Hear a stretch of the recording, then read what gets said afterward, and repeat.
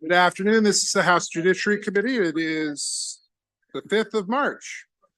5th of March.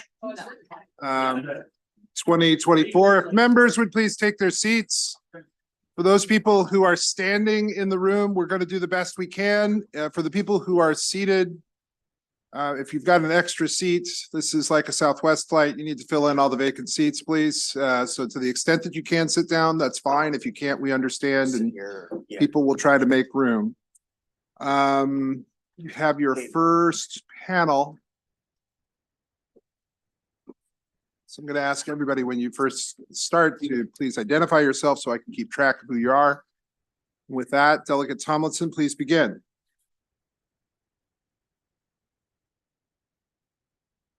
Thank you, Mr. Chair, Madam Vice Chair, and honorable members of the House Judiciary Committee. It's the first time I have presented a bill in front of our committee, so yes, I've avoided being here any more than I need to. No, I'm kidding. I love it. I'm kidding. I love our committee. That's an inauspicious start. No. For the record, my name is Delegate Chris Tomlinson, and I'm testifying on House Bill 1245. Victoria and Scotty's law will create a new crime for the distribution of heroin or fentanyl, which results in the death or serious bodily injury of another, with a maximum sentence of 20 years of imprisonment. This bill that has bipartisan support is designed to go after drug dealers who are selling the worst of the worst to our loved ones, not addicts who need treatment. And I believe we have structured a bill that does just that.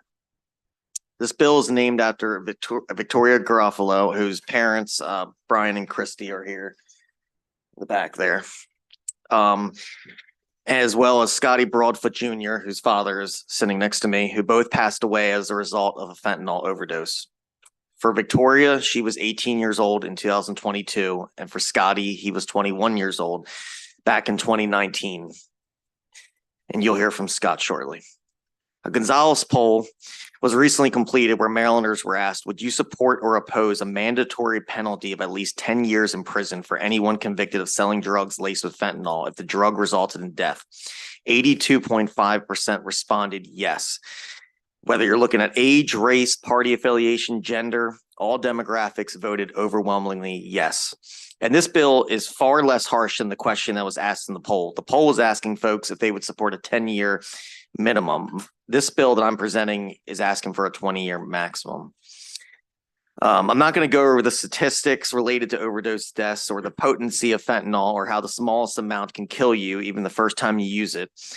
But I would like to highlight just a couple important parts of the bill.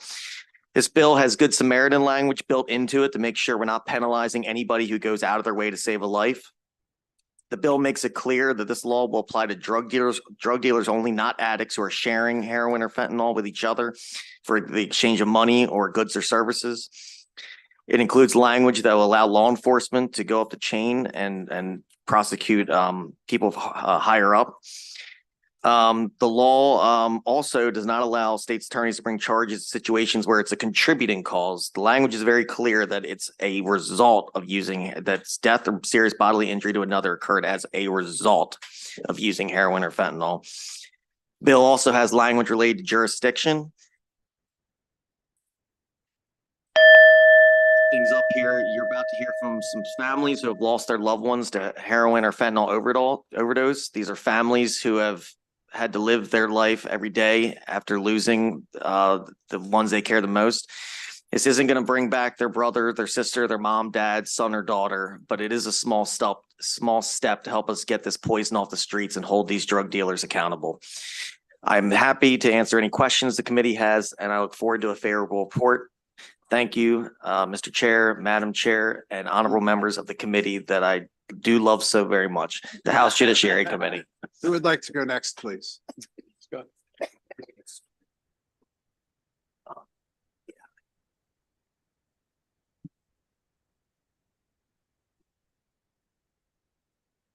Anyone see that or? Yeah, I got it. Go ahead, please. Hello, everyone. Good afternoon.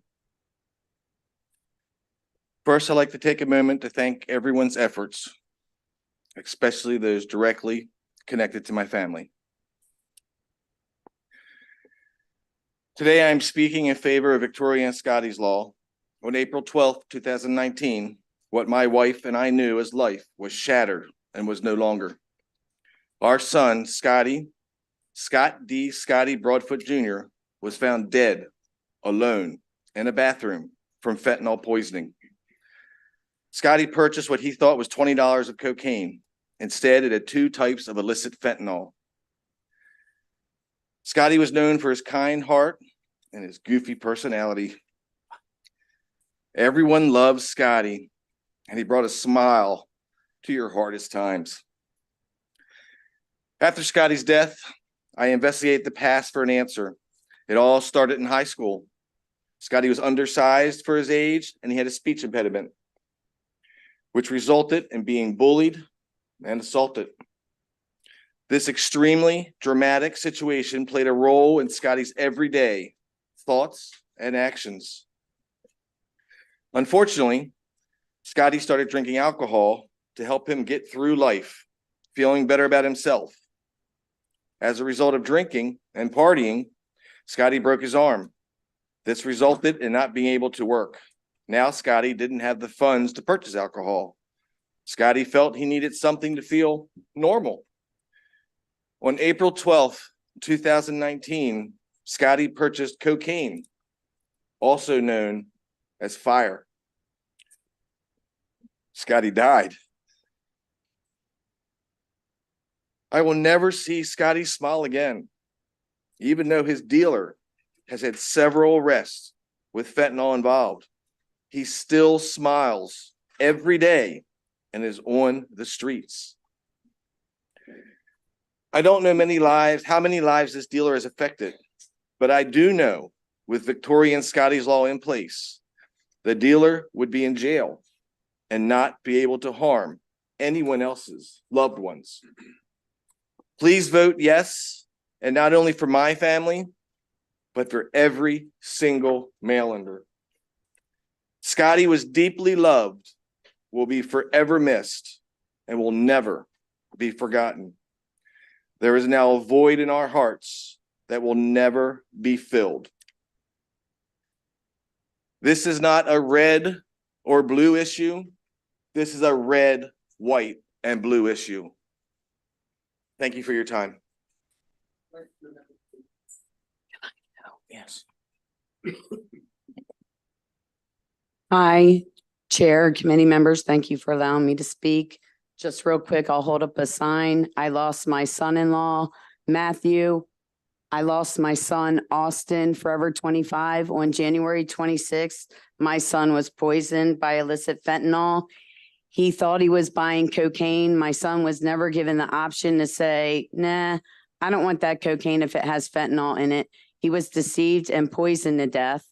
3 months after my son passed away, the dealer that sold him fentanyl and cocaine, I have the report here. He was locked up in Baltimore City with 5.58 grams of fentanyl and cocaine. He went to jail, but he was not in jail for long.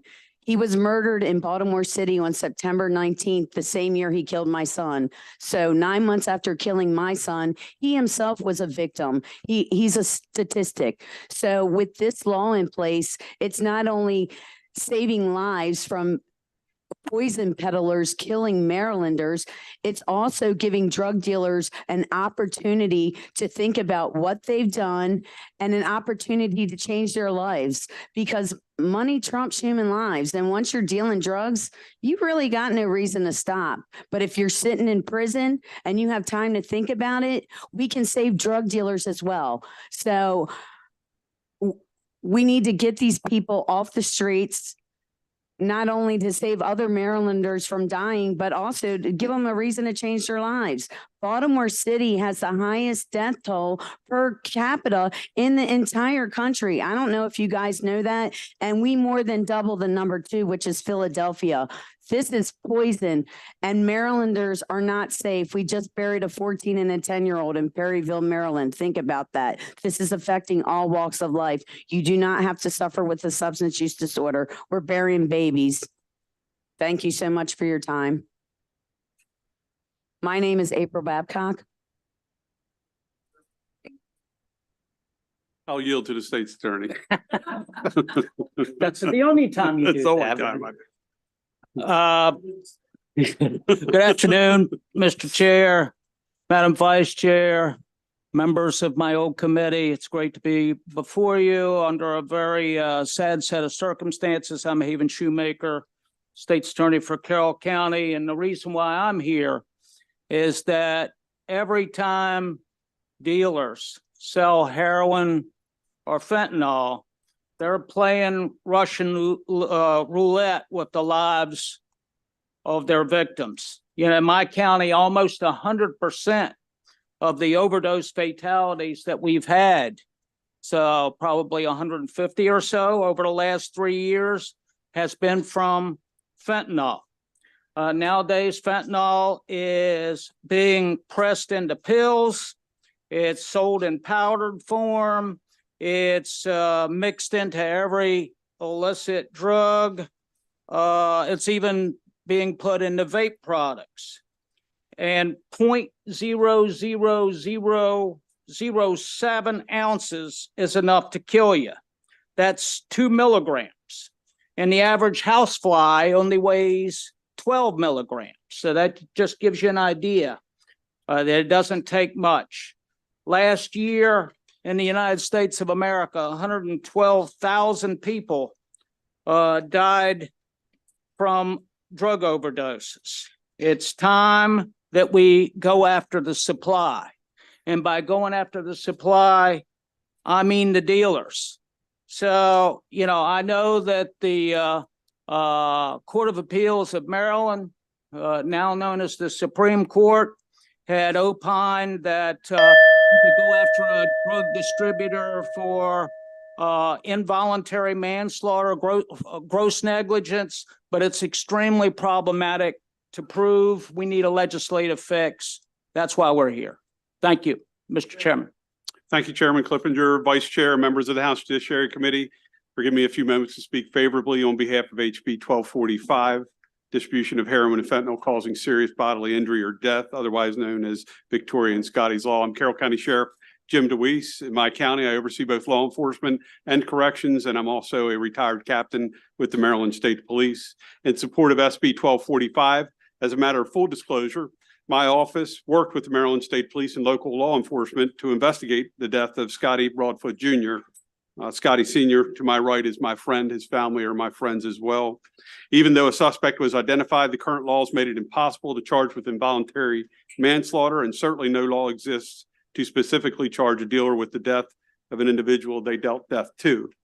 My county, your county, and cities throughout this state and country have citizens dying of drug poisoning from heroin and fentanyl, dealt by dealers that know their product is going to kill their clients. It's simply not a matter of if, it's a matter of when you'll die from using what they're selling.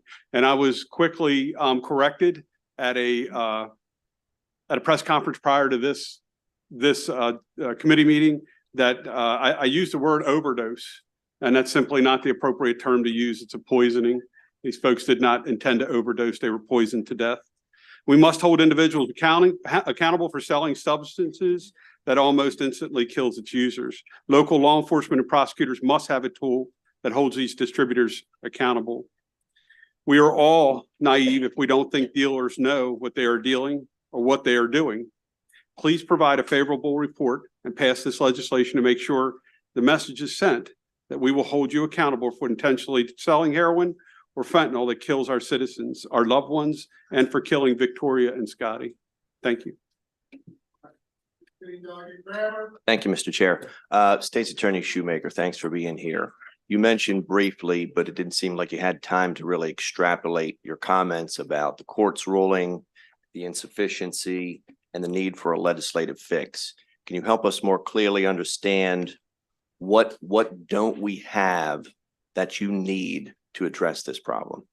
Okay. In the case of Victoria, who, you know, was one of the people who provides the impetus for this bill, We were only able to go after the dealer in connection with that particular case where an 18-year-old girl, died from fentanyl under PWID, possession with intent to distribute.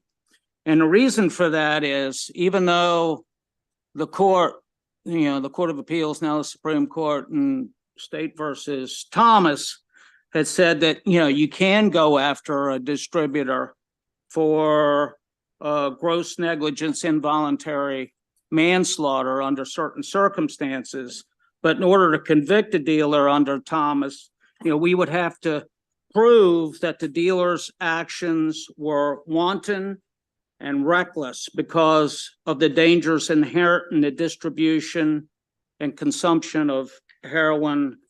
And that presents some logistical legal challenges that made it unlikely that we would be able to prosecute under that standard. So we had to go after a PWID in that particular case. Sadly, that's why we need another tool in the toolbox.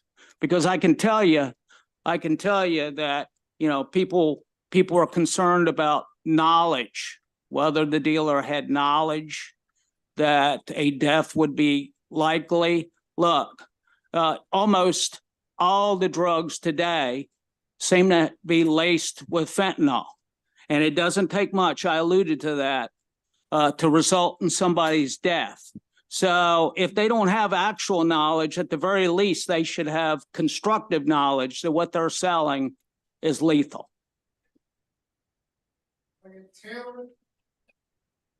Thank you, Mr. Chair. I've had 2 cousins that died in the last 2 years from drug overdose. My question is how do we know if the overdose had anything to, whether it was really a fentanyl related death or if it really was an overdose for the drug that they were suspected of using? Do we do an autopsy automatically? I mean, how do we, so I'm wondering if even the numbers are skewed. Maybe there are more out there that may have died from fentanyl, but we don't do that investigation. So maybe this is a question for the sheriff. Yeah, so we do actually. So we look at every individual case where there's a death where it's not intended by a physician as a homicide. So we walk into them, investigating them as a homicide. And then we will send automatically individuals to the Office of the Medical Examiner, State Medical Examiner. And there will be tests that are done to determine whether an individual, what sort of drug they had in their system and whether it was fentanyl. And they will provide some support with us for the investigation to determine how that death was, what the result was for that death. So we do an extensive amount of investigation when it comes to especially if we're coming across a 19-year-old that has died of cardiac arrest.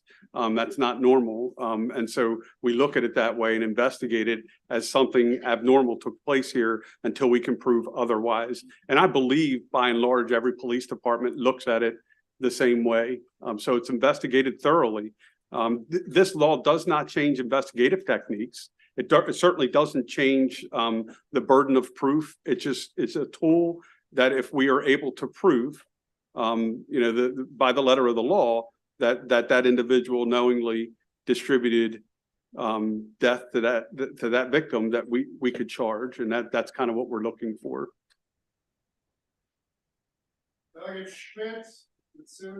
Thank you, Chair. My question is for the sheriff specifically. You touched on this a little bit. First, where's the fentanyl coming from? And secondly, some of the opposition talks about co-sharing and partners using. When we talk about drug dealing, does it have to be a transactional situation in this bill? That's a good question because it kind of came up in the press conference prior to this. I think that a lot of the issue is that we see user dealers, someone that may travel to get that drug and then distribute it to friends. So how do the courts look at those individuals as user dealers, someone that may need support to stop that particular habit, but in fact, they're distributing death. And in a lot of cases, if we can prove it, and in some we have, They knowingly distributed death. There could have been someone that died right next to them when they distributed it, only to give it to someone else that's about to die. And the larger question of where it comes from, fentanyl, China, South America. We are absolutely riddled with it. And the state's attorney is correct. There is almost nothing that my deputies, state troopers, and law enforcement touch today that does not have fentanyl in it. It is incredible the amount, and it's even worries us because we could have a legitimate overdose from it or be poisoned from it by handling it. So I think the transactional question would be more of the state's attorney to say, is that constitute distribution when it comes to sort of this case and someone dying from it? Yeah, I can. And yeah, Delegate, if you turn to page 2 of the actual bill, right at the top there, it does make it very clear that distribute does not include the sharing of heroin or fentanyl or a chemical analog of heroin or fentanyl without remuneration or exchange of goods or services. So this is not to go after two friends that are sharing, a couple that is sharing together. It's to go after people who have actually either purchased or exchanged some kind of good or service. Did you have anything? Thank you, panel, and I really appreciate everyone being here today. This is very emotional for me, the topic. I lost my brother from the same reason, professional football player with the New York Giants and Washington Redskins, Super Bowl recipient, and he died in a crack house on an overdose with fentanyl in the Bronx. And it has impacted my family just to this day, and this goes all the way back to 2014. Can I talk with y'all a little bit about what are you seeing when it comes to the impact of fentanyl and how do we track it where it becomes a prosecutional case? Where are we falling short with that? Well, I mean, I think I alluded to part of the issue with regard to the Thomas case and going after people who sell drugs that result in death, which is why we're before you today here asking for this particular bill, which would give us another tool in the toolbox to actually go after the dealers. I'm not interested in the low-level users. You know, I'd like for those folks to get help, but I do want to go after the dealers because, you know, in our estimation, and we see it in my county, which is, you know, semi-suburban, but semi-rural as well. And we see it everywhere across the state of Maryland, that these folks certainly should know that what they're selling is toxic. And we need to get them off the street. And this would be a tool for us to accomplish that. That's what we want to do. Delegate Simmons, it's interesting you say that because what we see in law enforcement is most people would think that when we make an arrest that we're seeing bricks of heroin, fentanyl, cocaine. That's not what we're seeing. I mean, this stuff has been cut multiple times down to almost just a few grams that people are distributing amongst themselves or in small levels. So when we make an arrest, people think, well, that's not a very big arrest, but the amount of heroin or fentanyl that's packaged, just distributed amongst people in this room would kill everybody in this room. I don't need a brick to do it. I just need a small amount to do it. And so as we start seeing it, especially in rural areas, it gets broken down multiple times before it lands in somebody's lap that they start selling it and distributing it at smaller levels. And we do try and work our way up to find out where that bigger, larger level comes from. And that goes with cooperation with, not only my office, state police, and folks for me, east of me, Baltimore County, Baltimore City, and at the national level, the DEA and FBI.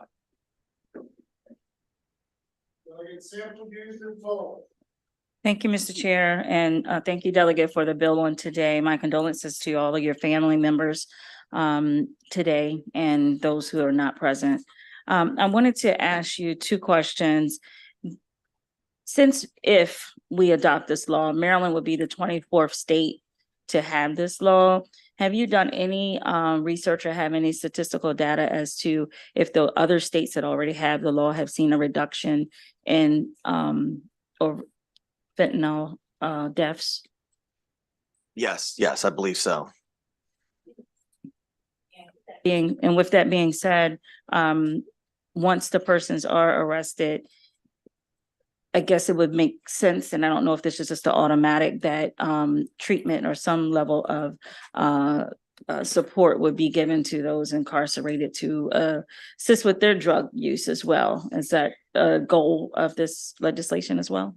Yeah, so you're talking about if the dealer that's dealer, charged yes. is also an addict Yes, themselves. just like the lady on the end had mentioned as well. Yes, and I think Sheriff. Yeah, you because could they're, yeah, talk- if they're arrested locally, then we have, because the legislature passed, I think 3 years ago, medically assisted treatment within local detention centers, which my office, and I think there was a 2023 mandate on that, but my office participates in that, where we, if you come in with a substance abuse disorder, and you're under doctor's care for whether it's Suboxone, methadone, or some sort of maintenance drug, we continue that treatment program. And then if you're not, then we can screen you in using our medical provider. So legislature has provided that avenue for us for local jails, and we use it. I have a population of about 165 inmates in my jail this morning, and I believe right around 65 of them were in the medically assisted treatment program within my facility, and nobody's excluded from it. We don't care what you're there for. If you screen into it or you're under a doctor's care, we'll put you in the program and continue it. If I could follow up real quickly. Sure. I will say that in our county, as a general rule, rules, there are exceptions to every rule, but as a general rule, the dealers aren't users because they know it's deadly. So they aren't generally using, but there are exceptions. So. Yes, someone had testified to that. I don't know if it was Mr. Broadwater or someone who said that if the law had been in place, or that and that person didn't die, the dealer didn't die in September of 2019. Oh, you, okay, I'm sorry. That they very well could have gone to jail and maybe received some type of treatment, to assist in that capacity as well. Correct. Correct, but I don't believe his dealer was a drug user. And I would like to add 1 gram of fentanyl has the potential to kill 500 people. That's 1 gram. That's a sweet and low packet. And the DEA now has updated their statistics. Last year, it was 6 out of every 10 pills had a potential lethal dose of fentanyl. Now it's 7 out of every 10 pills they confiscate has a potential lethal dose. Like, this is insanity.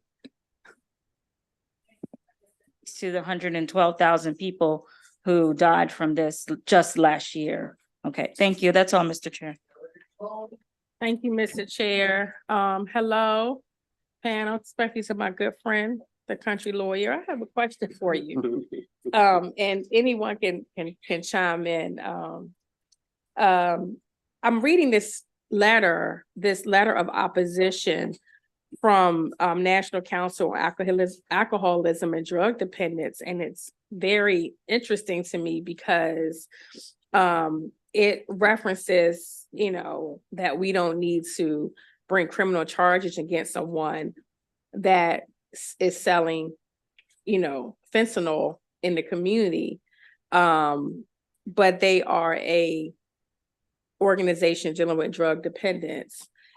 Can you talk about what you've seen in your time? I know that you miss us here in judiciary, but the short time you've been a state's attorney, can you talk about what that's like for your community in terms of how many how do people know what they're doing? Do they know that they are selling this heroin laced with fentanyl, or they just selling heroin? Either way, it's a problem. And talk about if individuals do know and try to assist, how the Good Samaritan law will help get them out of any criminal prosecutions, because they do mention the Good Samaritan law, that we should focus on that.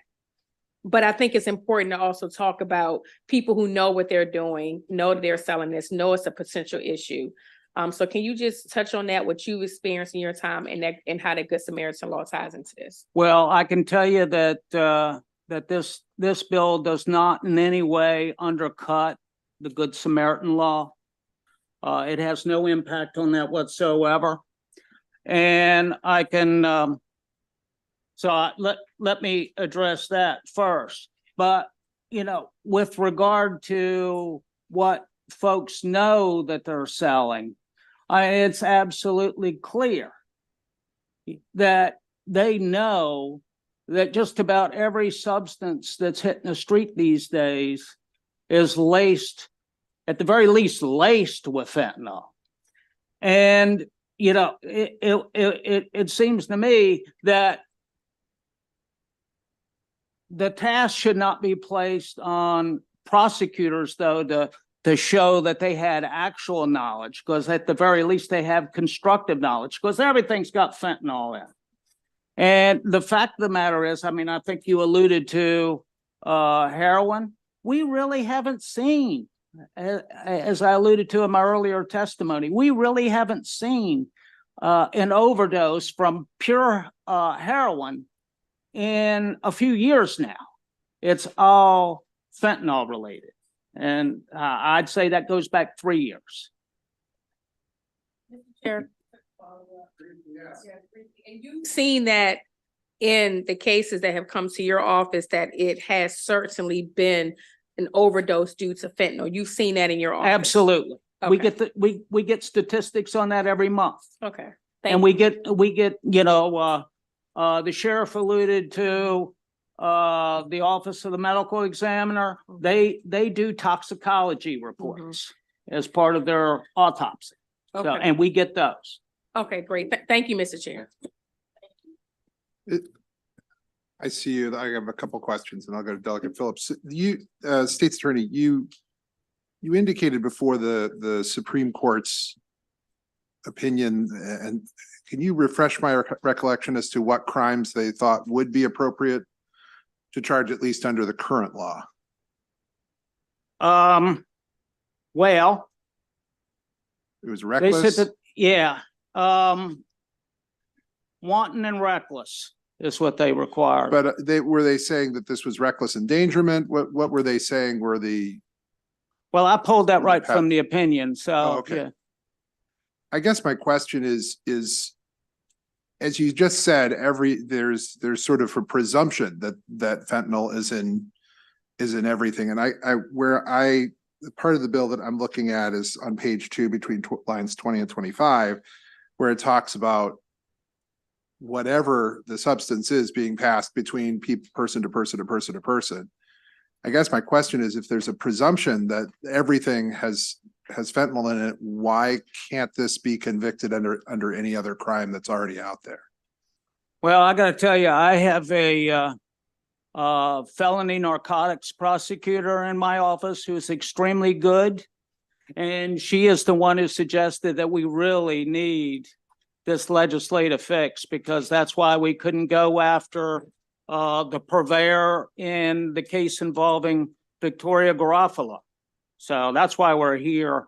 The burden is just too high in her estimation. This would give us a tool in the toolbox, and here we sit. All right. I think there are further people who are going to testify here in a second who can maybe go a little further, but Delegate Phillips, if you have a couple questions, and then we're going to move on. Sure. And I just have one, and this is for the state's attorney. And it really goes to Maryland Judiciary's concern about concurrent versus consecutive. And would that be something that in this legislation we would at least allow, maybe perhaps an amendment?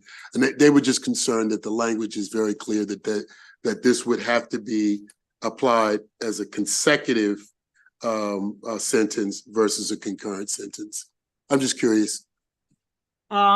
You know, this bill is in the province of this committee. So I guess, you know, whatever you all do in connection with the comments from the judiciary, you know, we'll live with. But I kind of like the bill as it's configured presently. I'm sure.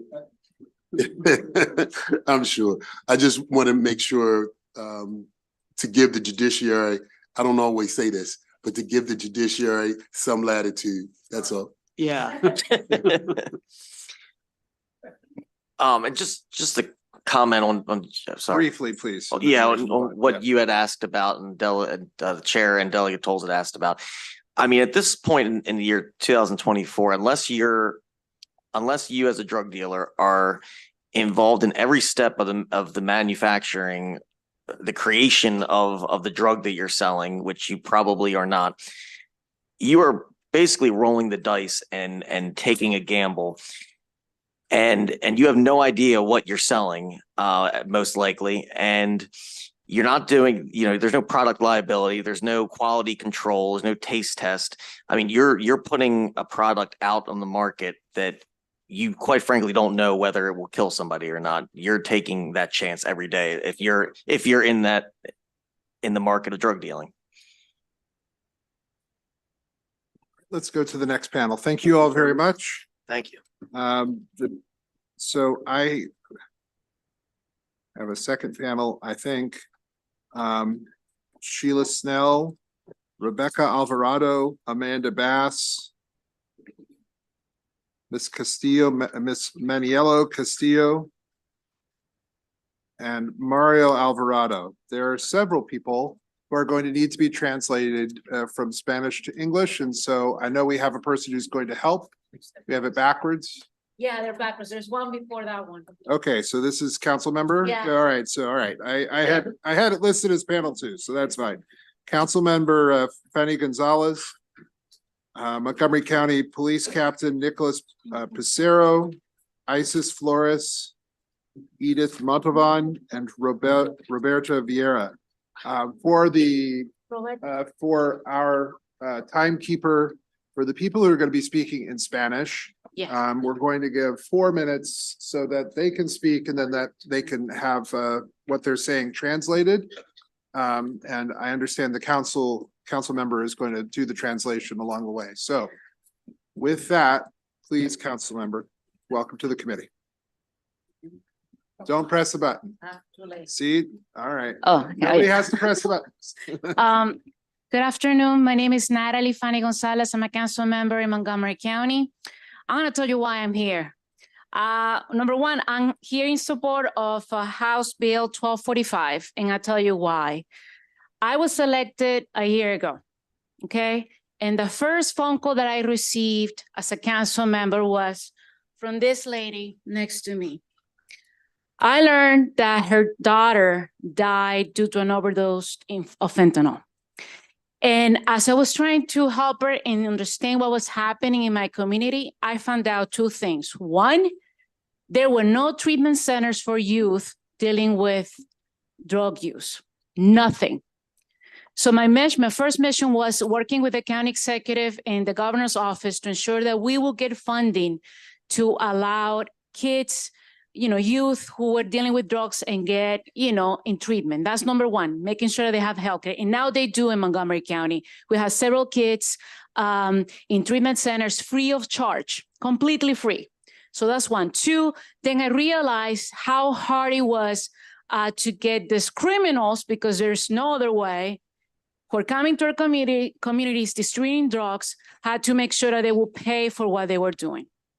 So that's why I teamed up with our Montgomery County Police and learn about the efforts by some of the sponsors that you just heard previously in the previous panel, to ensure that we're fighting to ensure that our communities are safe. So I want to make sure the 2 things are clear based on the conversations on the previous panel.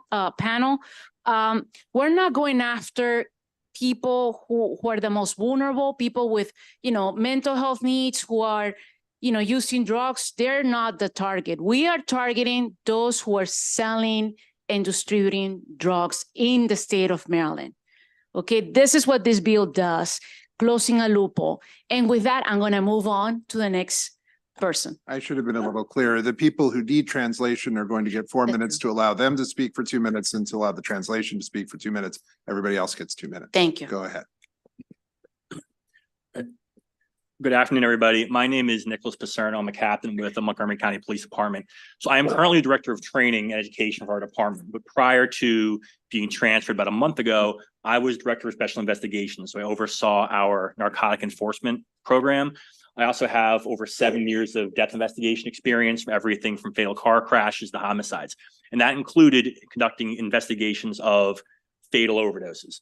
I'm very proud of the fact that Montgomery County Police has one of the most robust overdose and drug-induced homicide response protocols in the country, to the point where we actually go to other jurisdictions, both in the United States and Canada, and teach them how to investigate drug overdoses and drug-induced homicides. So I can't begin to talk about the emotional toll that fentanyl overdose takes on the community. The people you're going to hear from are going to do that way better than I could ever do that. My role is as somebody who has personally investigated drug overdose and personally have seen the communications between dealers and victims, and to talk from that lens. And if I can, there are 2 points I really want to educate and drive home. And one of that is some questions that were asked at the last panel. I can say without question, dealers 100% know what they're selling to their victims. Over 83% of the suspected oxycodone we see in Montgomery County is actually tested as positive for fentanyl. I have seen the communications. There is no question that a drug dealer knows what they're selling to their victim. Secondly, is that I know we can't rest away out of this problem. It's a mental health problem, but it's also a transnational drug problem. It's an organized crime problem.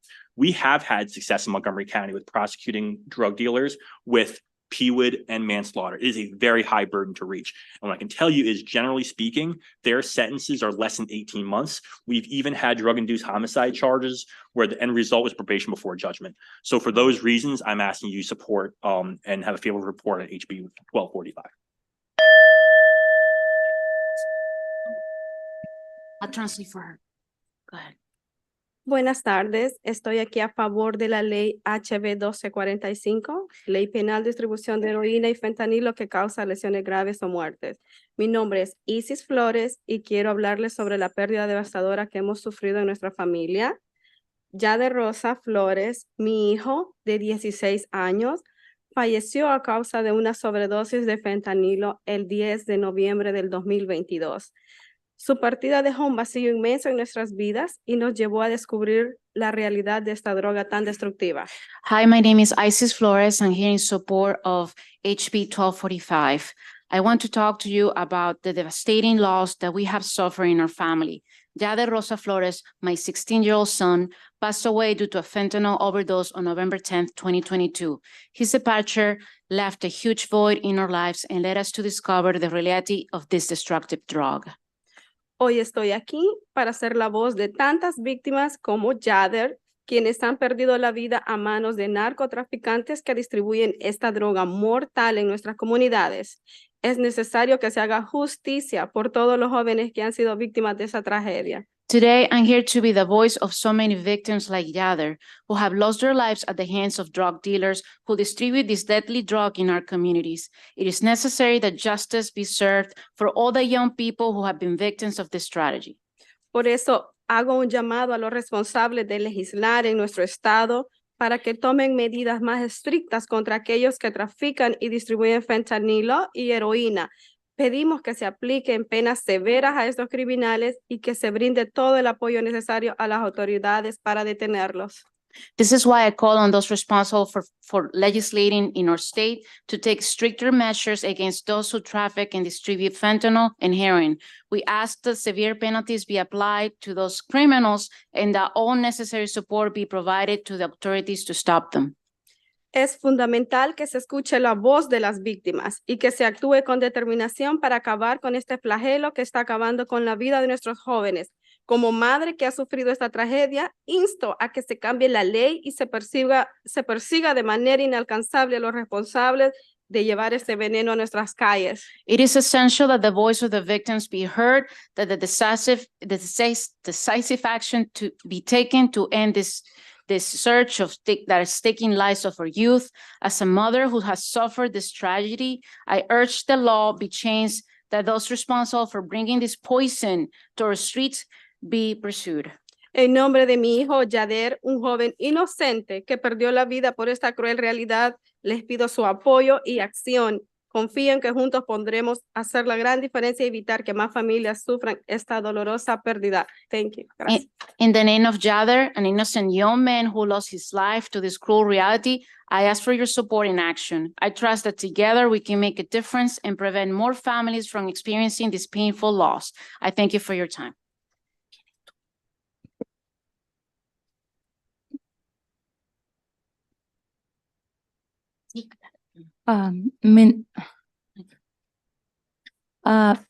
Estoy a favor de la ley 1245. Mi nombre es Edith Montalbán. Soy la madre de Ashley Samantha Edwards, una estudiante de 15 años en la escuela John F. Kennedy, quien lamentablemente falleció el 14 de enero del 2023 a causa de una sobredosis de fentanilo. Esta droga está causando estragos en nuestra comunidad y es importante que tomemos medidas para combatir esta crisis que está cobrando la vida de tantos jóvenes. Hi, my name is Edith Montalban, and I'm here in support of HB 1245.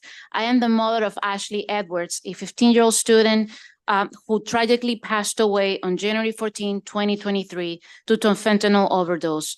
This drug is destroying our communities, and it is important that we take action to combat this crisis that is claimed that is that's taking lives of so many young people.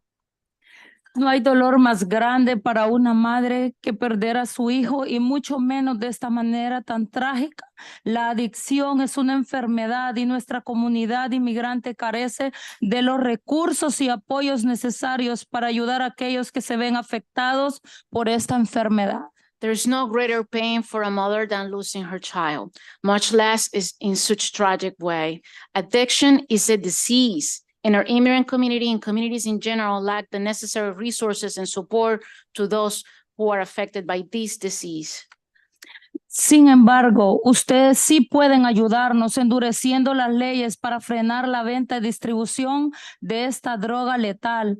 Nadie va a devolvernos a nuestros hijos. Nadie me va a devolver a mi hija. Yo no pido castigo para los jóvenes consumidores. Mi punto aquí es que hagan lo que puedan para frenar la distribución y evitar otras víctimas inocentes como Ashley y otra madre desconsolada como yo.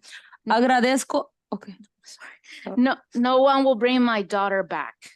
And I am not here asking you to punish kids who are consuming or using drugs. I'm here asking you to go after those who are distributing and selling those drugs in our communities, which is a huge difference, and prevent more innocent people like my daughter, Ashley, and other grieving mothers to feel the way I feel today. Quisiera tener más tiempo para decirles y platicarles acerca de mi hija, porque este es un dolor que nadie lo va a quitar, pero sí les pido ayuda, que tomen en cuenta todo y que hagan más dura esta ley y que paguen esos criminales que están acabando con nuestras familias. Muchas gracias. Oh man, this is tough. No, I'm sorry. I just want to let you know that I feel so much pain for losing my daughter, and I want you to go after this criminals and make sure that we have laws that are just and close any loophole to make sure the prosecutions of distributions happen in this, as this bill is stating. Thank you so much for your time, and I wish I had the opportunity of speaking and telling you so much more about my daughter Ashley, who was an amazing human being and fell through this.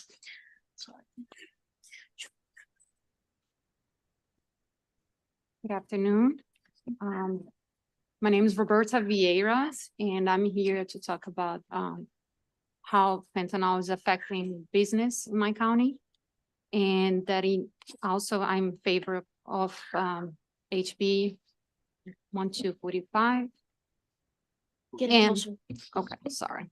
All right. I am the owner of a small family business in Wheaton, Montgomery County. Over the recent years, my business has been robbed many times. Shoplifting has been increasing in the area. And that means products are being taken off my shelves, which impacts the revenue that helped me sustain my family and the families of those who work with us. It's disheartening and distressing work in an environment that is prone to theft. It's causing me emotional distress and financial hardship. I've been working at my store for nearly 23 years. In a Maryland resident for longer than that. I choose Maryland to raise my family and start a business. And it's been difficult watching the decline of our city due to influence of drugs. I have never witnessed our city this state before. It's discouraging to watch a community decline due to impact of fentanyl over the past few years. I'm in favor of Maryland State Bill HB 1245, which is expected to strengthen criminal prosecution against the sale and distribution of deadly drugs in Maryland. I believe this bill will help protect business owners in Maryland, as well as help Wheaton residents avoid contact with fentanyl. I believe this bill will make our city better. And as we come to work every day, it will help me to feel safer again, while ensuring the safety of my employees and family and contributing to the local economy. Thanks for taking this legislation into consideration.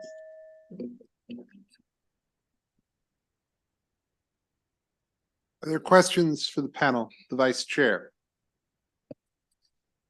I just wanted to say that thank you for having the courage to come down here today and share your stories. Gracias. Thank you. Thank you. There are further questions for this panel. So next one, ¿ya pueden levantarse? Delegate Crutchfield. Mr. Chair, and thank you, my favorite council member who happens to be my council member. Yes, again, I would say ditto to the fact that you have the courage to be here. You're brave enough to do this. But a quick question to you, Councilwoman, and that is, what is the Montgomery County Council doing regarding this issue? Yeah, so the only thing that I could have done as a council member is providing assistance in terms of treatment centers, and that's what we're doing. It took me 6 months to ensure that, and this is thank you to the Westmore administration that helped the county provide some funds. And now we're providing finally free treatments for kids who are using drugs. And also, I'm proud to say that we work closely with our police department and giving them the tools as well.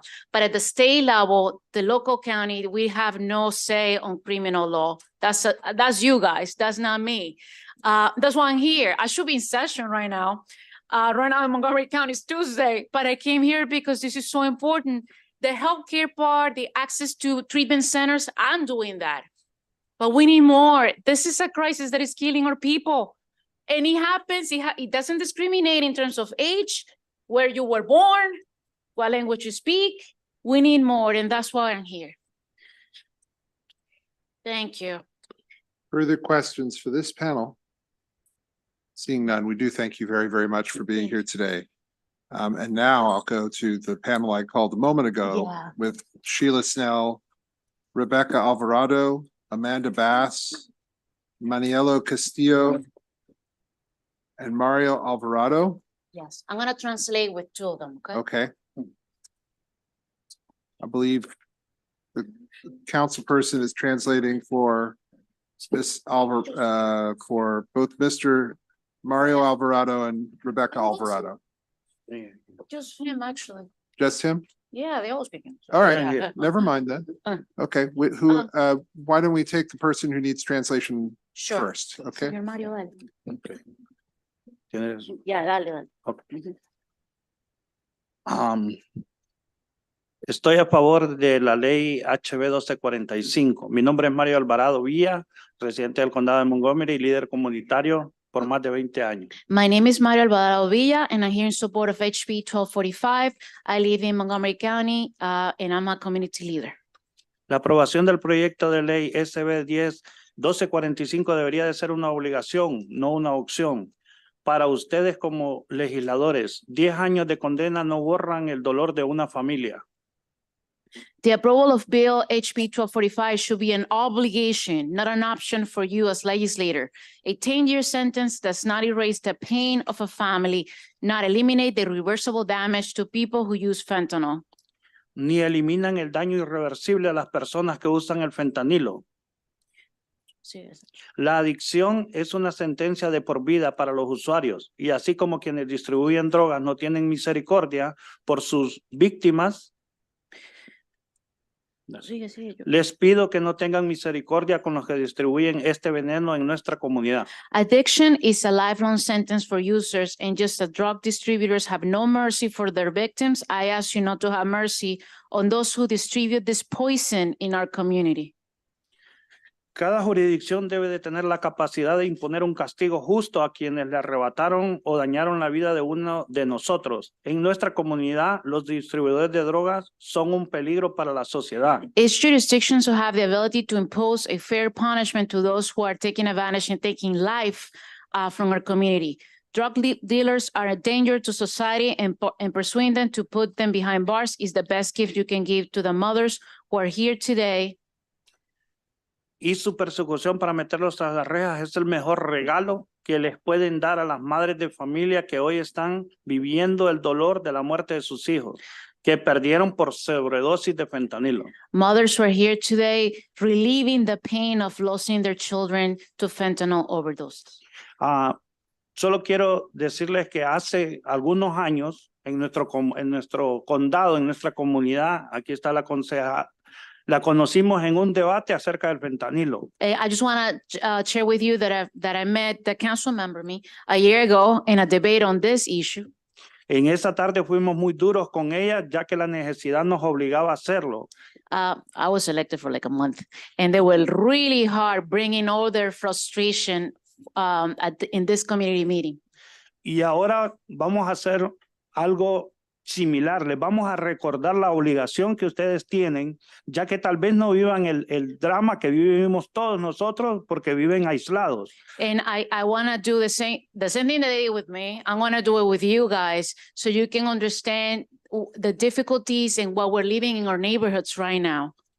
Así que hoy tienen la oportunidad de crear una Maryland totalmente triunfadora, que quiera la gente venir a vivir a este estado, o tienen la oportunidad de crear un estado de zombies. Eso queda a disposición de ustedes esta tarde. So now it is your job to ensure that we have a Maryland that is thriving with strong communities versus a Maryland that is packed with zombies because they're using these drugs and killing our economy and our communities. Eso es todo. Muchas gracias. Thank you so much for your time. Hello, my name is Rebecca Alvarado, and I'm in favor of HB 1245 law. As a resident of Montgomery County and a fellow student at John F. Kennedy High School in Montgomery County Public Schools, I wholeheartedly support the passage of Maryland State Bills HB 1245 to combat the distribution of fentanyl and heroin. I'm writing this testimony in strong favor of these bills as they aim to address a critical issue that has plagued our school and communities and claimed the life of many young people. I have seen firsthand the devastating impact of fentanyl and heroin on my peers in my school and in my community. These dangerous drugs not only destroy lives, but also tear families apart and leave a lasting scar on our society. By allowing prosecution across country lines, this bill will help cracking down on drug distributors who prey on vulnerable individuals, ensuring that justice is served regardless of jurisdiction. I urge all legislators to support these bills, as they will provide a vital tool in protecting our youth and communities from the deadly grip of fentanyl and heroin. Let us stand together in the fight against drug trafficking and ensure safer and brighter future for all Maryland residents. It is said that every human needs to be respected just by existing in this world. But the people who sell or traffic fentanyl are killing the life of someone. We need to do a justice. Thank you.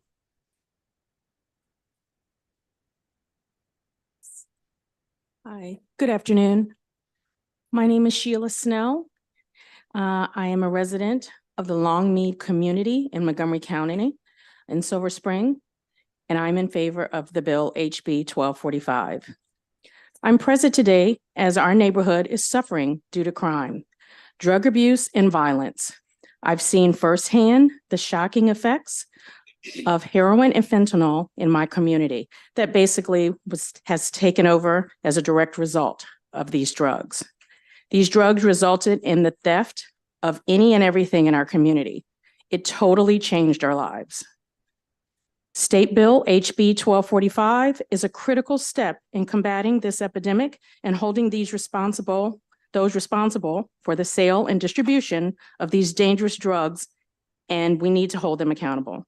I fully support this bill and urge lawmakers to pass it in order to help make our communities safer and protect our families. I've lived in my community for over 30 years. This weekend, I went to a well-known fast food establishment in my area, my neighborhood. This place is a well-known establishment for purchasing fentanyl and heroin.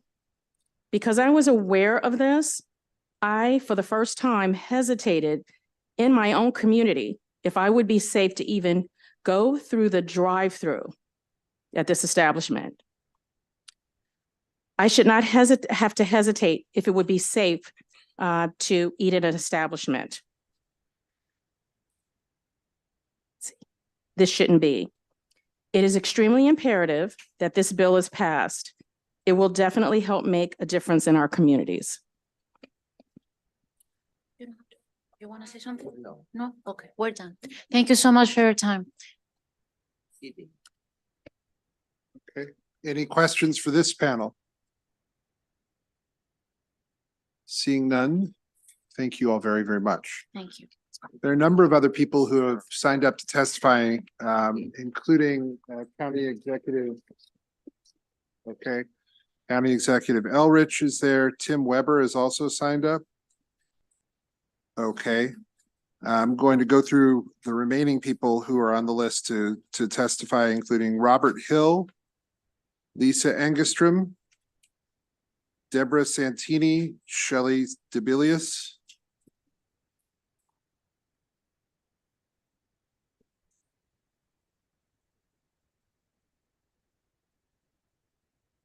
Deborah Bodnar,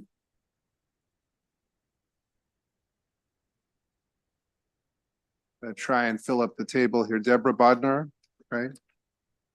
Jamel Friedman.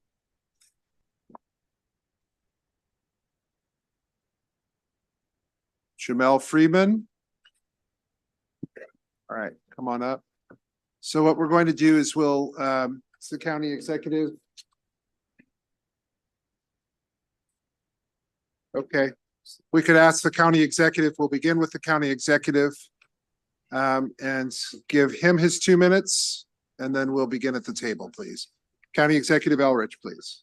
So thank you very much for giving me an opportunity. And I think you've heard some pretty compelling stories from people who have been victims of this. I think executive, landscaping crew here at Indianapolis seem to have picked the right time to be right outside our window. We're going to need you to speak up as best you can, please, and get as close to the microphone as possible. And if we can restart this clock, that would be fine. I will try to. Is this better? That's much better. Thank you. Okay. So what I was saying was that I really appreciate giving me a couple minutes to speak today. And I just know that you've heard some really compelling testimony from people who are actual victims of it. In reality, we're all victims to one degree or another. It causes enormous amount of tragedy and suffering in our community. It has left us with the bills to pay for treatment for people who don't die from the overdoses, trying to recover them back to society, which is an enormous burden that all of us have to pay, whether you're at the state, federal, local levels. These bills come home to us. And the thing is, the loss of life from all this is never going to be replaced. Fentanyl has got to be treated differently than just other drug handling. It's got to carry a fentanyl penalty with it that attaches a seriousness to it that people are going to think twice about participating in the trade. I dearly wish there was a way to extend this bill at the companies who actually planned to put this stuff in the community and deliberately made efforts to increase the sales, knowing what the damage would be done. It would be nice if they could be brought to justice other than paying some fines. But this bill is important that I just wanted to let you know, and the others know that I urge, a positive report out of the committee. And I know you're going to hear some more folks who are as concerned about it as we are. And again, thank you for giving me a couple minutes to say something. Inga. Let's begin here on my right, your left, and we'll go straight across. Please. Hi, my name is Shelley. September 19th, 2021 changed my family forever. This is the day we lost my brother, Adam, the youngest of three and my parents' only son. He thought he had purchased heroin. He had been clean and recently just started using again after dealing with depression due to the pandemic. What he didn't know is that this purchase was going to kill him. 3 types of fentanyl, not even a mention of heroin on his death certificate. My mother found him in the basement bathroom with the needle still in his arm. We had a wonderful detective who tried everything she could to trace the dealer, but to no avail. This chapter closed. We move forward probably never knowing who killed my brother. Our family may never receive justice for Adam's killer, but there are plenty of circumstances where the dealer has been or can be identified.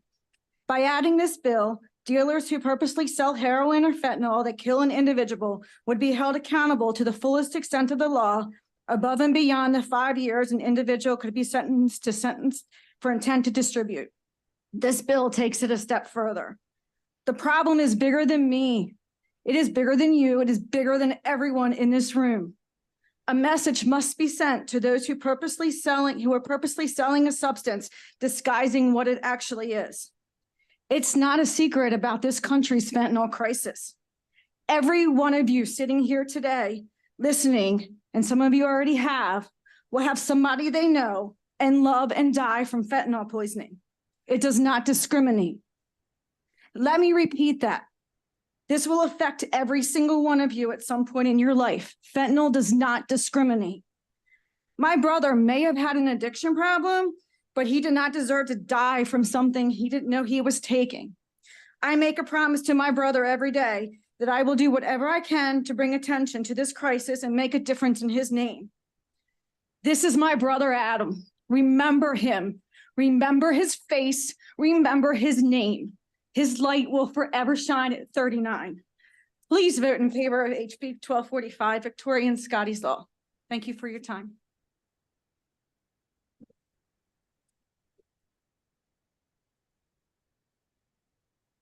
My name is Debbie Bodner, and I would take the perspective of letting the dead speak today.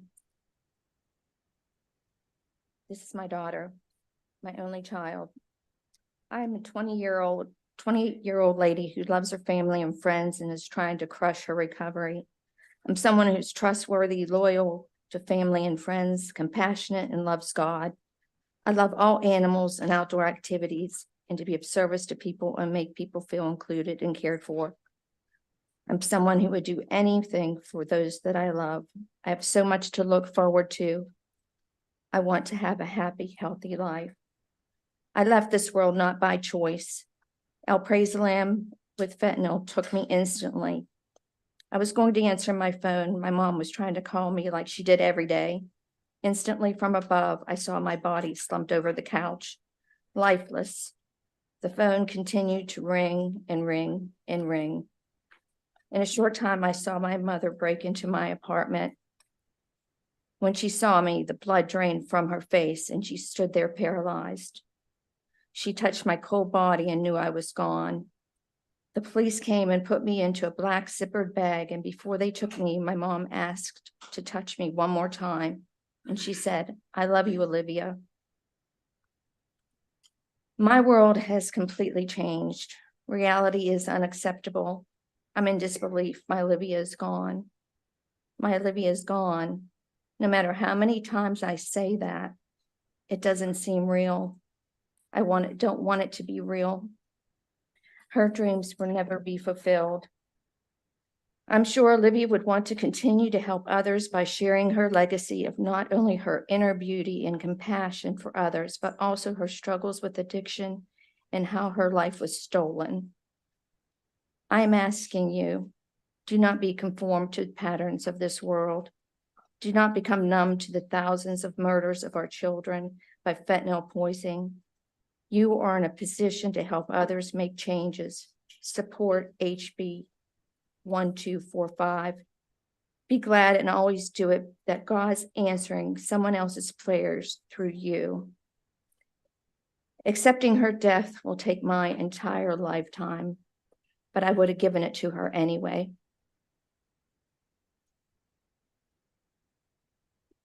Good afternoon, Chair Clippinger, Vice Chair Bartlett, and the members of the Judiciary Committee. My name is Jamel Freeman, and I stand in favor of House Bill 1245. Thank you for giving me the opportunity to testify, and thank you, Delegate Tomlinson, for the sponsoring this bill. My name is Jamel Freeman again. I support this bill and speak on the behalf of those whose lives have resulted in death and serious bodily harm from these controlled dangerous substances, heroin and/or fentanyl. I live in Frederick County and unfortunately had to witness men and women who have left behind loved ones due to this worldwide health issue. From diverse recovery rooms, ASAM 3.5, residential institutions, and addiction treatment centers is where I continue to see these individuals not fully recover or overcome these challenges. I have sponsored men from Narcotics Anonymous, Alcoholics Anonymous, meetings from Frederick, Hagerstown, Gaithersburg, and facilitated for the Maryland Department of Health for Recovery Month in 2023. This bill would not only help the lives of those who are in active use and in long-term recovery, but also deter those individuals who are distributing these controlled substances. The substances are often implanted and marijuana is circulated through the high schools and other recreational outlets where youth and adults cannot even determine that these more dangerous substances are embedded. I stand on behalf of my sisters and brothers that I lost in recovery because I'm in recovery myself from alcohol. I just celebrated 4 years and 37 days. And I told them I would represent them when I got this chance. And here I am. And I stand in favor of House Bill 1245. Good afternoon. My name is Lieutenant Lisa Engstrom, and I am here representing the Montgomery County Police Department in favor of House Bill 1245. Beginning in 2016, we have seen a change in drug culture and the increasing prevalence of fentanyl in illegally sold drugs. This has resulted in a vast increase in overdoses and fatal overdoses compared to 2015. People from all walks of life are falling prey to addiction and death.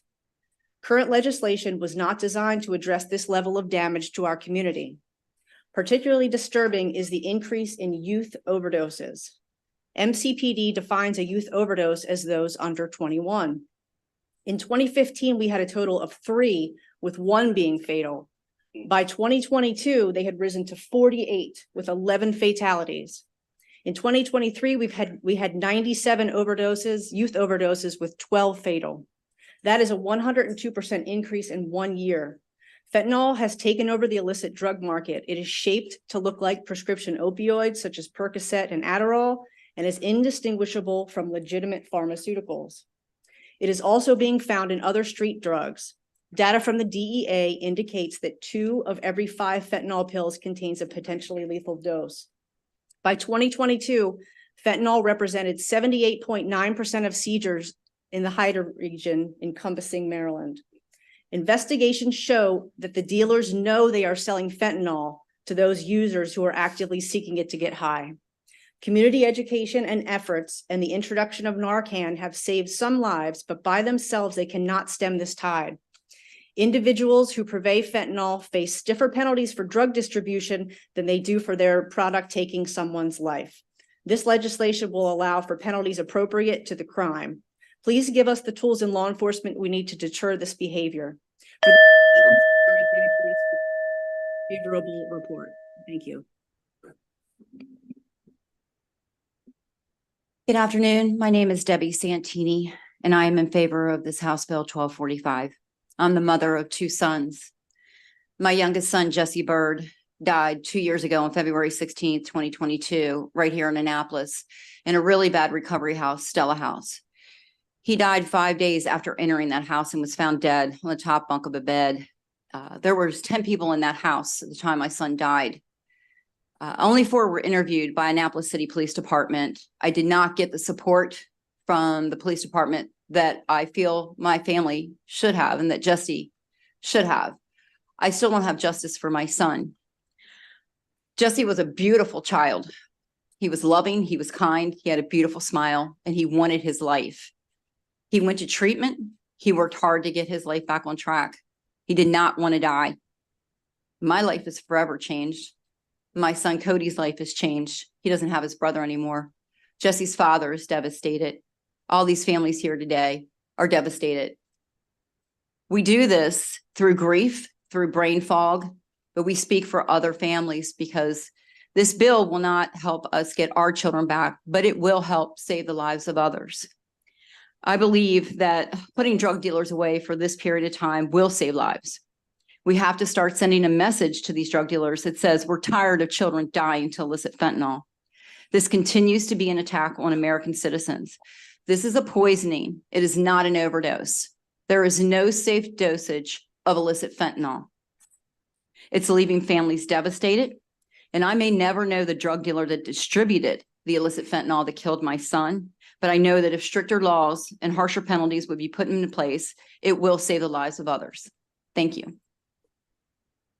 We'll take questions from the committee. We're going to go to Delegate Grammer first, but I'll alert the county executive that I think there's a question coming to him after Delegate Grammer's question, unless he wants to do that too, but go ahead, Delegate Grammer. Thank you, Mr. Chair. Quick question for the officer from Montgomery County. We heard from the folks from Carroll previously, and I wanted to give you an opportunity to kind of suss out, is there a hole in the ability to prosecute these crimes? Is that what you're experiencing? Can you elaborate for us? We are, we have been successful, but it is a difficult prosecution. This bill will give us the opportunity to prosecute the death itself. Because these are drug-induced, homicides. They are not just overdoses. Okay. All right. Thank you. Thank you, Mr. Chair. Do we have the county executive still with us? Yes. Great. So thank you everyone for your testimony. This is obviously a really tricky issue emotionally and policy-wise. It's one we've been dealing with since my first days down here. So this is why I want to direct the question at another politician rather than folks with lived experience on this, because it sort of gets at some of the difficulty I'm having with this. So my first year down here in 2015, another Montgomery County delegate brought a bill very similar to this. And it, one of the key differences was it came with a 30-year penalty. I think this one has 20 on it. Same thing, death resulting from a fentanyl drug distribution. And the thing that struck me then was that folks who had lost loved ones on this came out on both sides of the bill. And one of the concerns raised in those years was that while the bill was intended for, what we think of as the drug dealer, some of the folks who themselves had a problems and their boyfriend and girlfriend, whatever, were sharing, would have been ensnared on one side or the other of this bill, depending on what day it was. And we were really struggling with this. So I'm looking at the language here. And so it does say on page 2, line 20, one of the provisions in here is that if the drugs move, then anyone in the chain of the drugs who moved the drugs will be part of this 20-year prosecution. And I guess that's the part where it gets back to this question. So I don't know. This is a question for the county executive, because we couldn't resolve this 10 years ago when this proposal was before us. It was very trying for the body then. So I guess, what do you make of that scenario, and whether that's contemplated in what you're trying to achieve? That's a really interesting question. And I think we all get paid for being Solomon every once in a while. I think it would be legitimate to make a distinction between a group of people sharing versus a dealer bringing the stuff to the group that's doing the sharing. This various forms of drugs have been around for a long time, and I'm pretty, familiar, having grown up in the time I grew up, with any numbers of scenarios. But I do think that if, a partner gives it to another partner, I don't think I'd criminalize that behavior as much as I wish they weren't doing it.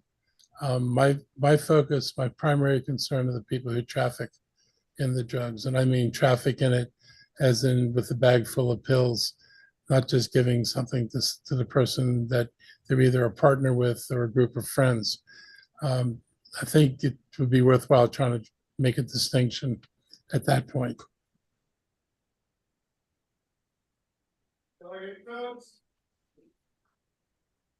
Thank you, Mr. Chair. And for those who are not aware, and thank you to the panel, I also have to acknowledge that my intern is a member of the panel, Mr. Freeman. And to that end, I know he works in this area and has really studied this area. What do you believe we should take away, not only from your experience working with folks in narcotics and Alcoholics Anonymous, but also just in terms of those persons that have lost their lives, they're friends of those who have lost their lives, and their impact on those individuals. Welcome to City Card. This call may be. Okay. Okay. And the impact on those persons who are challenged with drug addictions. Let me make sure I hear this correctly, what you're saying, Delegate. The takeaway. This is a worldwide health issue. And it doesn't discriminate your social economic background. We all are recovering from something. But in addition to, I was sitting back there and I was just trying to figure out what am I going to say and how I'm going to say it.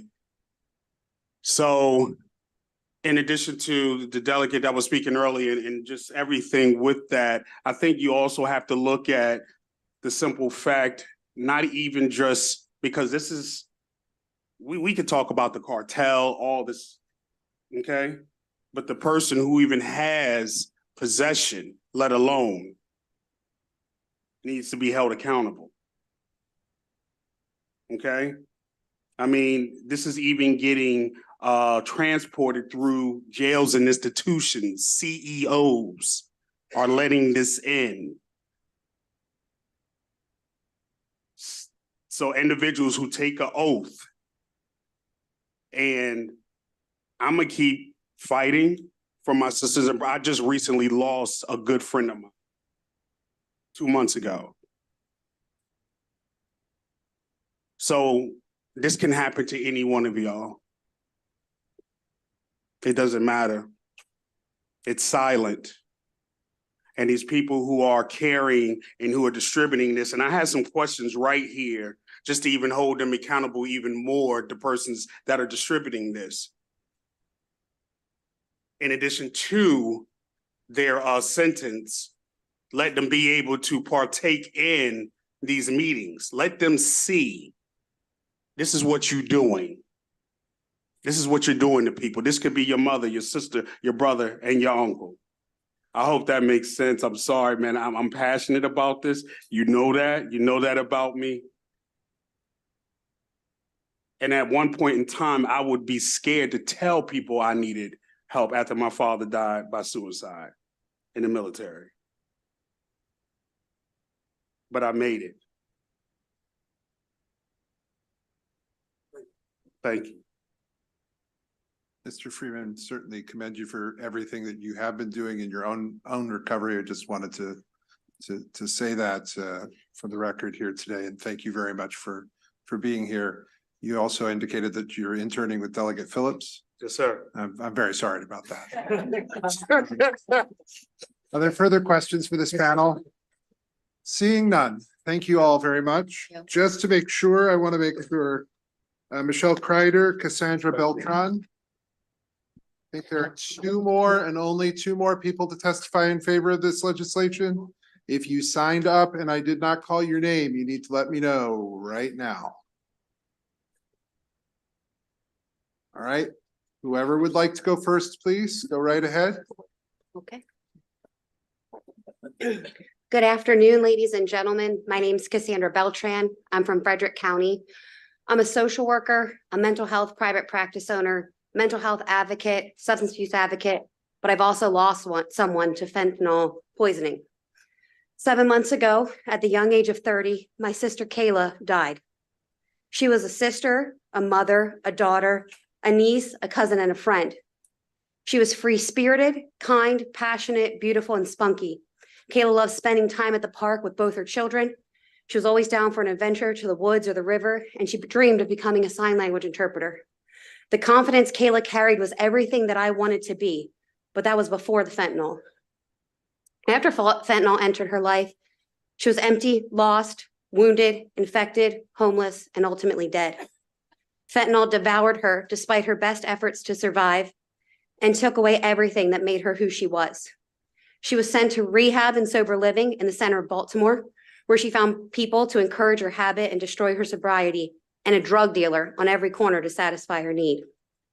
She ended up in a hospital a week before she died with a broken leg and a broken back, ready for help, begging, and the system failed her, but that drug dealer on the corner didn't.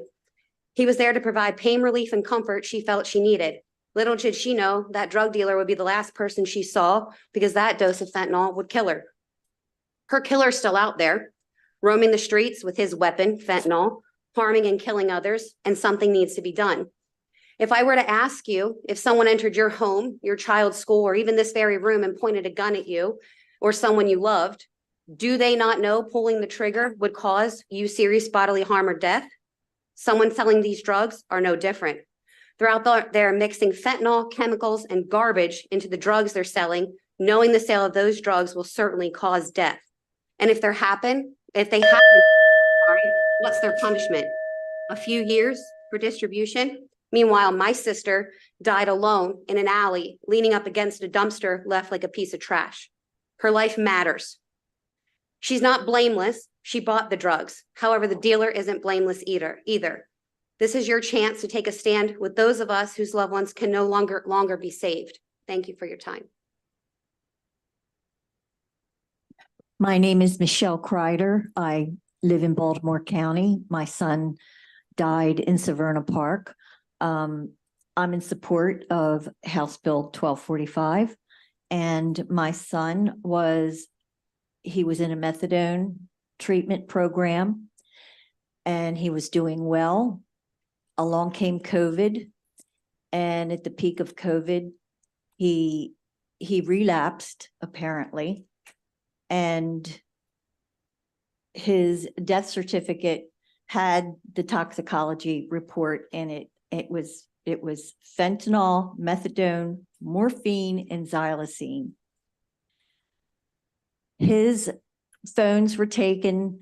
I've never received his phones back. I thought that the police took it so they could try to figure out or break into the phone to find out who he got these drugs from. His death was considered an overdose, even though he was poisoned. He didn't have a chance to try again. He didn't have a chance to just go through the normal process of what happens when people go through rehab. He didn't get that second chance. He's gone. Whoever he got that drug from, they're still out there. They're out there redistributing this stuff. They're out there killing more people. This is murder. This is not a typical drug deal. This is, at this stage in the game, everybody out there knows who deals drugs that their pills are going to have fentanyl in it. It's not a matter of who's going to die. It's a matter of when it's going to happen. It could be your children, your grandchildren. It could be your father, your mother. It could be a child in the atmosphere where people are dealing drugs. I mean, this is bigger than I've ever imagined anything could ever be. I think everyone is aware of that by now. I think that we really need to work together as a United States and just we need to do something. This is big.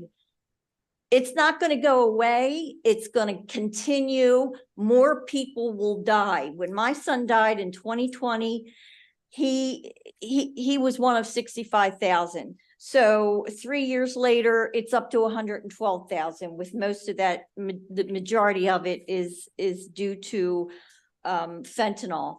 It's not going to stop. We have to do something. The politicians, they've promised to stop or sharply curtail fentanyl. To date, no one has proposed a plan that has accomplished that goal. Thank you. Thank you very much. Okay. Let's take questions for the committee, please. Any questions, please, from the committee? All right, we really do appreciate you both coming down today, and thank you very much. And thank you. Thank you. Those are the people who are testifying in favor of our first bill, House Bill 1245. We'll now hear from those in opposition: Dan Rabbitt, Timothy Bradford, and Ann Seacott.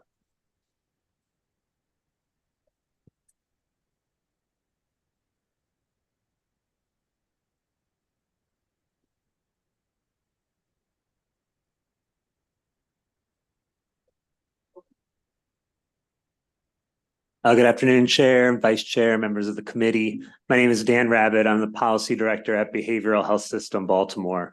We're the local behavioral health authority overseeing the substance use treatment system and mental health system in Baltimore. Thank you for the opportunity to testify in opposition to HB 1245. Fatal overdoses have skyrocketed. The stories that we've heard today are heartbreaking. I have similar stories of friends who have lost their lives to opioid overdose. As BHSB, we fund the communities and the organizations and the providers that are on the front lines trying to prevent overdose every day. We want to do everything we can to prevent fatal overdose. If there was something out there that we're not doing that could prevent fatal overdose, we are excited to try it. This bill is not going to prevent fatal overdose. This is not going to reduce the lives lost. The enhanced penalties that are included in this bill will not reduce the availability of drugs, will not change the drug supply. They will not reduce the number of the frequency of drug distribution. We have tried harsh penalties in the past to deter drug use and drug distribution, and it has not worked. What this instead will do is engender fear among people who use drugs. This will reduce the likelihood that people report overdose. This will reduce participation in harm reduction initiatives.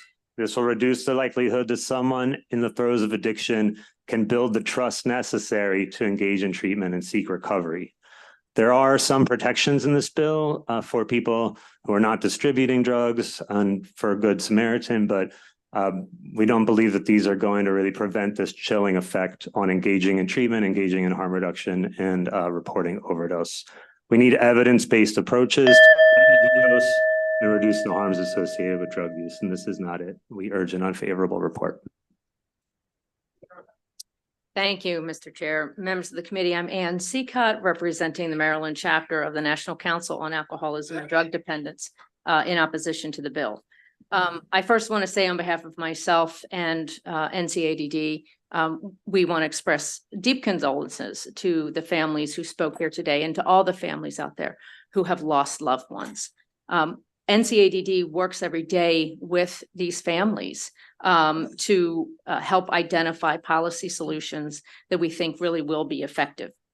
This committee over the years has done a great deal of effective things, creating the Good Samaritan law, passing over and over again, thank you, the paraphernalia decriminalization bill, creating jail diversion programs, and something that was referenced earlier, providing medication assisted treatment in jails. These are all really positive things that have happened.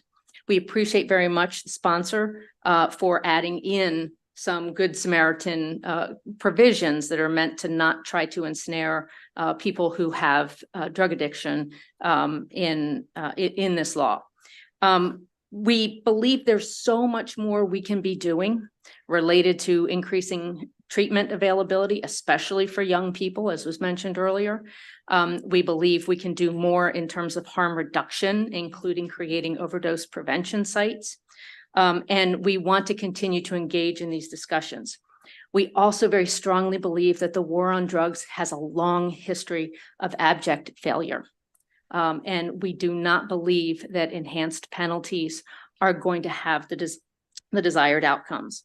I also just want to say very briefly, NCADD's testimony was referenced earlier, and I just want to clarify that testimony doesn't say that drug dealers should not be charged. There's some information in that testimony related to the Good Samaritan is about not charging people using drugs in order to not be a deterrent to people calling for help in the case of an overdose. Thank you.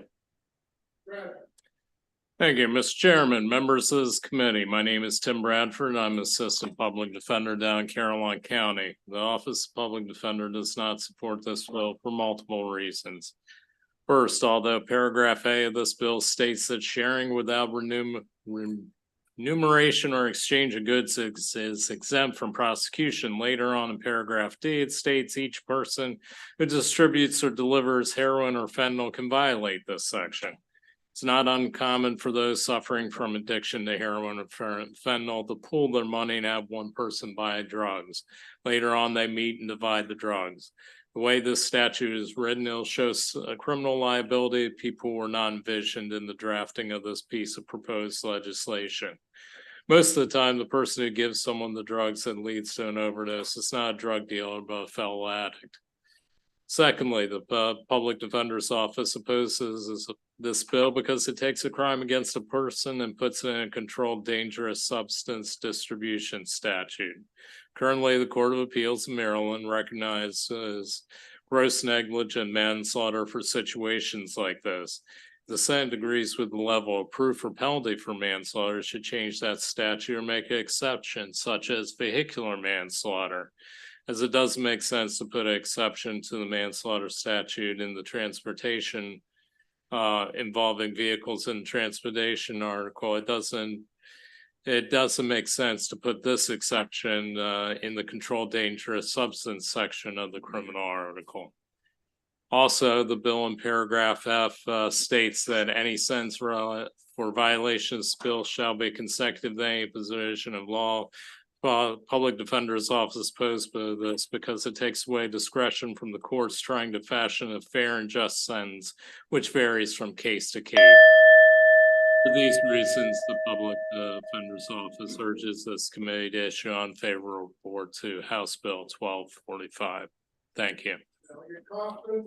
Yes, Mr. Bradford, it's good to see you again, and thanks for schlepping all the way from the shore to be with us.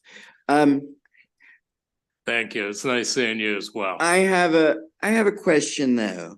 I'm coming up towards the end of my second session, and I have yet to see the Public Defender's Office support any sort of sentencing enhancement, and that's fine. That's what you all do. But my question is, you just heard, some of the most depressing and sobering testimony I've heard in my time here, and so.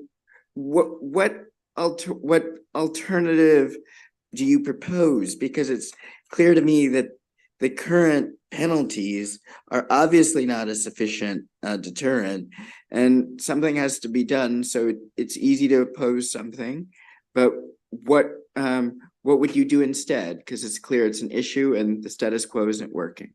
I guess at this point in time, I believe the judiciary and State versus Thomas put out there the ways that are available to state prosecutors. Obviously, the prosecutors are stating that it's a high bar, but it is a criminal case. The criminal case has got the highest standard in the court system because they have to prove it involves a person's liberty and the standards beyond a reasonable doubt.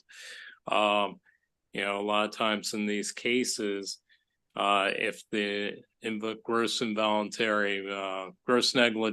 involuntary manslaughter can't be made as part of it, there is a provision regarding distribution. If they can't prove the causation as to distribution, that the involuntary manslaughter probably shouldn't have been charged with in the first place.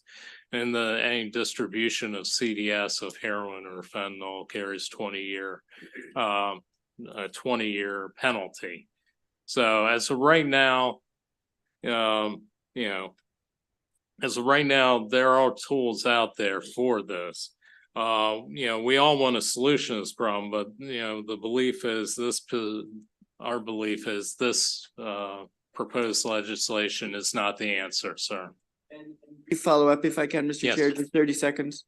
I'm not a country lawyer. I'm not a lawyer at all. So could you please send the case to my office that you cited so I can read up on it and understand more of the consequences with the Thompson case that you talked about? Yes, it's Thanks. State versus Thomas. I'll give the site now. It's 469 Maryland 133 2019, and obviously I will follow up with that as well. All right, thank you, Mr. Chair. To our state's attorney, thank you. You mentioned, excuse me, to the OPD. So I know, other side of the aisle. You mentioned 3 concerns with the legislation. Yes. One of which I kind of asked a question about earlier, which is the consecutive versus concurrent sentencing. And so I think I'm comfortable with addressing that one. This idea, how would you, and I've got to ask you this because we will be sitting around and trying to figure this out. How would you change the language in paragraph D on page 2?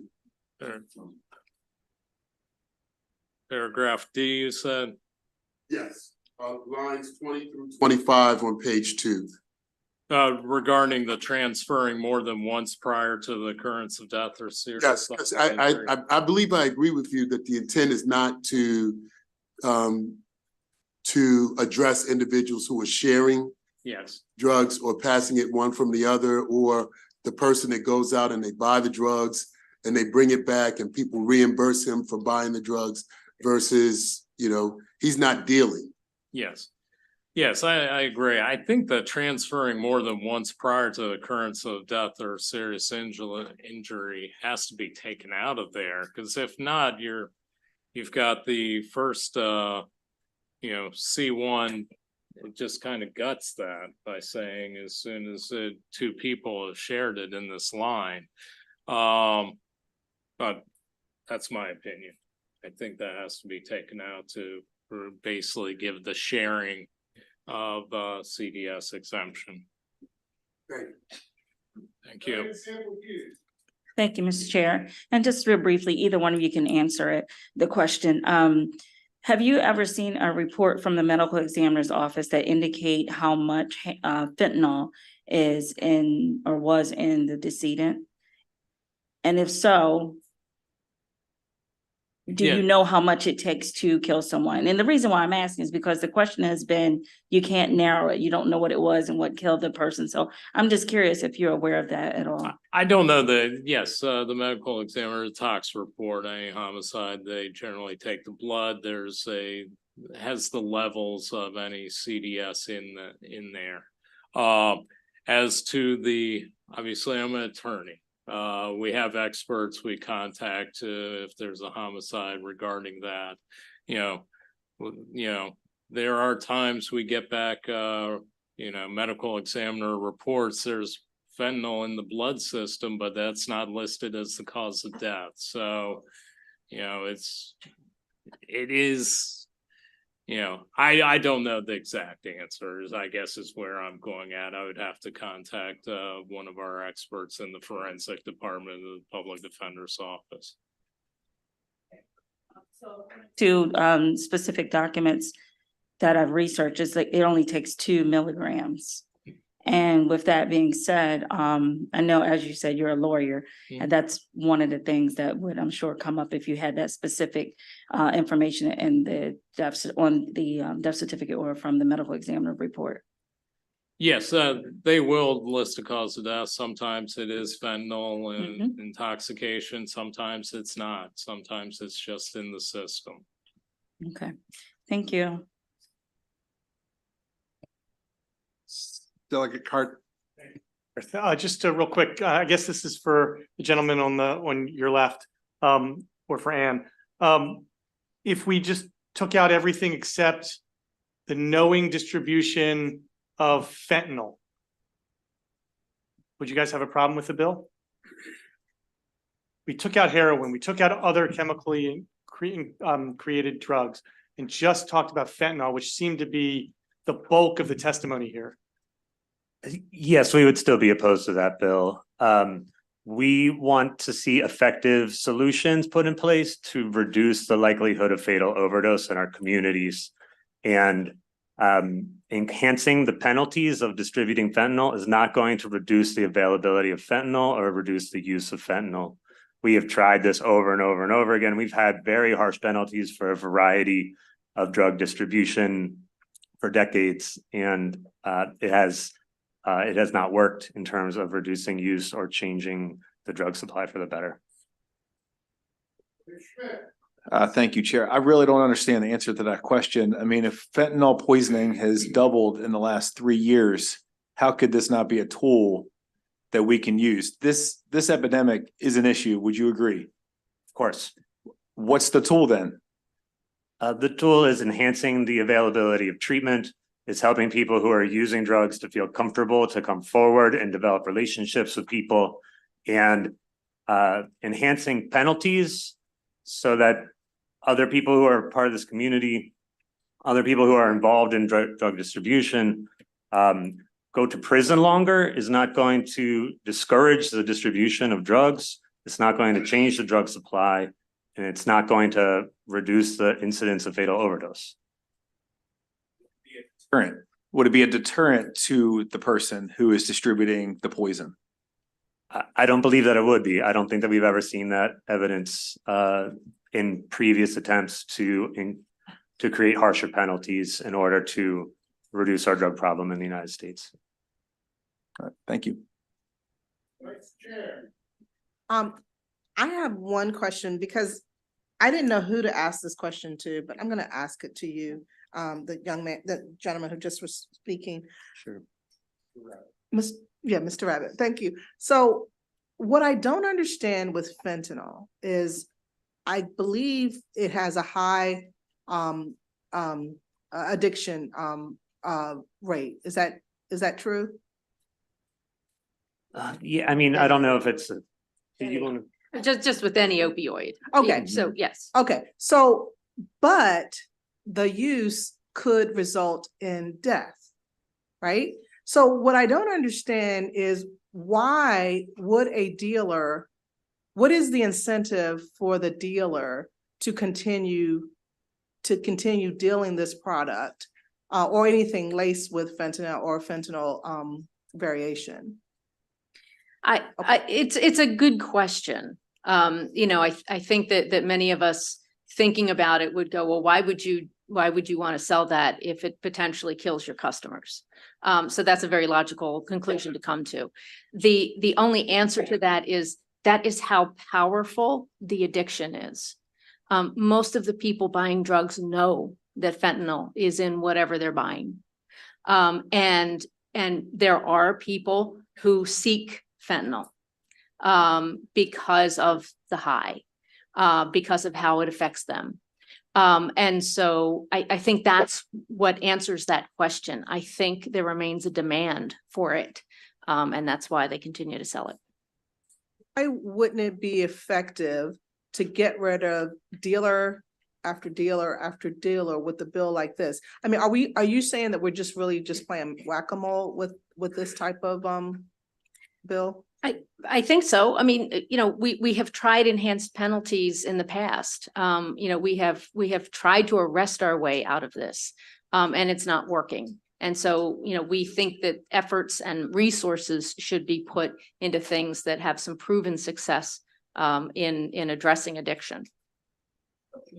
But you see, the logic that I'm going with is if the dealer basically only has a few shots at, I hate to say it that way, but a few limited opportunity to have this enterprise because of their clients having, not having the ability to return. So if that's the fate of the dealer, and if the dealer has 20 years, up to 20 years incarceration, then that's one less dealer. So if you could address that. Unfortunately, I don't think there's a shortage of people in doing that activity, that criminal activity. I think that we see over and over again, and we see it in a lot of communities where younger and younger people are also being sort of drawn into that. It's something that unfortunately, I think we need to be trying to provide other kinds of examples and other opportunities for young people in some communities where this is really seen as a way to honestly provide for families, and we need to change that. Your direction is more towards the customer as opposed to the dealer. Is that correct? In terms of how we effective policies to try to address this, yes. Okay. Yes. Thank you. I understand now. Thank you, Mr. Chair. So I keep hearing the opinion repeated that we've tried increasing penalties in the past and it hasn't worked. But after seeing all these families come forward and talk about the deaths of their loved ones here in Maryland, have we seen this scale of death? And have we seen children as young as 10 and 14 dying? Like, do you have a past history where we've seen this expansive range of victims in these numbers when we had harsher penalties that you can say that did not work? I don't have that data. So we don't really know, based on what's going on today, the level of drugs, the fentanyl that's laced in all these drugs, and the number of people we have dying, the young people being affected. We haven't had this situation before. And so we can't really say that increasing penalties for these drug dealers would not reduce the number of deaths of Marylanders due to fentanyl poisoning. I think what we could say, one of the things we have learned from history is how this enforcement disproportionately impacts certain communities. I think that's some of what the General Assembly, not just here in Maryland, has spent the last few years trying to address through various reform measures, understanding that the way that some of our laws, including very many of our drug laws, are enforced, end up disproportionately impacting people of color, low-income people. And I think that is what we know.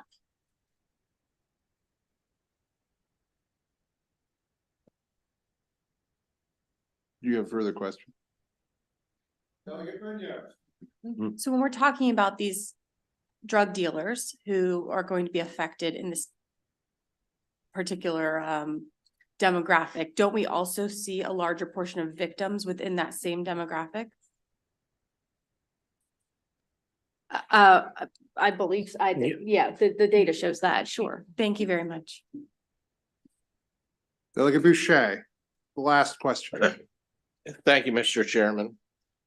I want to preface this with the fact that I lost my daughter to fentanyl on February 16th, 7 years ago. So I take this very personal. It's been a tremendous struggle for me to sit through this, and I empathize with every individual here that's lost a child. I'm also a co-sponsor of this bill. My question to you is this. If this bill was put into place and all of a sudden magically swooped up every fentanyl dealer out there on the street and put them in jail for 20 years, what would happen?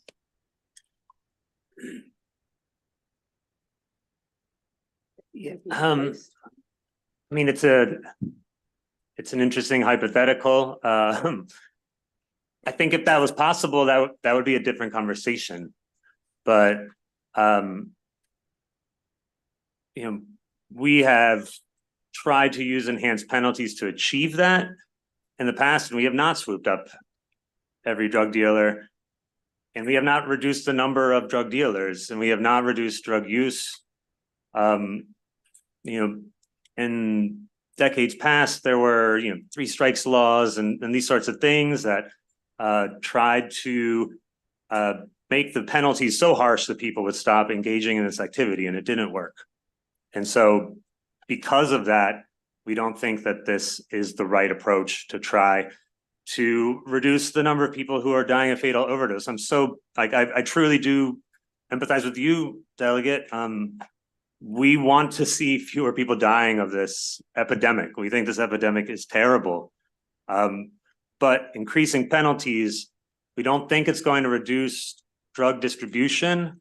And we think it may scare off some people who are currently using from building the relationships and engaging in the programs and making the phone calls that could maybe help another family avoid the heartbreak that you have experienced. Thank you. As a business person, I understand supply and demand, and there's 2 sides of this coin. I also realize that even if we took away all the drug dealers, it does nothing to address the demand. Is it hypothetical that all that would happen potentially is all the users who demand it would want to step up and be part of the distribution process to address their addiction? I mean, I feel like something's going to happen where even if we address this way, the demand is still out there. How do we crack that demand? We have a lot of addicts. I felt so gut wrench about losing my daughter and the spiral that she was in. I think that's the biggest thing, is to try to help our addicts out there and kill off the demand. If there's no demand, there's no distribution. I would agree that is really how we're going to solve this problem, is by helping people who are struggling with substance use disorder get effective treatment as soon as possible. Medications for opioid use disorder are very effective. We think that that's Suboxone and methadone are one of our best tools. And the more we can make that available, the more people that can achieve and sustain recovery. Thank you. Thank you very much. That concludes the testimony from the panel and concludes the testimony on House Bill 1245. That was our first bill. Okay, everybody.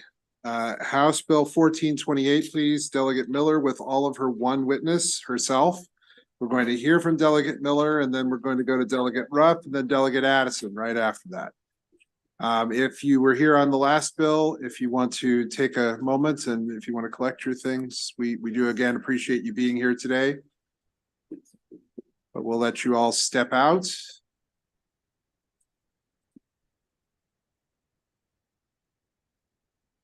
And Delegate Miller, please go ahead, 1428. Good afternoon, Mr. Chair, Madam Vice Chair, and my colleagues on the Judiciary Committee. I am Delegate April Miller, and I'm here to ask your favorable opinion on House Bill 1408, which establishes a commission to study and provide recommendations for increasing safety at public electric vehicle charging stations. I'm not one of those people that never lets their gas tank get below a quarter of a tank. I live dangerously, but I also have AAA. And there's a well-lit gas station with an employee close to most places I'm driving.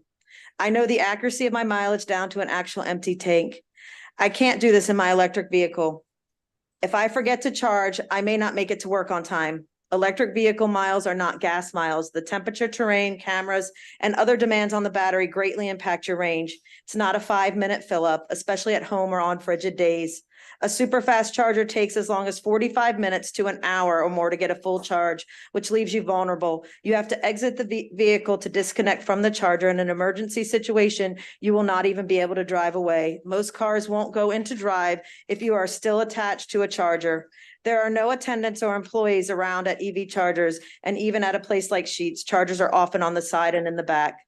The original idea for a blue light like safety system for charging systems came to me as I was sitting in a Women in Government conference talking about infrastructure and women's safety. I thought about my daughters, and one of the things we always look for on college campuses were the blue light boxes. This is a campus safety system that was designed to immediately connect you with police in an emergency. The systems gained popularity in the 1990s with the Clery Act passed by the USDE, which required crime reporting on campuses. As technology has changed, there are now even apps for campus safety. Colleagues, public safety at charging stations is too important of an issue to leave to chance or wait until the Department of Transportation is forced to send out reports on crime at charging stations, and we are once again reactive instead of proactive. Maryland is on course to reach 100,000 electric vehicle registrations by the end of the first quarter of 2024. There are currently 1,600 EV charging stations across the state, with only 18% of those giving you to being fast chargers, which give you 60 to 80 miles per 20 minutes of charge. There are 23 designated EV fuel corridors to be completed, with the goal to have at least 4 superchargers every 50 miles. This network is imperative to giving EV owners more security about very real range anxiety. There are currently no standards or safety recommendations for setting up a public charging stations, with many different providers leading to a patchwork of infrastructure, and most chargers are in desolate locations, especially at night.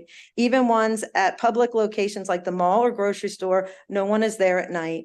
Many people won't be able to afford a home charging station, and there won't be enough chargers for every car in a large apartment building to charge overnight.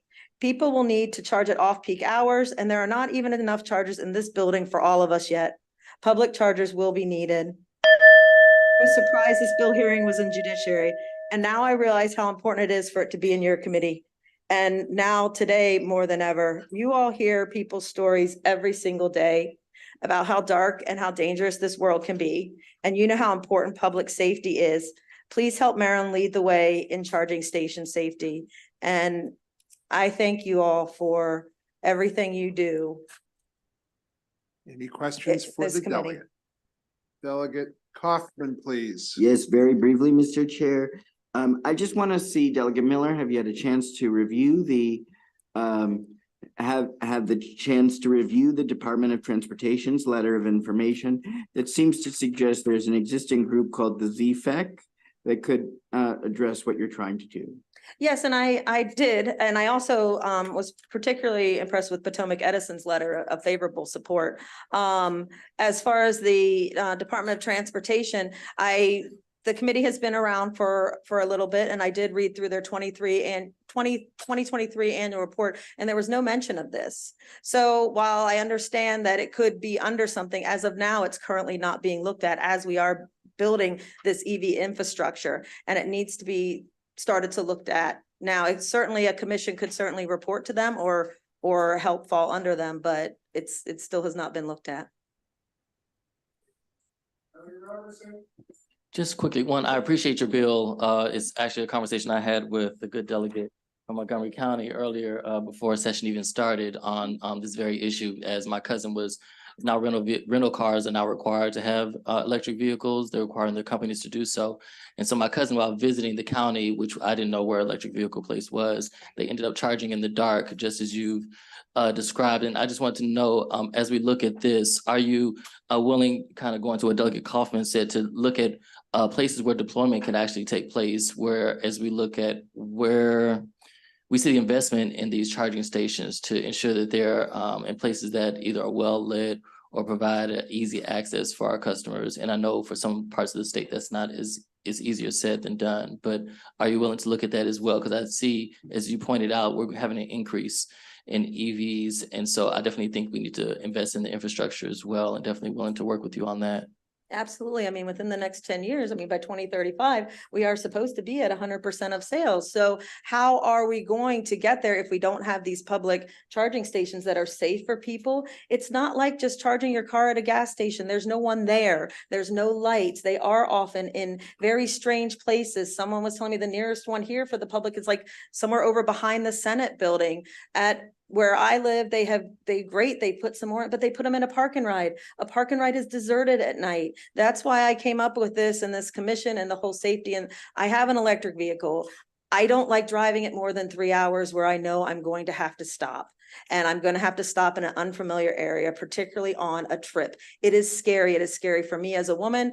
And so I just think we need to start looking at that overall. Mhm. Seeing no other questions, thank you very much. That Thank you, concludes Mr. the Chair. testimony on House Bill 1428. Delegate Ruff, 30 witnesses. Let's bring up your first panel, please.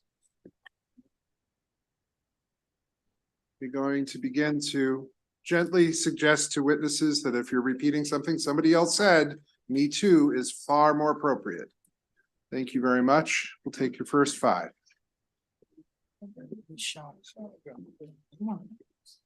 Delegate Ruff, go ahead. Thank you, Mr. Chair, Madam Vice Chair, and to the distinguished members of the Judiciary Committee. I'm Malcolm Ruff, for the record, delegate from 41st District, here to present to you all and urging you all to report favorably on House Bill 523, which is good cause expungement. This bill has been brought before. It was brought last year by Delegate Williams, and I am urging you all that this be the year that we come out of committee. A criminal record is a huge barrier for people, for housing, employment, financial aid, public assistance, occupational licenses, for more than 25% of working age adults in Maryland. Maryland has a number of laws that prevent people from expunging their records. The unit rule, probation violation rules, which indefinitely make people's convictions ineligible. The subsequent conviction statute. Then most notably, the fact is there's 93%, almost 93% of all crimes in Maryland are not expungible, are not eligible for expungement. Good cause expungement. This bill seeks to address those barriers and to create inroads for people that truly deserve the option, the opportunity to present their case to a judge to say, despite the fact that I have committed a crime and been convicted of that crime, the things that I've done, the things that I'm up to and what I'm about now deserves a second chance and an opportunity for a judge to review the facts of the entire situation to determine whether that should be wiped away from their record and they can be again, have the opportunity to engage fully in all of the privileges that most folks are able to take advantage of. The process of this bill is that a convicted person would request a petition. The court would hold a hearing. They would examine the facts of that case. And then they would determine, based on the terms in the amendments that were submitted to the committee, the nature of the crime, the rehabilitation of the person, the risk the person poses to public safety, and the impact of the conviction on the person's successful reentry. Those are the standards that the court would weigh out to determine if good cause actually existed. These standards were not in the previous forms of this bill, and I think what also is a safeguard for this bill is the fact that a person can only make an application for this type of an expungement once every 5 years. I know I'm running out of time here, so I will just say that this bill does not make every felony conviction eligible. It only allows someone to apply. This bill does not force the courts to grant a petition based on one hearing. What it does is gives the same trust to judges who, I'll tell you, we have one judge, former judge here, who will testify to you that she felt that this would be appropriate in some situations, but the statute, the laws did not permit that to happen. We trust judges to pass sentences, so we should also trust judges to be able to reverse that. And with that, I would ask you all for a favorable report. Thank you. Who would like to go next? Mr. Deuce. Yeah, I'll start. First of all, Christopher Dews, representing the Center for Urban Families. Thank you, members of the committee, for allowing us to speak on this issue. The wonderful Delegate Ruff has actually said all of my talking points, so I'll be the first person to say, me too.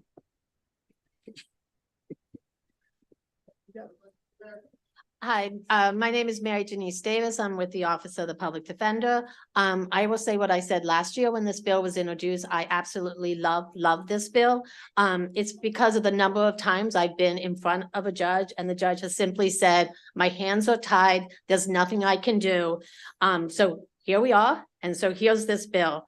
The other thing is that currently just good cause right now is only allowed in section 10-105 of the expungement statute, and it's only about timing. It just allows an individual to file for an expungement under 10-115 earlier, but it has nothing to do with what I think the common sense denotes what good cause is equity and fairness. And so this bill would allow that.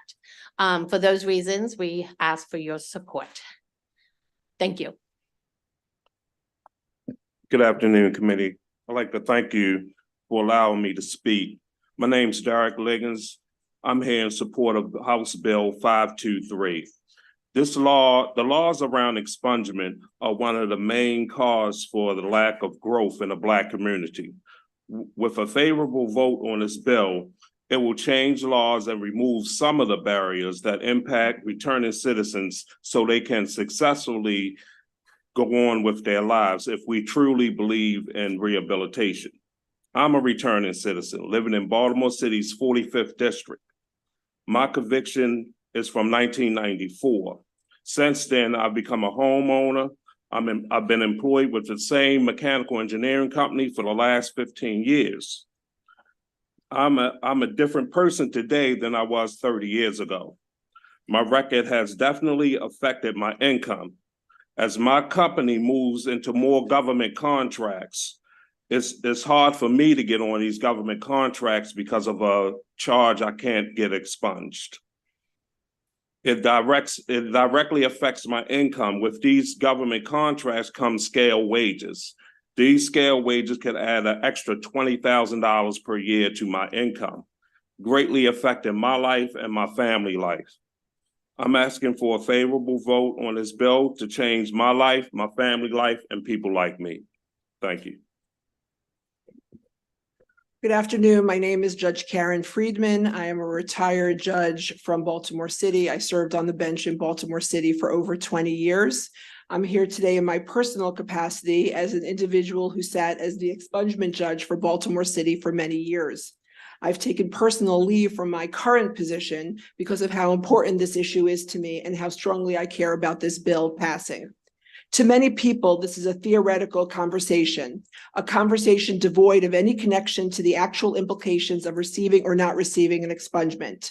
But when you are a judge and have that individual who this is affecting in a very practical way, standing 5 feet away from you, the theoretical becomes very real. You see the look in the person's eyes. You hear the desperation in his or her voice. You witness the confusion that sets in when they realize that although they truly believed our society that told them if they did right, cleaned up their act, started living like the rest of us, we, society, will forgive and allow them to achieve. Yet here they are way down with an albatross, sometimes from years and years ago, that the law won't allow them to shake. They can't get a bank loan or serve on a jury or get a business license. And more importantly, they can't regain their name and their dignity. Allowing a judge to truly look at the individual in front of them and analyze where they are in terms of their growth, how far they've come from where they started, how much they need that expungement is so necessary. It is crucial. A judge can look at a person in a holistic manner and truly assess, not in theory, but in reality, the collective accomplishments of that individual and whether or not he has truly earned forgiveness. Give your judges the discretion to make these case-by-case decisions. We say that we are a country that believes in second chances, but are we really? We need to people to reintegrate, not just re-enter. The expungement is one of the most important tools to make that happen. I strongly support the passing of this bill. The panel. Oh, one more, sorry. Sorry, go ahead. Sorry, thank you so much. Good afternoon, members of the committee. My name is Nashana Kess. I'm the Executive Director for the NAACP.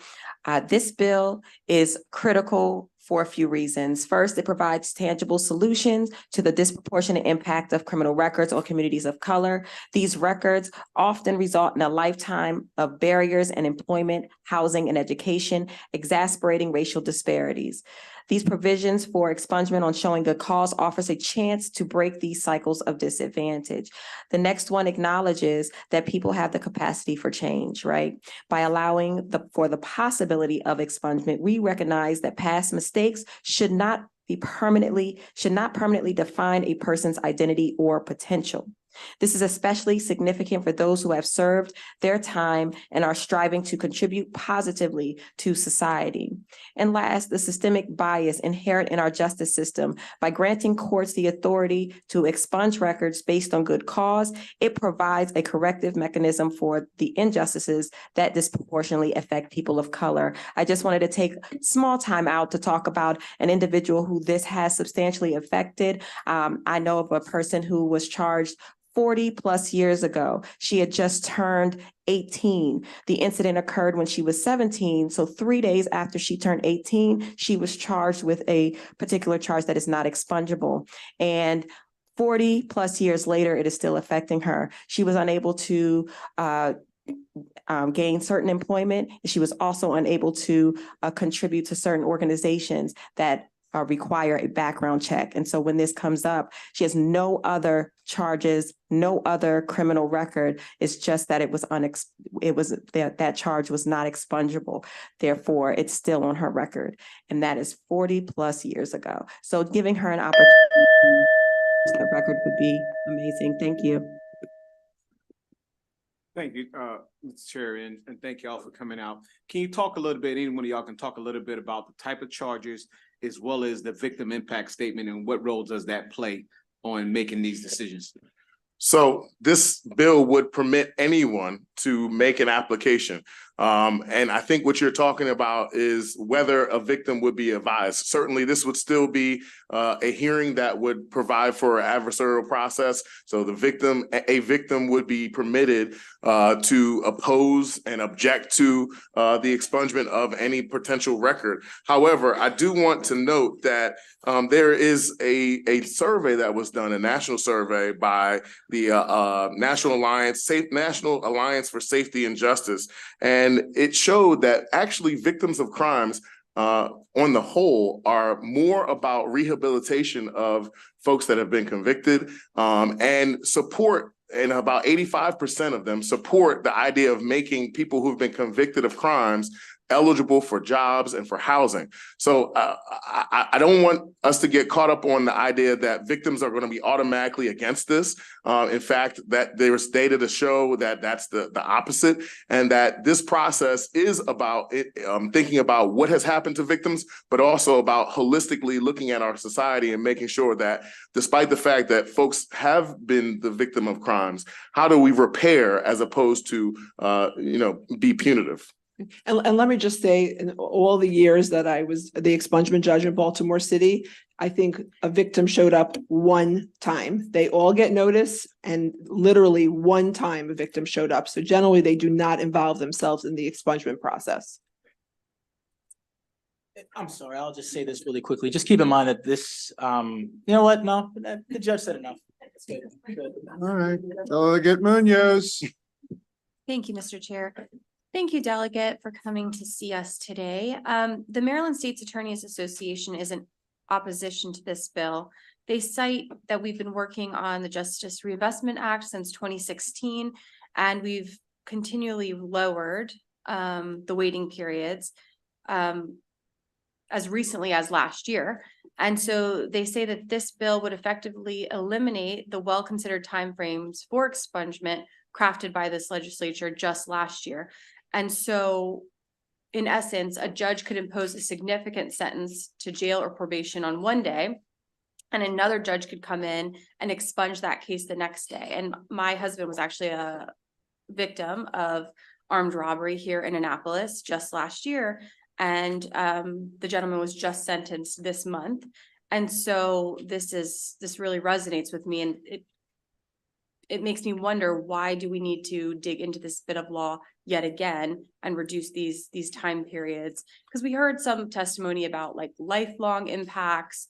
But when I'm looking at the law, it looks like we've already addressed this and there are plenty of opportunities for expungement. So why is this piece of legislation necessary today? Well, it's necessary because of the stat that I pulled up earlier about the fact that 93% of crimes, convictions in the state of Maryland are ineligible for expungement at all, right? So this really isn't about this is not about this is more about those crimes that just simply are not expungible. And there are folks just like this gentleman right here who have compelling reasons why a conviction from 30 years ago that simply by law is not expungible, there should be no flexibility in the system. And it's also about entrusting the folks that are on the bench that have been nominated, that have been appointed, that we entrust every single day to incarcerate people and to take their liberties away.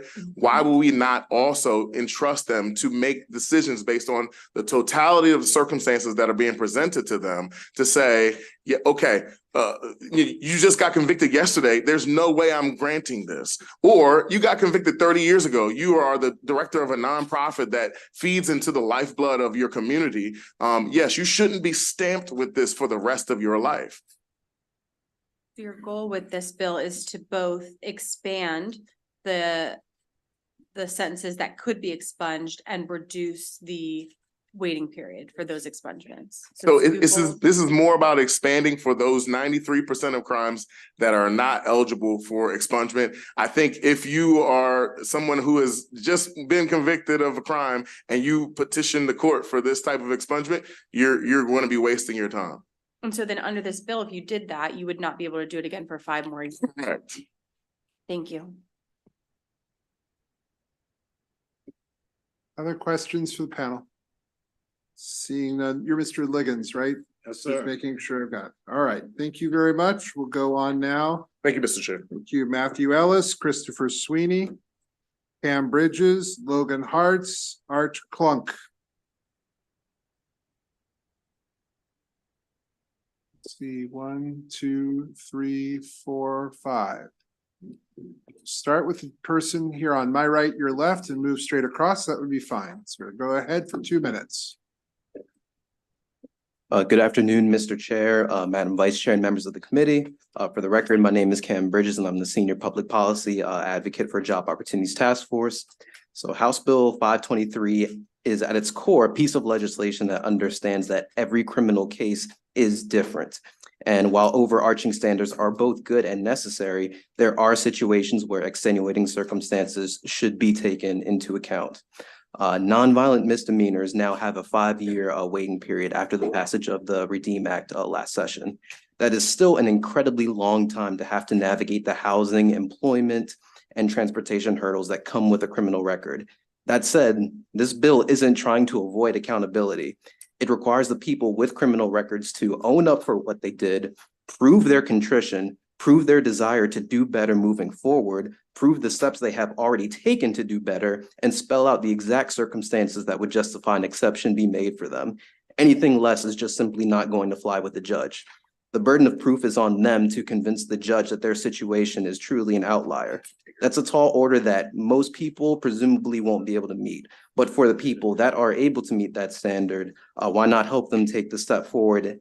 Why not help them move forward if they've so clearly taken the steps to be better? I would like to thank Delegate Ruff for introducing this bill and urge a favorable report from the committee. Thank you.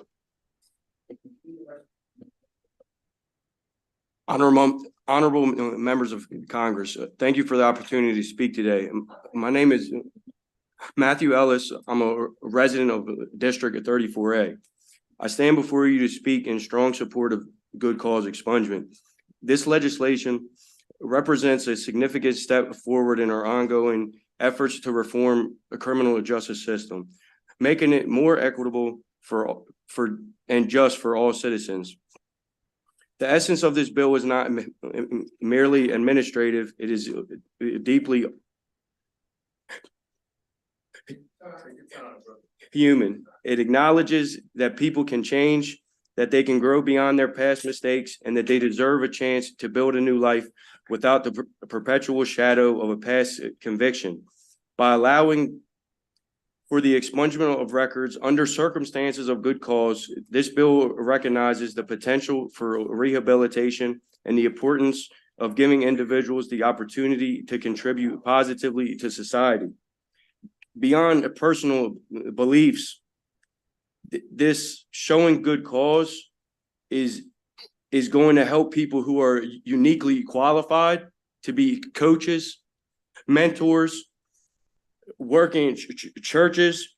I think it's obvious that kids listen to whom they can relate to.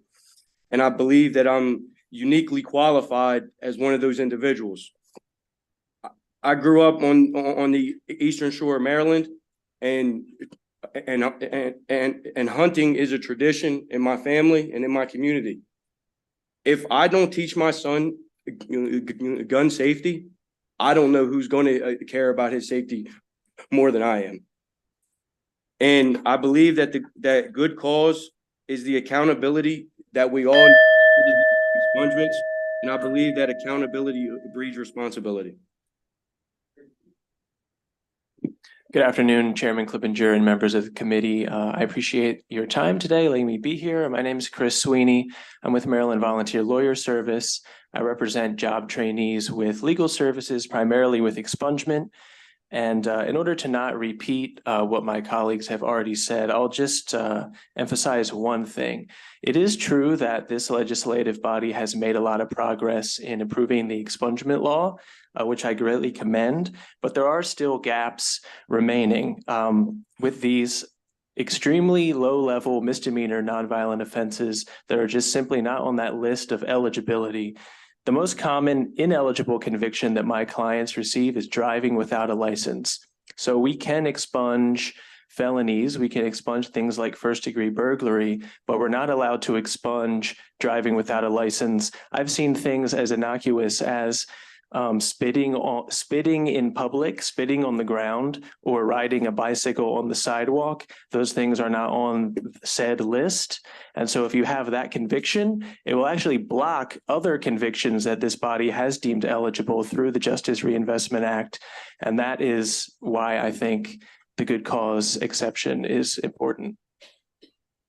Appreciate your time. Actually, I'm here for another bill, 876.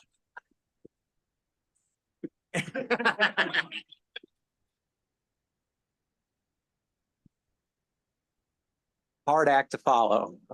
Public speaking is not my strong suit.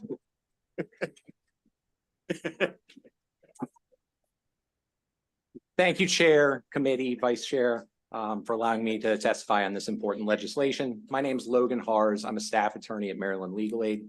One of the primary things I deal with on a day-to-day basis is expungement. And I'd like to talk about a few of the crimes I see that lock in other charges or otherwise are not expungible.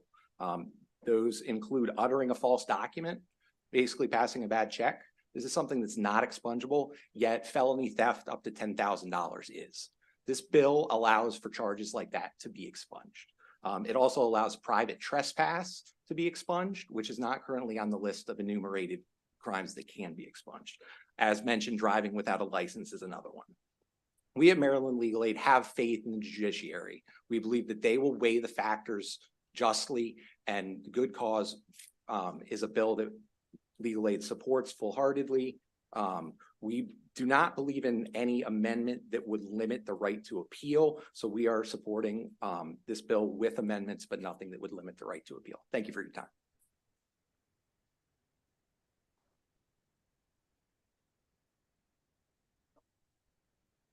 So to Legal Aid, I think and the other gentleman who kind of listed the things that are not expungible today.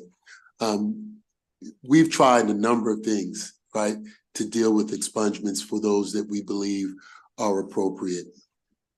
And we still left gaps.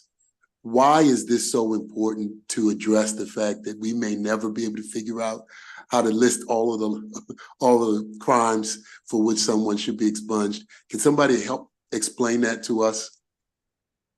Yeah, my answer would be that this basically calls for a totality of the circumstances approach that allows the judiciary to make the determination. And because each and every crime might never be added or, we don't know how to do that, basically, is what I'm hearing. But what we can do is add a good cause standard that therefore allows a judge to sit down, look at these 5 factors, look at the nature of the crime, person's character and history, person's risk to public safety, person's success at rehabilitation, and then the fact that they may be trying to get a job, they may be trying to get housing, employment, et cetera. So it allows that totality of the circumstances approach that otherwise isn't in expungement law as it currently fits. And is this, if I could, Mr. Chair, is this very different or very radical from what takes place in other states? No, there are other states that have a good cause standard, or at least that allow judicial discretion in one way or the other. Reading the bill, a person may file a petition listing relevant facts for expungement of a police record, etc. Right there at the start of 10-1, and I'm going gentleman on my lap. You may file a petition for that. What the language in the bill says is that a court can grant petition for expungement under this section at any time on a showing of good cause. So this, to me, does not necessarily appear to allow for the expansion beyond the crimes that are listed here. That may be a question for determination by the court someday. I don't think it is. It says in this section, it doesn't go beyond this section. So I don't think it goes beyond there. So basically what you're doing is you're saying that in these situations, just these situations, that a judge could do good cause. I understand your interpretation. My interpretation would be that it applies to any crime with a good cause showing, and the addition of that provision to 10-110 makes it so that it is within that section. I mean, I guess we'll get into a longer conversation about statutory construction later, but it says pretty clearly section. So I'm not sure it goes beyond that, but I'm going to stop right there. Are there other questions for this panel? Seeing none, thank you very much. Harold Coleman, Kristen Downs, Guy Powell, Heather Warnken, Donna Bruce.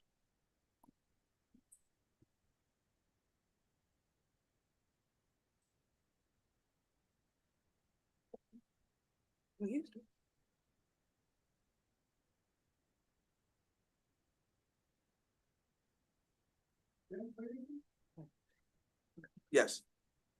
I'm glad to see everybody. I want to thank Delegate, the Vice Chair, the Chairman, and the members of the committee from last year with the Redeem Act. I really appreciate what y'all did because it helped out a lot.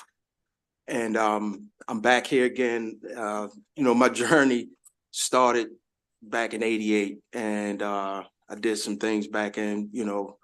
I had to commit some thefts to steal food, to eat, to live. And another 10 years after that, I got in trouble for like some burglary charges. And I ended up serving time, and I finished my sentence. I got back into the community, was on parole for a little while. I got a job with the state of Maryland, and I continued service. It's been, it's going on 15 years, and I'm just trying to move forward. And this bill, under the charges that are expungible, would be good for me because I will be able to get a judge to at least, talk to a judge and so they allow me to speak on what my accomplishments was and move forward. So with that being said, me and my brother just bought our first tractor trailer, and I can't get government contracts and can't get into the Department of Defense to haul airplane parts because of my background. I've already tried, so that's kind of holding me up. But this bill will be very, very good for people like me that's been out of trouble. I'm very active in the community.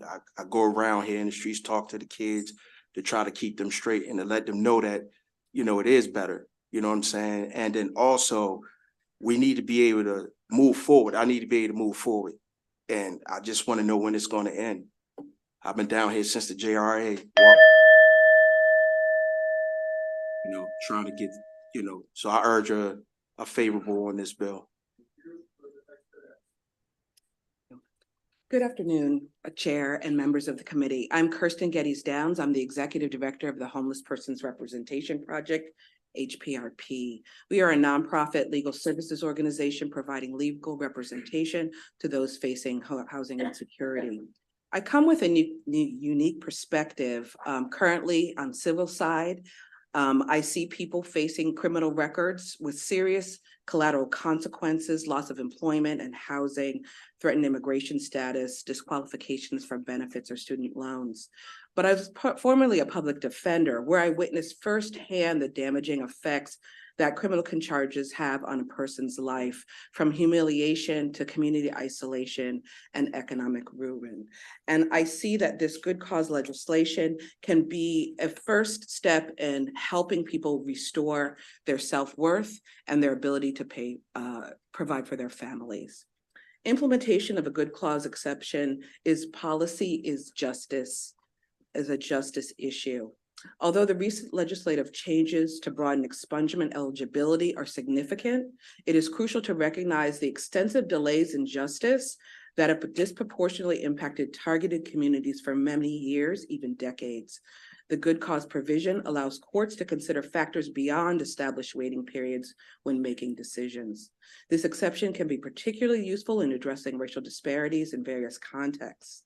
By providing more flexibility in decision-making, the good cause provision can help courts consider systemic and historical barriers that have contributed to racial inequality. Good cause expungement policy is a public safety issue. People who receive expungements have low recidivism rates. I'm just gonna let that sit there. By combining barriers to successful reintegration, record clearance, therefore, the safety concerns are misplaced. Allowing early expungements will increase access to critical permanent housing resources, employment opportunities, and needed to end a person experiencing economic barriers, and particularly for our case, experiencing homelessness. We urge the committee to issue a favorable report. Thank you. Good afternoon, members of the committee. Heather Warnken, Executive Director at the Center for Criminal Justice Reform at the University of Baltimore School of Law. I will mostly offer just a very enthusiastic me too on the many important points in support of this very important bill that my colleagues have already offered. I will underscore one really important piece, especially speaking to any hesitation or opposition around the bill, that again, there's a large volume of research that supports the positive reasons for increasing access to expungement opportunities. And there is no empirical evidence that expungement undermines public safety or is viewed unfavorably by victims. And as Delegate Ruff already pointed out, in fact, many victims support these opportunities, especially for individuals who have demonstrated the level of success and transformation that House Bill 523 requires. So we offer urge a favorable report. Thank you. Yes, thank you, Mr. Chair. And I have to address this to my constituent, Mr. Coleman. Yes. When we passed the Redeem Act, you and I had a conversation, and the thought was that you would be able to take advantage of it. Yes. And you fell through the cracks. Can you explain why? And why good cause is so important and would address your issue? I fell through the cracks because of the Abishag ruling. It pretty much shut me down. And it's been a very long time. And the first crime was committed in '88, which is 36 years ago. And I've done everything I could possibly do as far as being a good citizen, standing up for what's right, believing in obeying all the laws, and preaching to these young kids out here to do right. So because of that, I fell through the cracks, and good cause would allow me to be able to go in front of a judge to be able to talk to them and explain my situation. Because for real, when is it enough? How much more time do I have to give? You know, I see my 56th birthday yesterday, and by the grace of God, I'm happy to still be here, but I need to be able to move forward. When is it enough? You know, and no offense to the state's attorney's office, when you commit these crimes, You go in front, you get charged, you go in front of the judge, the state's attorney's office get to make recommendations. You go to jail, you've been held accountable, you get out, and they still want to hold you back. When is it enough? I'm just saying it to y'all. When is it enough? Because the recidivism rate is just gonna keep going. It's gonna keep going, and we're gonna be right back in here doing the same thing all over again. So I urge a favor on this bill.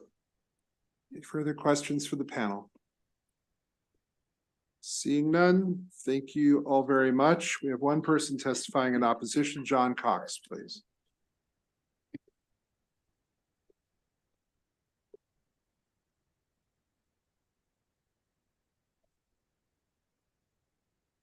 Thank you, Mr. Chair, Madam Vice Chair, members of the committee. I'm John Cox. I'm Deputy State's Attorney for Baltimore County and speaking on behalf of the Maryland State's Attorneys Association. I have to confess I'm completely confused, and I think some of it is relevant to Chair Clippinger's questions. What's been proposed here is not at all what this bill says. It appears that Delegate Ruff is saying that this bill says that you can apply for expungement for apparently any crime. If that were true, then for murder and for rape, you can walk in here and ask for an expungement at any time, and then go through the factors. Delegate Ruff cited the factors that he said were not in last year's bill. Those factors are in the statute already. There's been no change. All that this bill does, I shouldn't say all because it's significant, but what this bill does is in the section for the crimes that are eligible for expungement, in the timing sections, when you can file your petition, it has a last piece that says that a petition can be granted on showing of good at any time for a good cause.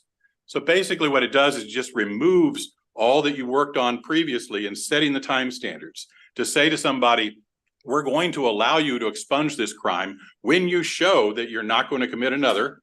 And the time frame that we've decided for these particular crimes is set out here. 5 years for nonviolent misdemeanors, 7 years for some felonies that are listed in this statute.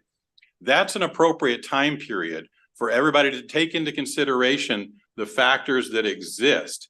That's what you worked on through JRA. That's what you worked on in doing last year in setting those time limits. In effect, by this bill, somebody could expunge a crime the day after they've been convicted of it. So if somebody got 10 years in jail for a second-degree assault, they could go apply for an expungement and try to get that expunged immediately. And so I guess therefore, if it's granted, they're released from jail because the conviction no longer exists. You for the time period and the standards, and it should remain the same. Thank you. It appears that there are amendments to this bill that I don't have in this folder right here necessarily, but members of the committee have emailed to them from the sponsor that do apparently change significantly and I've got them here now, significantly the way that this bill would work. So I think Mr. Cox, I think you're at a bit of a disadvantage apparently. I appreciate that. I printed it last night. Ready to go. And that was the basis of my questions because it appeared to be only good cause only for that one section. Members of the committee should know, and I guess members of the public should know that there are quite a few amendments that are there that they have in their emails, and I'm now kind of not sure exactly what to tell you, Mr. Cox, but Mr. Ruff, briefly. Thank you, Mr. Chair, and thank you, Mr. Cox. I do apologize. I thought I had mentioned that during my my introductory statements, but I had spoken to the chair about this a while back, and I thought I had circulated these amendments. They've been reprinted back in the beginning of February. I'm not sure why they hadn't posted to the Maglev site, but there are significant amendments, and I can hand you a copy, sir, there. But you all should have them. What'd you say? Oh, the amendments talk about the actual standard for good cause that I was explaining to you all about. If I could hold that for 1 second. So essentially the amendments insert the phrase, after the completion of the sentence, parole, probation, and any other form of mandatory treatment, providing that a denial of a certain petition may not be appealed and a subsequent petition may not be filed for a certain period of time. So that essentially gives a point in time where someone may file for this petition. The amendment also adds to section 10.110, a section 10.110.1, which is the subsection, which is why it references section 10.110, which is the relation back of this bill to the expungement for good cause section of Title 10 of the criminal procedure article. And then it also lays out the fact that someone may make an expungement for a petition for expungement of a police record upon a showing of good cause, and that it may be granted at any time for the showing of good cause. That the standard for good cause is the nature of the crime, the person's history and character, the person's risk to public safety, the person's success at rehabilitation, and the impact the charge has on the person's ability to secure employment, education, housing, public assistance, licensing, and opportunities for economic stability. And it also lays out the fact that I mentioned earlier that this is under my amendments, this is not appealable. So if decision by a judge is final, and it also lays out the 5-year time frame that you are allowed to make the petition. All right. So what I'm going to do is Mr. Cox, clearly you didn't have the benefit of seeing those amendments and didn't have the benefit of the opportunity to look at them and be able to respond intelligently to those amendments. So I would assume that the State's Attorneys Association would maybe want to respond in writing after. I'm not going to put you on the spot right now to respond to amendments that you literally just saw a couple minutes ago. I appreciate that. And many people would say respond and intelligently don't fit with me. Yeah, I've got it. But I absolutely appreciate that. I was actually going to ask for another hearing so we could try to address it. But I will take the opportunity after with these amendments to respond in writing. How should I direct it? That'd be fine. And I would encourage the two of you to talk, perhaps not right now. But at another time, I'll let the two. I'll talk to my first boss anytime. Okay. Oh, well, maybe we do have more questions. All right. I think we're going to stop this right here. That will conclude the testimony on House Bill 523 as amended. And we will now go on to House Bill 1183 and Delegate Addison, who's here and is hiding in the back of the room. It's unacceptable. Delegate Addison, are there people you'd like to bring up with you to begin? Yeah. I have a couple people who are virtual. See the State's Attorney.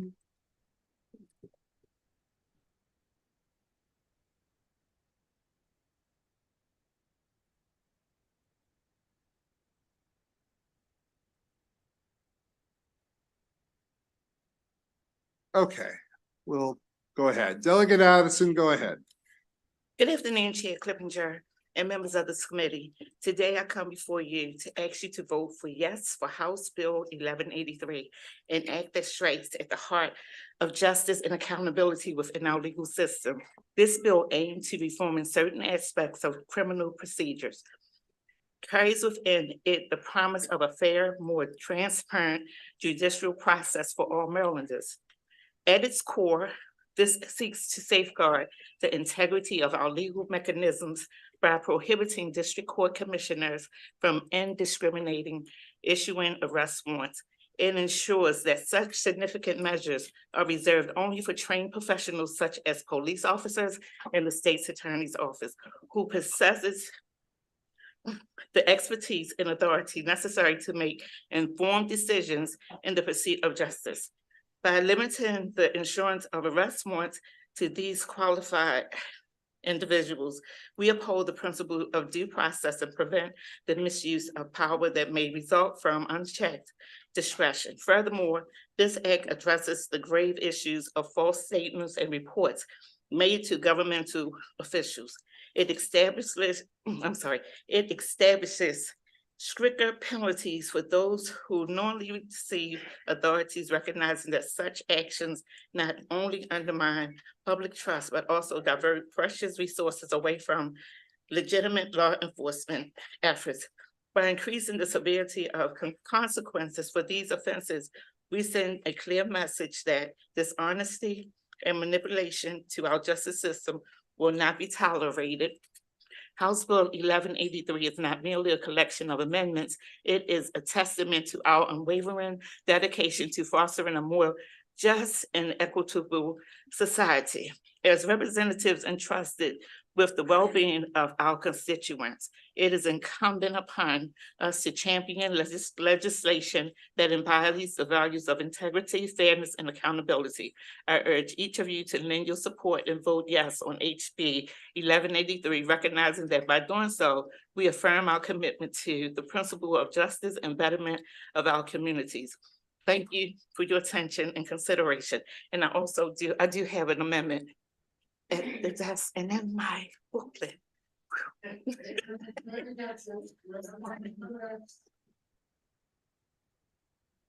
Good afternoon, Chairman Clippinger, members of the Judiciary Committee. My name is Ivan Bates, and I'm the state's attorney for Baltimore City.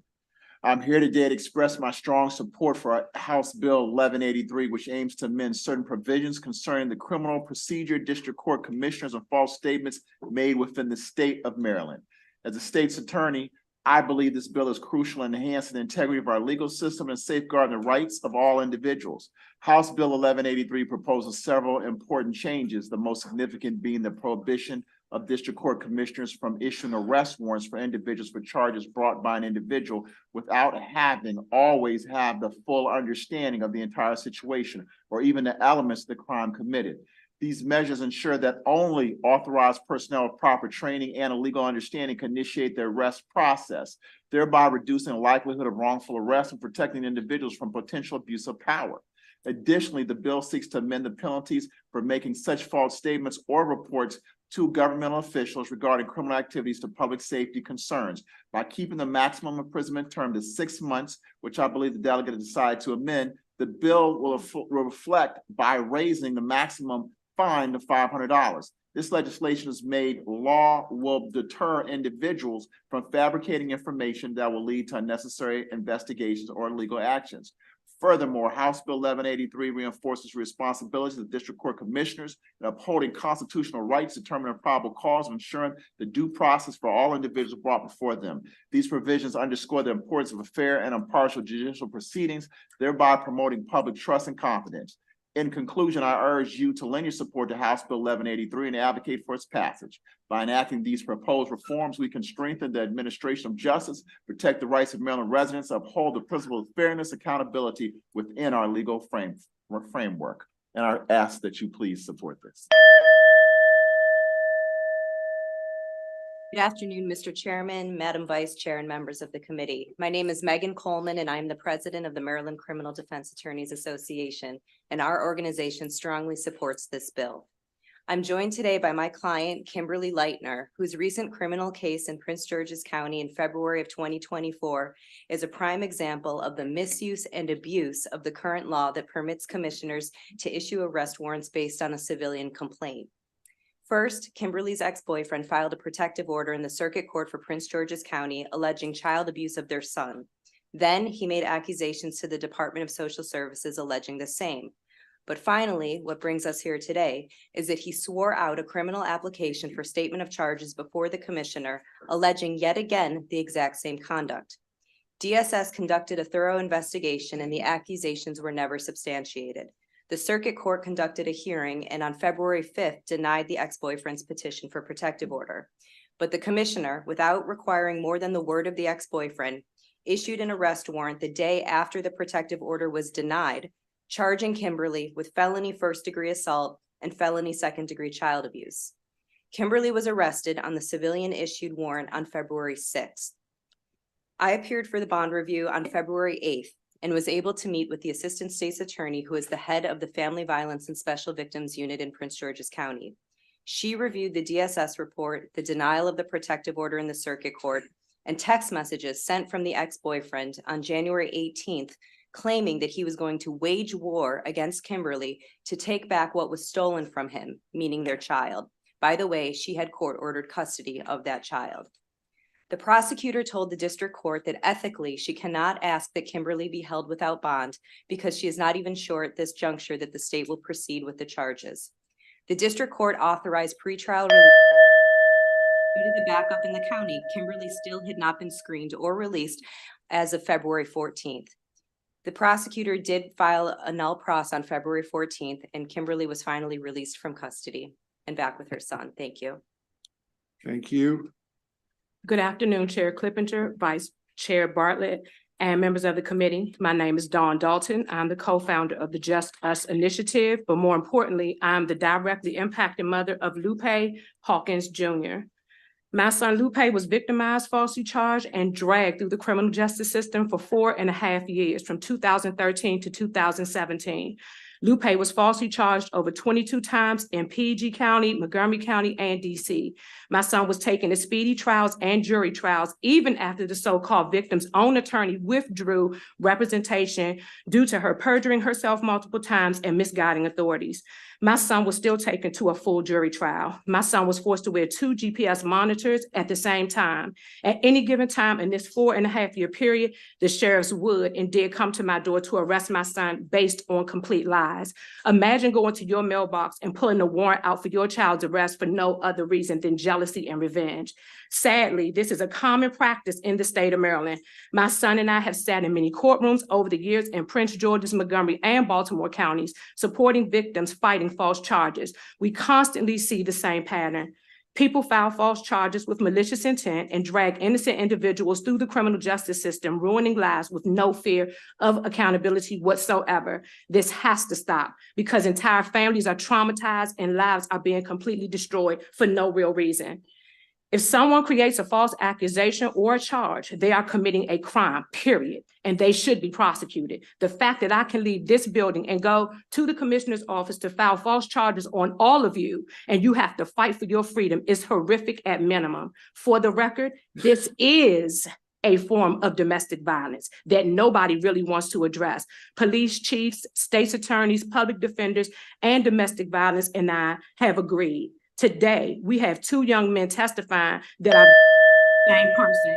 He is still comfortably filing charges till this very day with no accountability whatsoever. This afternoon, we are asking for a more thorough screening process with real accountability. We ask for your favorable vote on House Bill HB 1183. Thank you. Thank you, Ms. Dufour. And then on the other side, you're gonna have to switch seats. I didn't know if you wanted to hear from the perhaps Ms. Coleman's client. Okay, thank you. Hello, my name is Kimberly Lightner. On January 28, 2024, the father of my son made 4 serious felony allegations, including child abuse against me, to the Prince George's Commissioner. Those allegations were all false. Just like that, I was facing up to 25 years. A temporary order was issued giving custody of my son to the same man who knowingly filed false charges against me. By the time the emergency protective order was denied, I had not seen or spoken to my son for 3 weeks.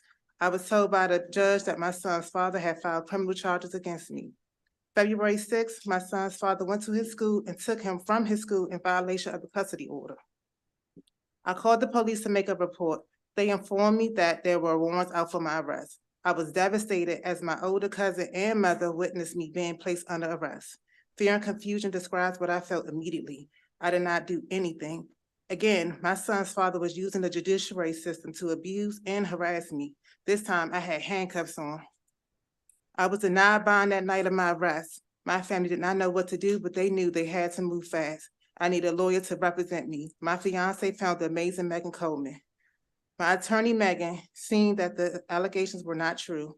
I was granted pretrial release. If pretrial was not granted, I will be in jail until March 11th of this year for my preliminary hearing.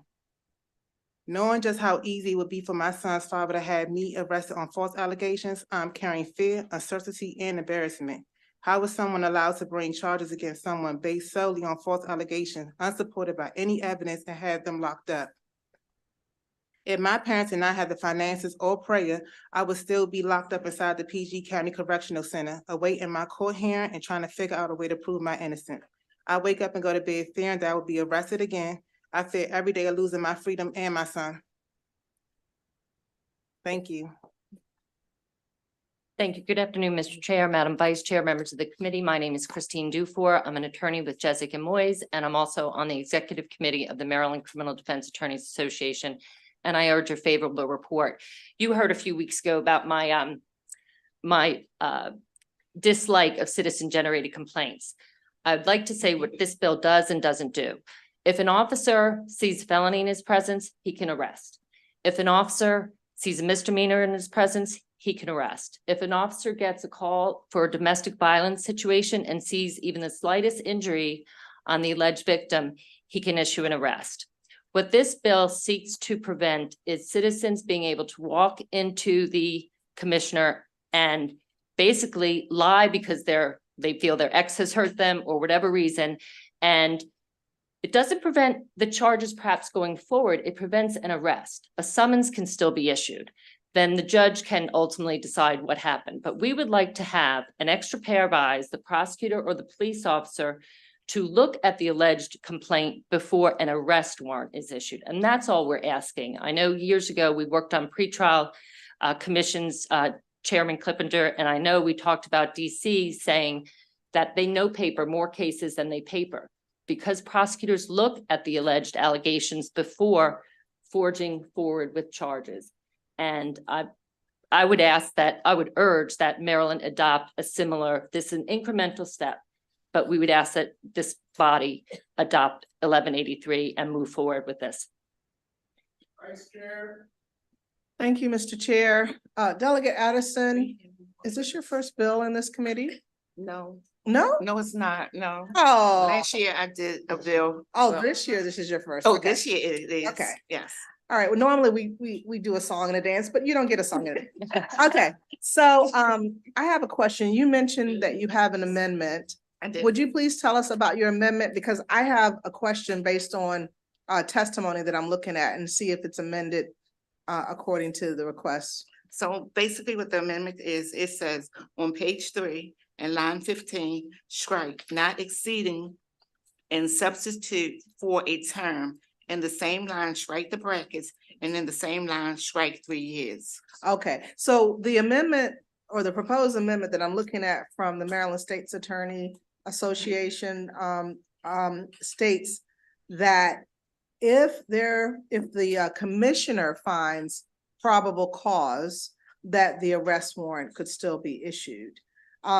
So I wanted to know what your thoughts on with that, because I'm seeing the domestic violence community, and no offense, you know, I include you in that group as well, ma'am.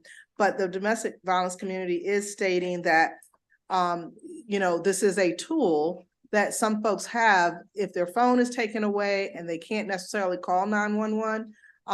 But like I said, the suggested amendment would be that the commissioner could still issue a warrant if he or she finds probable cause. What are your thoughts on that? No. You know, whoever should answer that. Mr. State's Attorney? I would say one of my problems is a lot of times commissioners aren't lawyers and their understanding what probable cause is very nebulous at best. I think when you have a second set of eyes, and here at the state's attorney's office be able to review it almost immediately, then we would be able to understand what probable cause is. And also, if there's an issue, you always have the opportunity for protective or a peace order. So the same potential, say it's a domestic violence issue, the protective or peace order, then it's a lower standard. And if that's not issued there with the protective or peace order, then it would not have been issued in terms of the criminal side. So I don't necessarily, and it's Jackie Addison's bill, Delegate Addison's bill. And I mean, but from my standpoint, I don't necessarily think that would be feasible. I don't believe but it's her choice.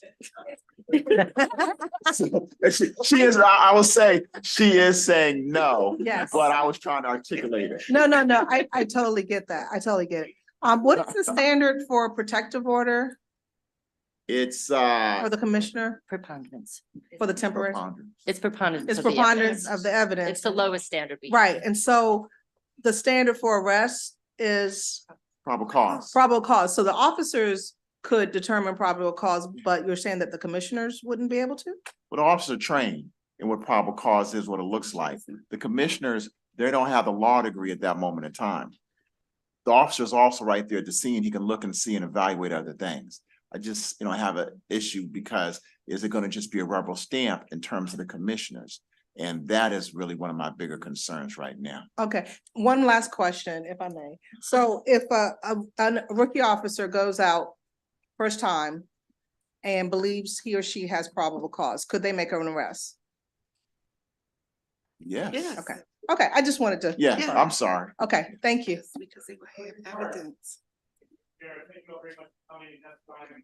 The defense attorney, I've had this issue happen a number of times where I have a client there's a call, there's a person who visits the commissioner and says things that are just patently false, and then they wind up getting arrested. So I understand, and to the young lady who was arrested, this is just a terrible situation. This would really be for Mr. Bates. Looks like in the bill, there's an increase in the penalty for lying basically to a commissioner. Is that the way I read it? Is that correct? I think it was 3 years, but now actually it's been amended to 6 months. Back to 6 months? 6 months, yes. Which is what it is presently. Yes, I believe it is. So according to our fiscal note, you may know this, you may not know this, but last year, approximately 53,000, a little more than 53,000 applications or charges that were filed with district court commissioners, of which over half, no, just about half were issued by people who are going in and trying to do this without a police officer involved. How many times are you guys prosecuting people who are lying to the commissioners? Are you guys doing that? Well, to be honest, my office very seldom does it. My office has a different mechanism. One of the things that we've tried to do, when the case comes in, if it's a misdemeanor, then we have a CRU unit that brings the individual in within a couple of days, and we listen and talk to them to try to gain the facts of what really truthfully happened. Then my prosecutor tries to make a determination about, and that's one of the things we've tried to do in our end. But we have not, from what I remember, from what I know, have not prosecuted individuals that have made false allegations. I mean, what is happening to these people who are making these false allegations? We can fine them for $500. We can put them in jail for 6 months. We should be doing something about people who are doing this. Somebody put this young lady in jail for 2 weeks, 3 weeks? About 14 days? She lost her freedom for 14 days because somebody lied to a commissioner. This is, I think, I like this, but I understand the opposition. But I think that you guys are up the right track to try and stop this kind of behavior. So, okay. I agree 100% with what you're saying. I think it's something, to be honest, that we need to look at, especially in my office and I can't speak for other offices, but to hold people accountable as well. Delegate Embry and Grammar. Thank you. Thank you very much, and I appreciate you bringing this bill and you all being here. I'm very sympathetic to this issue, but I'm concerned just in the limited DV context, especially given the testimony on the other side.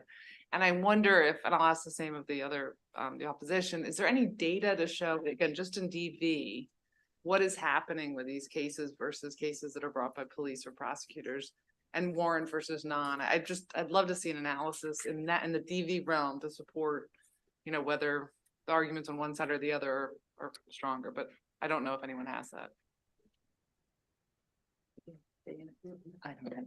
No.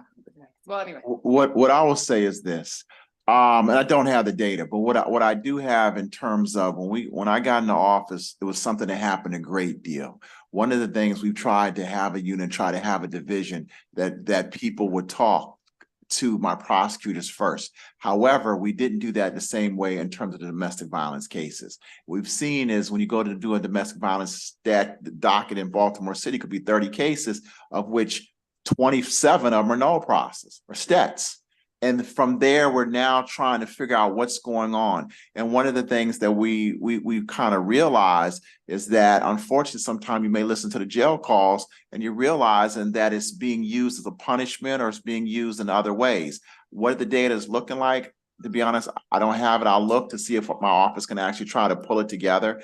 But it is a tool that we have definitely recognized and noticed, especially in unfortunately some of the courtroom 5 and east side, the domestic violence docket. We have too many null process. Without a doubt, how do we, and one of the questions we were asking ourselves, how do we make sure we protect the victims of domestic violence by also making sure that we protect individuals who may be innocent? And that's a question that we're looking at, and how we try to do that internally as well. But I will say, I do feel with this bill, there are safeguards to ensure that we can do that. That would just mean that when an individual wants to take out charges, what we would do internally is immediately refer that individual to our prosecutors. We have a 24-hour booking, so we would be able to try to have the prosecutor almost on call with the 24-hour booking, so that they can, instead of talking to the commissioner, would talk to our prosecutor. Those are the safeguards that we would try to take in Baltimore City to make sure that we protect the domestic violence victim.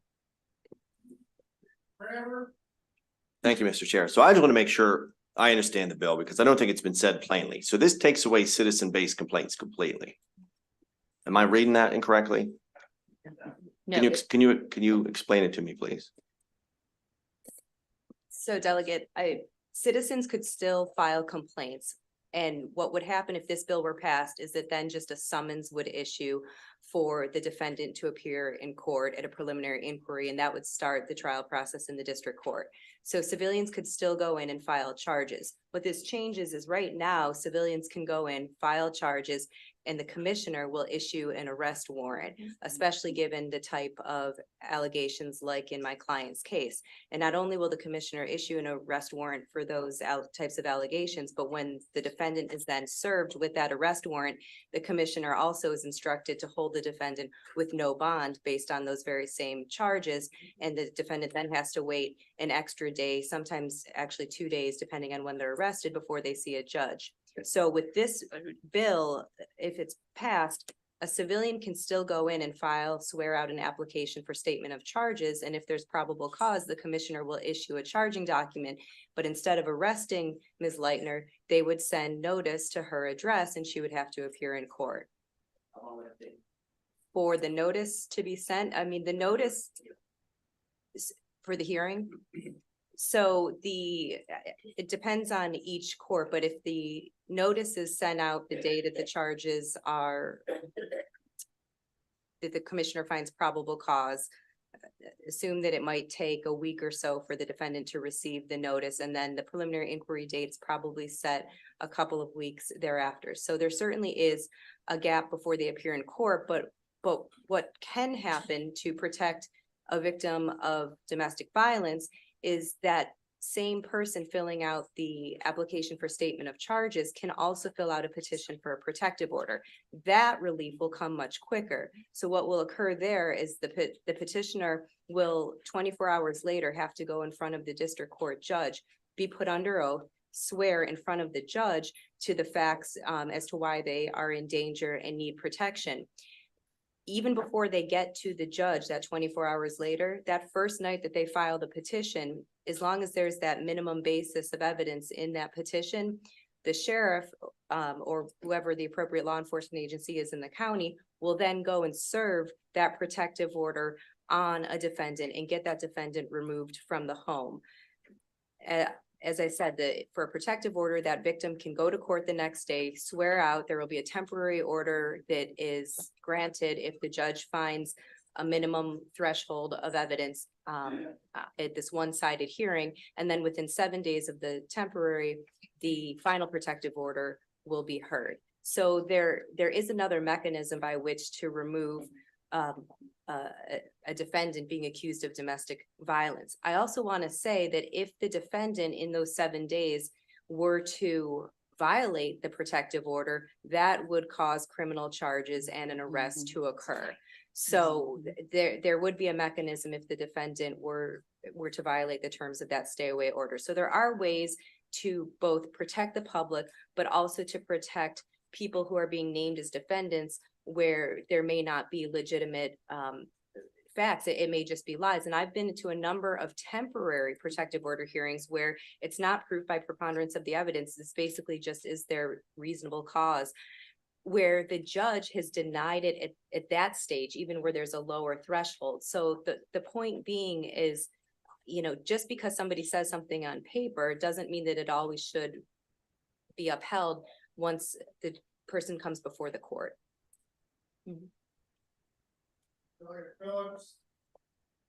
Thank you, Mr. Chair.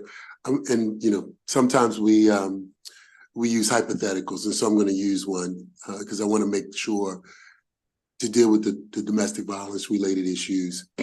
Person comes into a commissioner, they bring in perhaps even a witness, and there's been physical abuse that occurs to an individual, and they swear that out to the commissioner.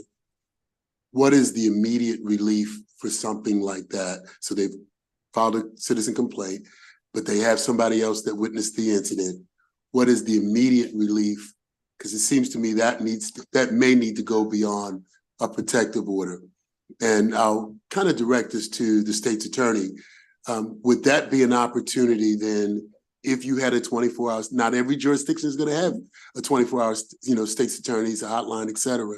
How would we deal with that in some of the jurisdictions that don't? But would that be an incident where you would then say, yeah, an arrest warrant, if the commissioner called you or called one of your ASAs and said, this is what I got, person in here, I see bruises, person has come in, how would that be handled? Well, it's hypothetically, let's say every jurisdiction, you could have a commissioner could see it, and the commissioner could call an on-call state's attorney. That's, you know, one of the ways it could happen. The on-call state's attorney would listen to the information and evidence and say, okay, you know what, I think we need to go ahead and issue a warrant. And was a weapon used or anything like that? And then you decide was first degree, second degree, and all the elements and meet the crime. At that moment in time, we then, meaning my office, we would ask for a warrant, an arrest warrant for that individual based on the information that we would have. For instance, they would say, we saw the bruises, there's a witness who says it, they called the police, there's a police report where the police also say they saw the bruises. Based on that, there was enough probable cause to believe that arrest warrant should be issued. But in that scenario, we're not talking about police, right? The incident happens and they go directly to the commission. And then they go, yeah, it's the same thing. There are no police at that moment in time. We would say, well, what do you see? We have bruises, we have injuries, and there's also a potential witness and everything right there. Then that also helps as well. And would the process that we see in this bill, would this bill suffice to allow something like that to occur? Yeah, it would suffice to still allow that. I mean, here, the only thing the commissioner could maybe do differently is, hey, I need to call an on-call state's attorney. In our jurisdiction, we have, 24 hours. So they could just call what we call central booking. Let's take some of the smaller areas, jurisdictions. They could be an on-call state's attorney or someone from that office who would deal with that particular call. It's no different than probably almost every certain jurisdiction as an on-call prosecutor to deal when the police officers need to serve warrants. And they got to talk about what's that probable cause and information of warrant to decide whether or not there's probable cause in a warrant. There's always going to most likely be that one state's attorney is going to be able to pick up that phone 24 hours a day.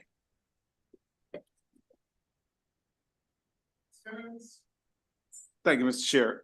Anyone can answer this, the state attorney. Can a police officer make an arrest on an assault that they did not see? Yes. In what capacity?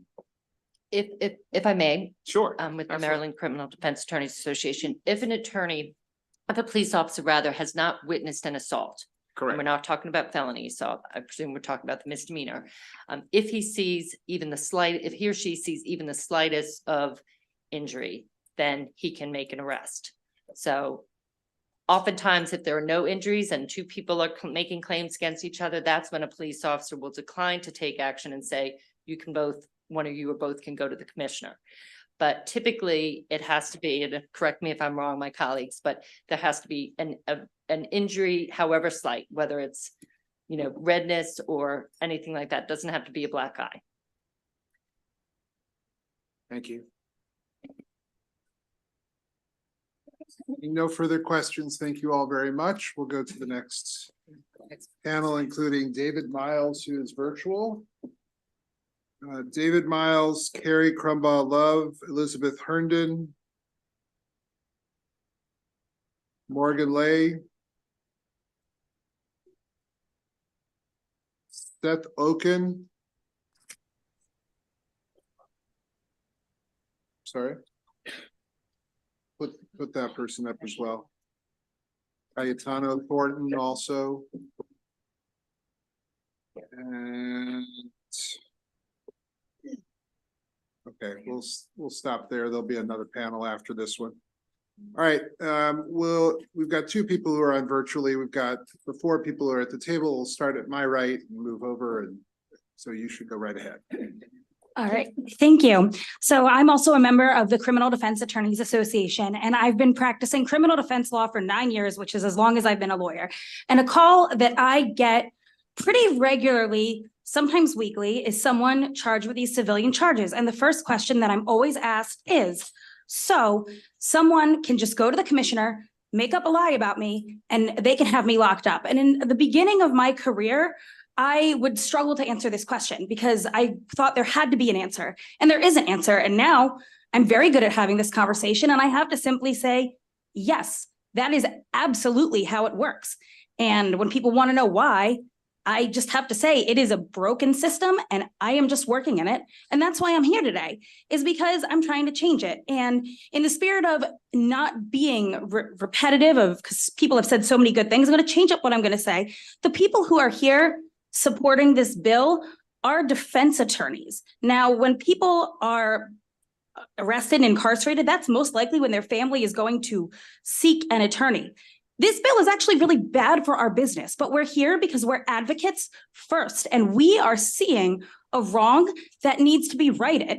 This is not good for our business, but at the end of the day, this is totally unfair. People are being incarcerated on lies. And the thing is, Marylanders know this. People know this. I could tell someone, if you want to get that person you're mad at locked up tonight, I could tell you exactly how to do it. I wouldn't, because that's very unethical. And it's unethical that we're able to even do this in the first place. But I shouldn't have that power. Ordinary citizens shouldn't have that power. No one should have that power, except the people who are trained, which, by the way, are not necessarily the commissioners. Their job description requires them to have only a bachelor's degree. I don't need someone with an English degree making these decisions. Thanks.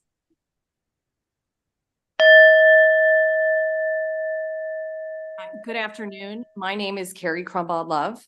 I am a criminal defense attorney, and I've been practicing in Maryland and DC for 23 years. I have countless number of clients that have gone through this process, and I primarily practice in DC.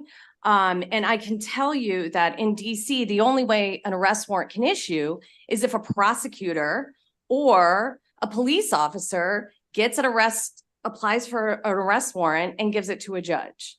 There are no citizen complaints, and the world keeps turning. There are still a sufficient number of charges. I handle domestic violence, assault cases frequently in DC.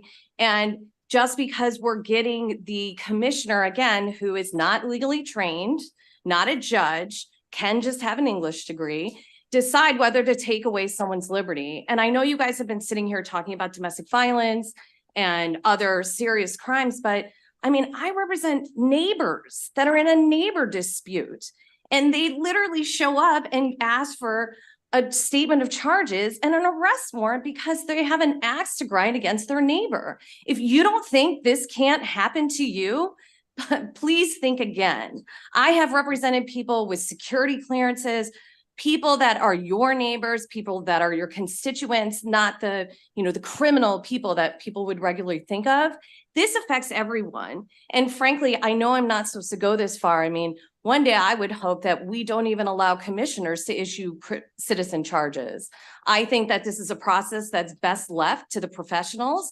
Those are judges and those are police officers, but this is a good step because I don't want someone that has an English degree and no other legal training deciding on the uncorroborated, uninvestigated, and complaint of someone with an axe to grind. And the next thing I know, I'm sitting in jail. And I urge you to support this bill. Thank you all. I have the pleasure of seeing two of my great clients that will be testifying virtually so that they can tell you firsthand their experience. My name is Morgan Lay, and I've practiced criminal law in Maryland for the last 12 years. I've also been on both sides of this issue because I handle all of the domestic violence for our law firm, and I prosecute protective orders on behalf of domestic violence victims. The passage of HB 1183 is crucial to correct a pattern of injustice across the state. A person with no formal legal training and no law degree has no business with the power to deprive a human being of their liberty without due process and without any investigation whatsoever. It is a complete miscarriage of justice. I've seen the abuse of this process and lack of commissioner discretion upend careers and leave innocent people with huge legal bills, only for their cases to later be dismissed for no evidence that can support the charge. These charges are frequently made in retaliation or to get a leg up in divorce and custody proceedings, as you will hear was the case both for Dr. Miles and Tony Thornton, who you will hear from shortly. I've only got 2 minutes, so I'm just going to touch on Dr. Miles's case briefly. Dr. Miles is a pediatrician at Walter Reed Medical Center in Montgomery County. His wife assaulted him, leaving visible injuries. Officers responded, and after an investigation, determined that she was the initial aggressor, and they arrested her. She then lost custody after a temporary protective order proceeding, marched right down to the commissioner, swore out charges, and accused Dr. Miles. These are veterans, students, doctors, and teachers, and they deserve better from the state of Maryland. Please support the passage of this bill. Good afternoon, everyone. Mr. Chairman, who's left, with Madam Vice Chairman, members of the committee. My name is Attorney Seth Oken. I've been practicing criminal defense law for over 12 years. The stories that you're hearing at this table, the stories that you've heard, and I'll anticipate the stories that these two gentlemen are going to tell you, unfortunately run in a similar vein, and a lot of them unfortunately touch on some of the questions this committee's already posed. This is an area of domestic violence we see all too often. Neighbors, we see all too often. It's an axe to grind. The example I will give you is one where I was with one of my clients. Charges were filed on November 2nd. A summons was issued through Harford County. There were extensive sets of charges that were backdated a number of weeks. Then charges were filed again on November 21st. This in Cecil County, an arrest warrant was issued. My client was arrested. He was held without bond until our hearing date. Those charges were subsequently dismissed. That case happened before the initial charged case. We go back to that case charged on November 2nd. On January 31st of this year, all those charges were dismissed in courtroom 1 by the Office of the State's Attorney. That is January 31st. That same day, a protective order was filed with a custody hearing bumped up to the circuit court in Harford County. That was not enough. This young lady then went back to Cecil County, where she was able to obtain an arrest warrant, refiled the charges that were dismissed because they were entered nolle prosequi, and an arrest warrant was issued for my client. None of us had a clue. We didn't see it. We wouldn't know about it. He was just arrested. I would have him sitting here next to me to explain this to you. I would have his mother, I would have his grandfather sitting here next to me to explain this to you. They're not immediately available. He's sitting in the Cecil County Detention Center until at least the 25th of this month because no bond has been issued or authorized in this matter because they looked back and they saw, well, these are charges that have been filed. These are the things we're trying to prevent, which is why we're asking you to pass 1183. Thank you. Thank you. Dr. Miles? Thank you, ma'am. My name is David Miles. I serve as a city council member, work full-time as a pediatrician, and was honorably discharged from the Navy. I'm providing testimony in support of House Bill 1183 in my personal capacity as someone who's been a Maryland resident since I first moved here in 2010 to do my pediatrics residency training at Johns Hopkins Hospital. Despite a resume that may be impressive to some, I have personally experienced deliberate abuse and misuse of the commissioner system. Several months ago, I was scratched, bit, shoved, and knocked over while carrying my 5-year-old daughter. The person who assaulted me called 911 and was appropriately arrested by police, charged with assault, and jailed. That individual also lost custody of my child, access to my home, because of the protective order that was approved by a district court judge. Days after being released from the jail, that individual went to a commissioner to file false charges and testimony inconsistent with both the police report and CPS findings from an interview of my child. Because of that false report to a commissioner, I was contacted by the sheriff's department and informed that there was a warrant issued for me for the very charges the other individual had already been charged with and arrested 4 days earlier. The fallout from this commissioner issued warrant was costly. I was placed on administrative leave at work, was disinvited from high-profile speaking engagements. The story of this warrant also made it to print and TV media while I was running for re-election, which inappropriately cast me as a perpetrator of the abuse inflicted on me. The charges against me were ultimately dismissed. However, experiences like mine make it that much more difficult and stigmatizing for men who have experienced domestic violence to take action. While I recognize the need to reduce barriers for people to file complaints, giving a commissioner the ability to issue arrest warrants based on unverified and sometimes patently false testimony puts people's physical and professional lives at risk. These experiences have made it very clear that House Bill 1183 should be passed and enacted as soon as possible. And I hope that all members of this body will work toward that goal. Thank you for your time, and I've submitted written testimony as well. Thank you. Mr. Thornton? Yes, ma'am. Good afternoon, everyone. My name is Tony Thornton. I'm a retired naval officer. I served 30 years of active service in the United States Navy, having been blessed to travel the world. I'm a disabled veteran, again, in a business, small business owner. On December the 26th, I was unjustly accused by my soon-to-be ex-wife of assault and various other things, where she was able to go down to the commissioner's office without any evidence, any supporting information. As a matter of fact, I actually had the proof that it was a level 2 assault against me, she and her son. And instead of doing the right thing, the commissioner's office issued a warrant against me. Again, I've never been arrested. I've not had any criminal anything in my successful career. So I was arrested and detained for 24 hours. The irony in that is that the state's attorney actually realized somewhere along the line that something was in there wrong. After communicating with the commissioner then doubled down and kept me an additional 8 hours because that day she was upset or whatever was going on. 24 hours later, after being released, I was then arrested again because my soon-to-be ex-wife decided that she wanted to allege that I assaulted her. In both instances, some 30 days, 60 days later, all those charges were refuted and dismissed. But I'm now $60,000 in debt. Again, I own my own company.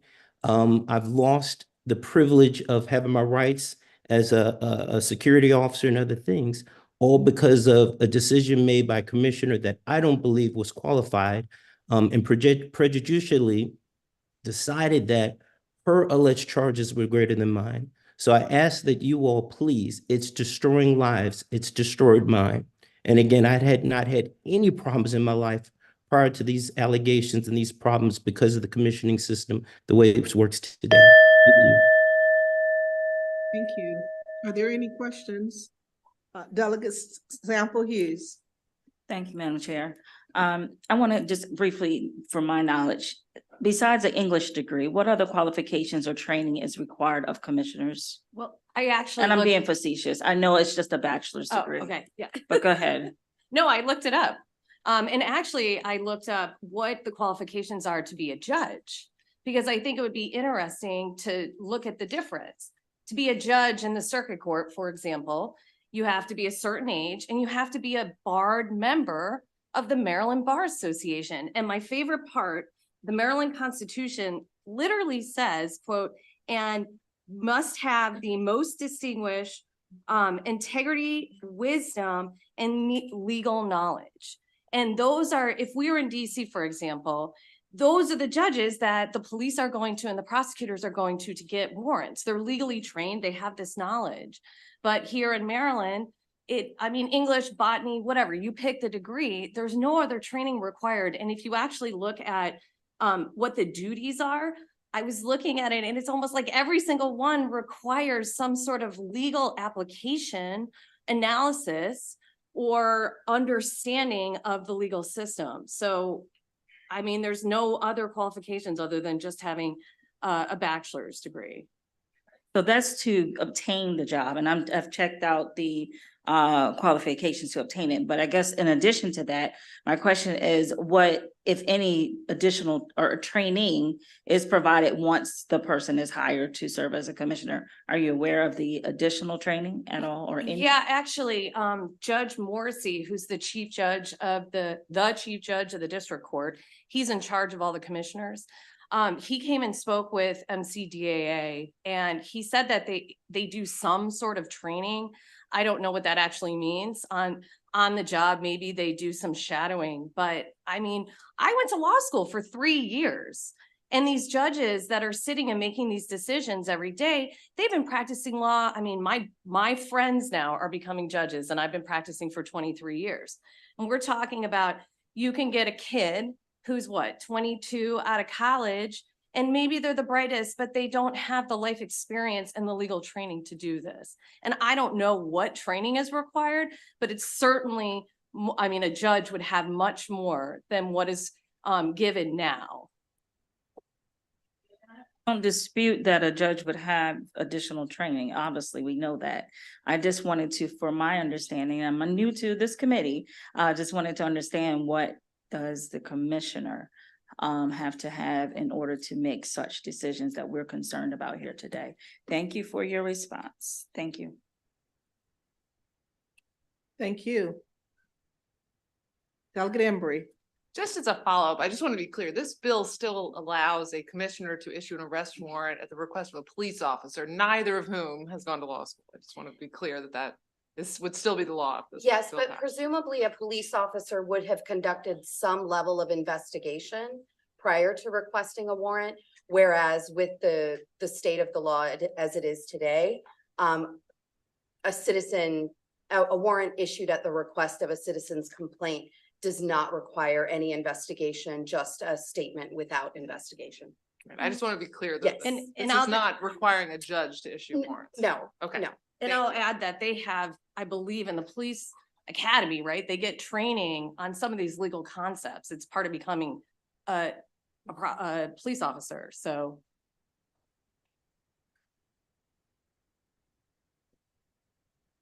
As an English major. And I think there's probably other folks in the room who are English majors. Yes, yes, yes. Sorry about that one. I just picked one. I know. And then I followed up on her. Okay, So. with that said, are there any other questions? Seeing none, thank you for your testimony. That Thank you. concludes Thank you. this panel. We're gonna move on to, well, we got everybody, didn't we? No, I mean, we got a lot of people. Let me just say, we got a lot of people. Okay, so, Lupe Hawkins. Yannette Emanuel. Quan Carter.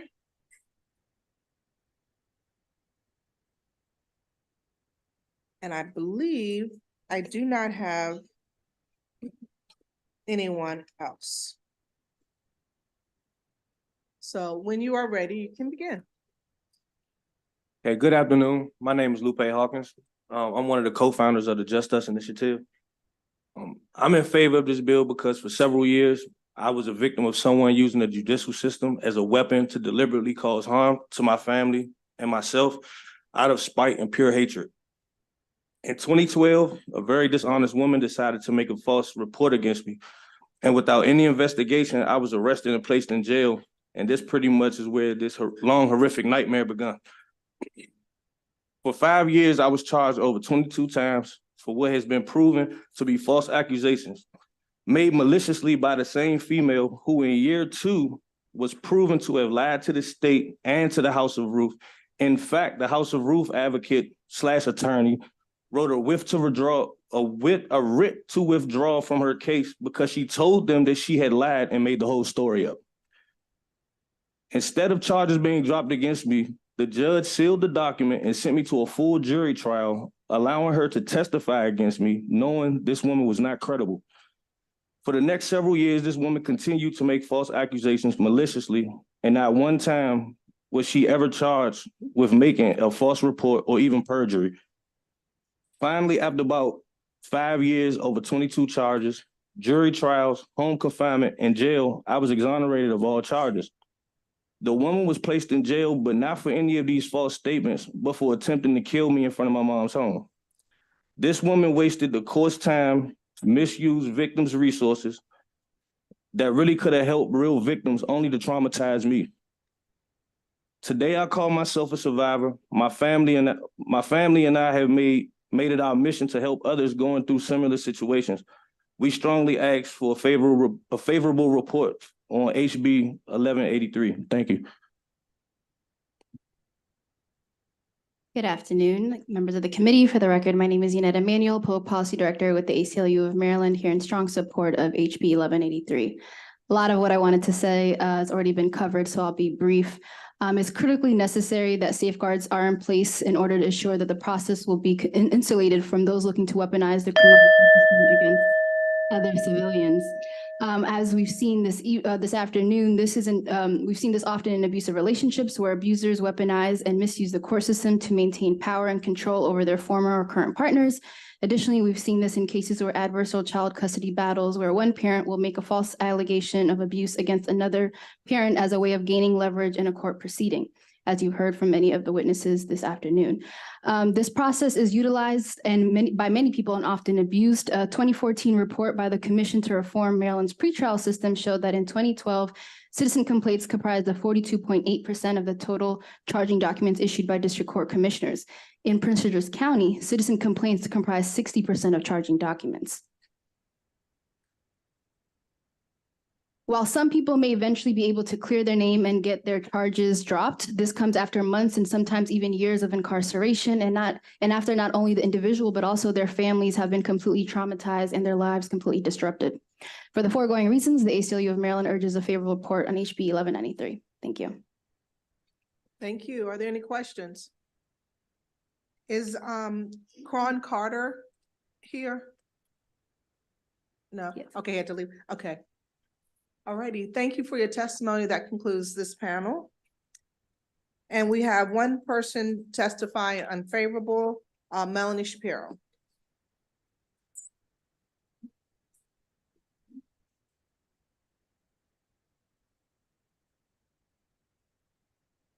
Good afternoon, Madam Vice Chair, members of the committee. Melanie Shapiro, I'm the Public Policy Director with the Maryland Network Against Domestic Violence. I am here in opposition to House Bill 1183. Just by way, so you understand how some of my decisions are informed, I seek input from the member programs that we represent. I have a weekly call, we talk about bills. This was a bill that when I shared it with the direct service providers, immediately elicited extreme concern for victims of domestic violence. Understand that when a victim of domestic violence decides that they are ready to leave, that becomes the highest risk of lethality to them. It is the most dangerous time for a victim, and that risk remains elevated about at least 18 months to potentially 2 years after that decision to leave. So for a victim of domestic violence to try and go to a district court commissioner and walk out with a summons only is actually putting them at greater risk of lethality. That arrest warrant is crucial if it's determined that there is probable cause. There was a lot testified to. I only have 2 minutes. To the misdemeanor outside the presence of an officer, I would remind all of you about the testimony regarding the non-fatal strangulation bill that you heard and how necessary it is for forensic exams, because often there is no external physical evidence of that non-fatal strangulation. And that would be an assault in the first degree, but there are often times where there are misdemeanors that are committed. Perhaps the abuser ran away, and if there is no visible external injury, then law enforcement is prohibited from seeking, and they cannot arrest that individual and would need to go through this process. There's been talk about the protective order, an incredibly important tool for a victim of domestic violence, but it does not provide them with the same relief if what they are seeking is an arrest warrant, because that provides the physical separation of the individual and a real opportunity, if that is what the victim chooses to pursue, to actually meaningfully escape from that environment. I'm happy to answer any other questions. I did submit written testimony, as I believe some others did as well. And I'm happy to talk further about this bill. We urge an unfavorable on House Bill 1183. Thank you. So I have a question about the that I asked the favorable group. So with respect to the commissioner if the commissioner contacts an on-call state's attorney and describes what that commissioner sees to that state's attorney, and that state's attorney finds probable cause or not, what are your thoughts on, issuing an arrest warrant through that mechanism with the commissioner? Sure. I mean, I think, first of all, it takes a tremendous amount for a victim of domestic violence to actually decide that they are in fact ready to leave and to take those steps. So just getting, different studies show sometimes 7+ attempts to leave. So going to the commissioner is a tremendous first step. And then I'd be concerned about the trauma of relaying the story again to another party and the trauma that would inform. I don't know. I have not talked to all of the state's attorneys to know if they even have the capacity to have an on-call state's attorney and what that process would look like. Right now, we have this tremendous system in Maryland. It is in fact a crime to lie to a commissioner. So, the stories about these individuals, there's also legislation that all of you passed, and there's a court case attaching a right to counsel very early in the process at bail review hearings. And so that right for indigent parties does attach very early in terms of having legal representation throughout all of the legal proceedings, starting at the commissioner level. So I'm happy to have that conversation and explore, but I don't even know that is what the fiscal implication would be, what that would look like, and if the state's attorneys even have that capacity to do that. So I can't speak for them. Certainly happy to have the conversation. Great, thank you. Delegate Phillips, did you have a question? Madam Chair, you really touched on it, but I guess I do have a follow-up. Clearly, this process can be weaponized. And we've got stories of where it was weaponized. And at the same time, we've got a balance because we want to protect people, particularly in domestic violence situations. Is there a recommendation? And assuming that we could provide a 24-hour on-call state's attorney, would that be an answer that would address the concerns of the domestic violence community? Thank you so much for that question. That's something that I would, I am always open to have conversations about, bills and other paths forward. I would most definitely want to bring in some of the direct legal service providers that represent the victims in these cases in the court proceedings to understand. But what I can say is their initial reaction to this legislation, and there were several that were on the call that I spoke to, was tremendous concern, because this is how there are attorneys and different advocates sometimes housed at courthouses, but this is something that can be done at 3 a.m. It can be done at 3 p.m. And for a victim of domestic violence to have that available, again, I don't know what the state's attorney's resources are or what that process would even look like. So it's something I'm willing to pursue. As this bill, as it's drafted, which totally prohibits a civilian from getting an arrest warrant for an abusive partner, that is not, that is something that we are opposed to. Okay, I see no further questions. That ends this panel, and that also ends the testimony for House Bill 1183. Thank you.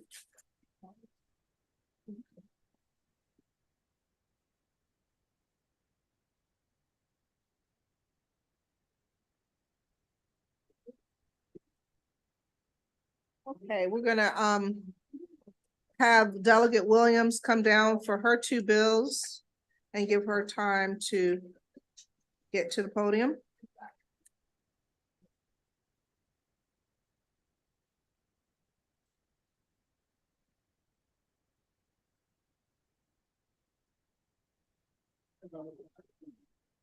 And I'll do my job up here. Oh, shall I start calling some names? Yes. Okay, we're gonna do. Which one? I'm sorry. Oh, yeah, not- the first bill we're gonna do is 1063.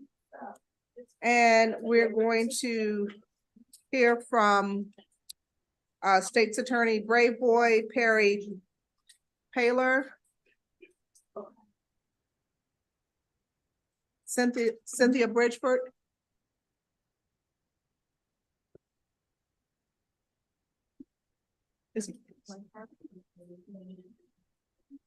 Do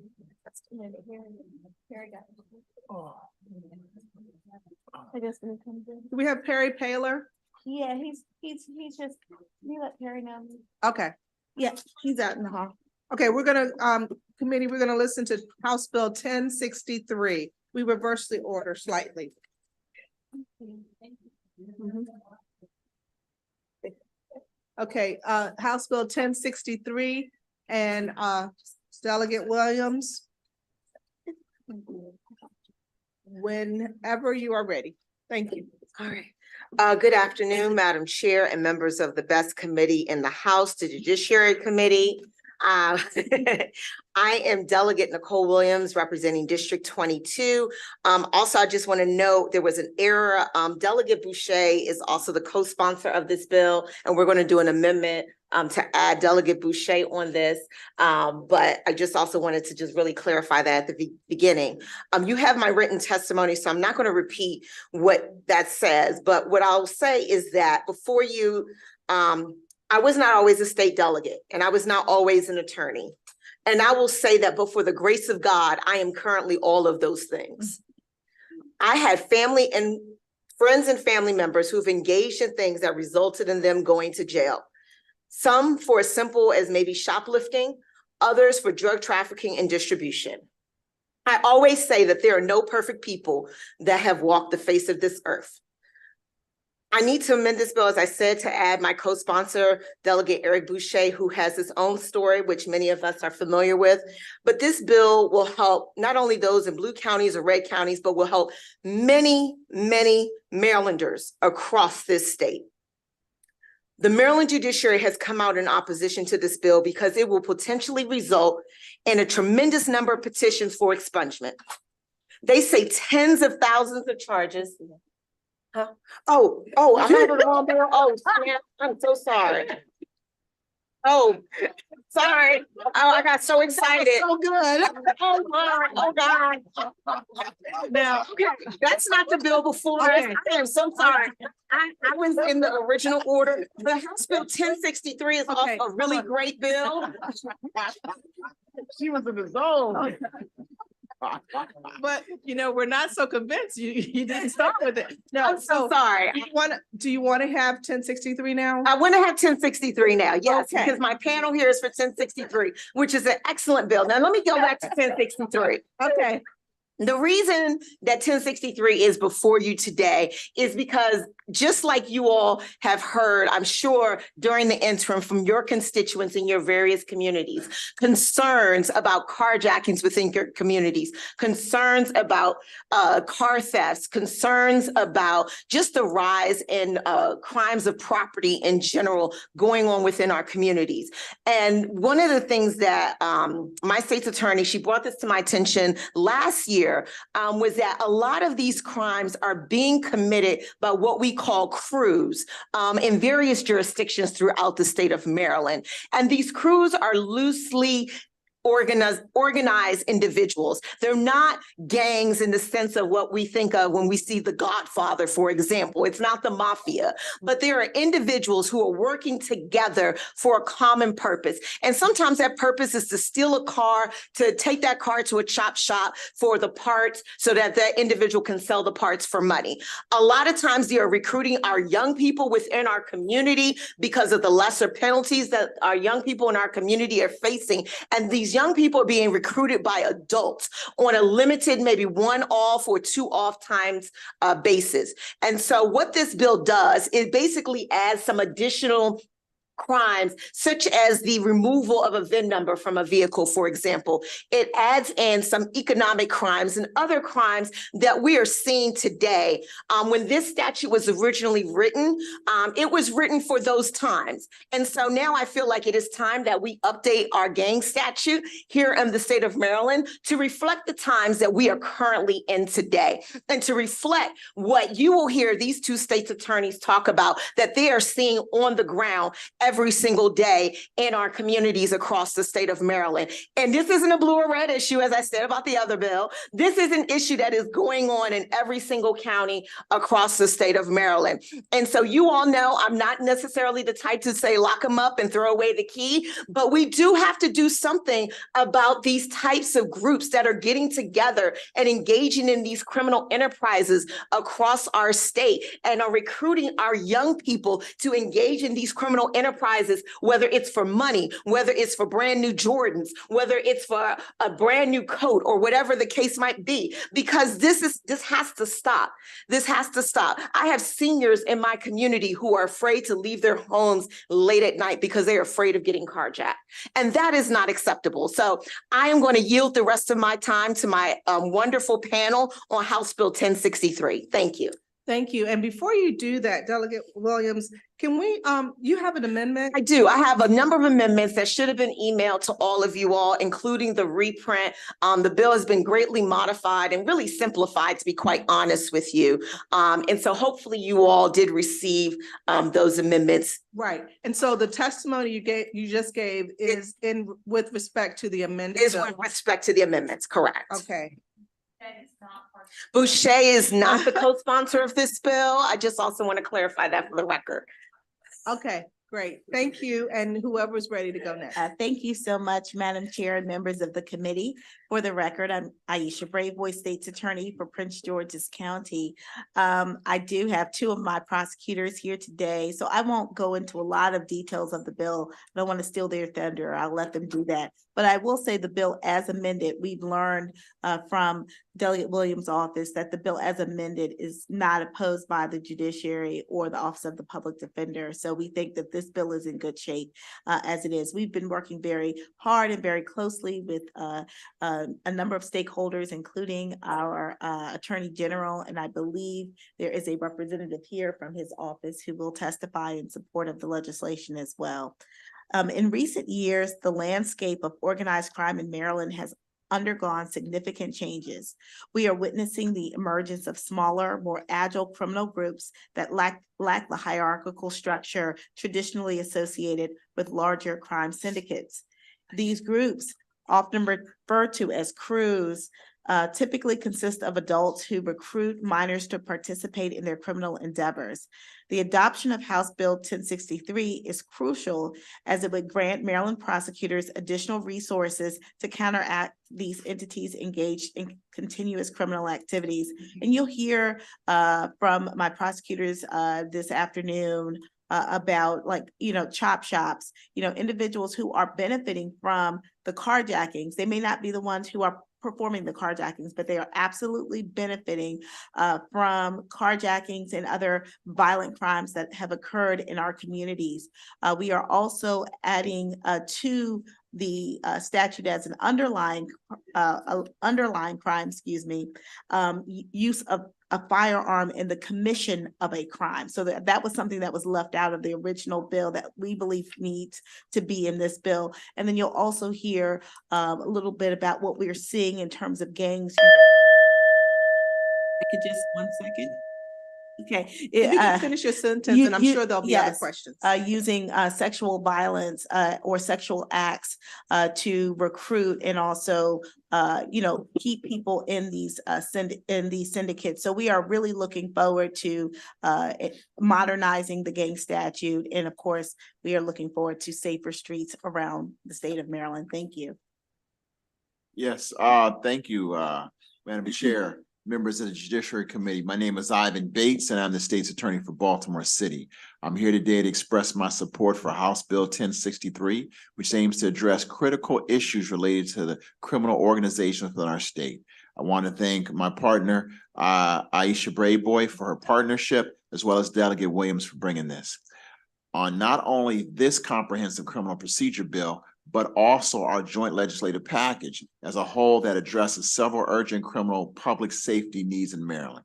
House Bill 1063 addresses a critically important and necessary change to the law that seeks to improve the way we hold criminal organizations accountable. Seasoned criminal justice professionals, we know the unique perspective, the inner workings of prosecuting offenders and where the system is flawed and or not functioning. And when I talk about what's been going on with the crews, and we talk about what's been going on with the crews, you're no longer talking about the Bloods or the Crips. You're looking at small gangs, 2 or 3 or 4, maybe in 1 or 2 cars that stop, pull up, blocking the individuals, carjack them, take their car and move on. Those are the crews in terms of we need to go ahead and hold them accountable. Instead of just having 1 charge to hold them accountable, a theft or 1 carjacking, now under the organized gang statute, we can hold them accountable all together. This bill expands the legal definition of criminal organization and underlying crime by providing a comprehensive framework for identifying and prosecuting organized criminal activities. This bill would mean both formal entities and informal associations engaged in patterns of organized crime will be considered criminal organizations. This legislation makes common sense improvements to empower victims, hold offenders accountable, and restore fairness to key facets of the criminal justice system that we do know need improvement for quite some time. Once again, I would like to thank you for the opportunity, and I ask your support with this bill.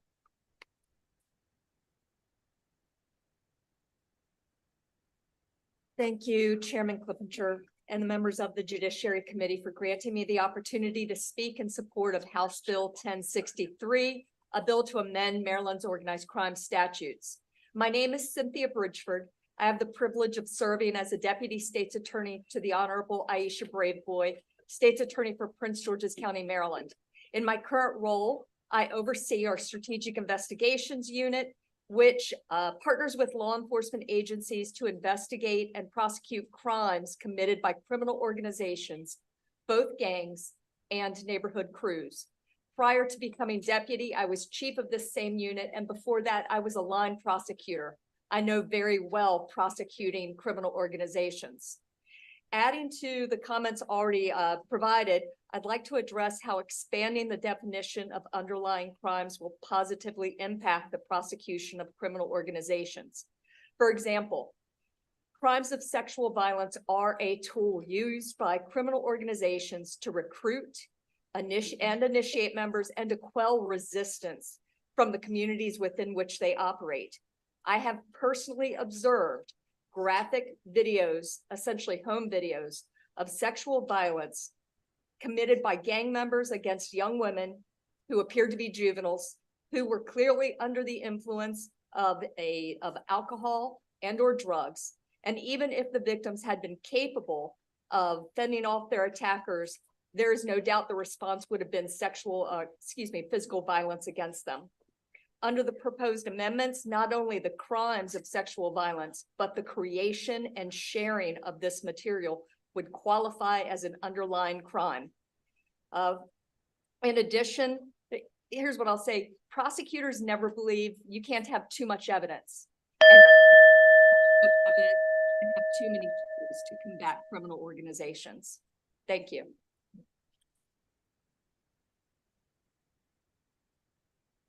Good afternoon, Chairman Clippinger, Vice Chair Bartlett, and esteemed members of the Judiciary Committee. My name is Perry Paler, and I serve as Deputy State's Attorney for Prince George's County. Today, I'm here to express my strong support for House Bill 1063 as amended, which seeks to enhance Maryland's organized crime statute. In my role, I oversee the Narcotics Intelligence Unit and the Major Crimes Unit, giving me firsthand insight into the complexities and challenges of combating organized crime. Over recent years, we've observed a significant evolution in organized crime within Maryland. The rapid evolution of these criminal networks necessitates a broader set of tools for prosecution. The amendments proposed in House Bill 1063 aim to expand the scope of underlying offenses that constitutes organized crime. The bill includes prohibitions against firearm possession by individuals convicted of certain misdemeanors and felonies, and addresses the making of threats of mass violence. This expansion is critical, as we've witnessed an alarming increase in violent crimes, particularly those involving firearms among organized groups of young individuals. Disputes near or in schools often escalate to violence, with threats frequently exchanged via text messages and other digital means. The proposed amendments to Maryland Criminal Law Article 9-801G are designed to broaden the definition of underlying crimes, thereby enhancing the prosecutorial power against those involved in organized criminal activities. This includes crimes such as carjacking and drug trafficking, which are often the result of concerted efforts by criminal organizations gangs, or crews. By passing House Bill 1063 with the proposed amendments, we will arm Maryland prosecutors with necessary tools to effectively charge and prosecute every member of a criminal organization who benefits from violating state laws. Vital safety and security of Maryland. And I'd ask for a favorable report for House Bill 1063. Thank you. All right, Delegate Simmons, please. Thank you, Mr. Chair, and thank you, panel, for coming out. To any of the state prosecutors, can you tell me how many people does it take to form an organized crime? What's the number of individuals? I believe the statute that's currently drafted is 3.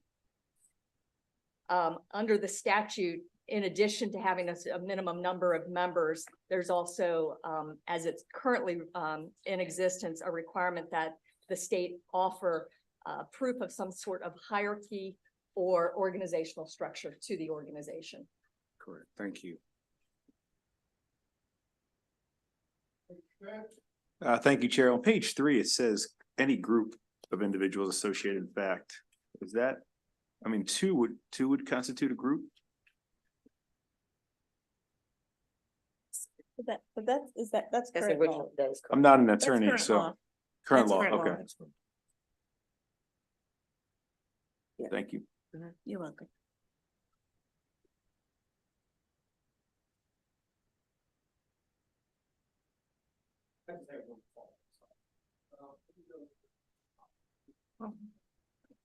Delegate Schmidt, are you? I'm good. You're good.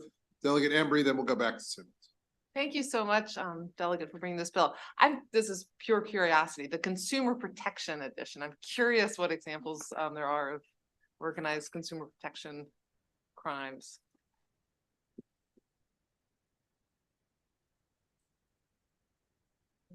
On page 4, Yeah. We'll get you an example. Okay. That was asked for by one of our other units who's not represented here today, so we apologize for that, but we'll get you an example. Thank you, thank you. Thank you. And just a follow up, will this allow individuals that are charged with this crime to be held with federal charges as well under racketeering, organized crime? So this is not, this wouldn't affect the federal statute. This is just for this state level statute. Okay, you know the minimum age that someone can be charged or would be charged? What would be the minimum age? Under the current statute, because we're not changing the age. We're not. Okay, what is the We're age just right now? adding to the list of qualifying underlying. Sure. Anyone know the age right now I currently? would assume it's 18 unless it's a crime that someone. I didn't see 16 it. or That's why I was 17. asking. Yeah. I mean, I'm gonna assume it's 18 unless it's a crime where they're 16 or 17, that they would automatically be charged as an adult under Okay, thank you. of one of these crimes that they Sure. listed here.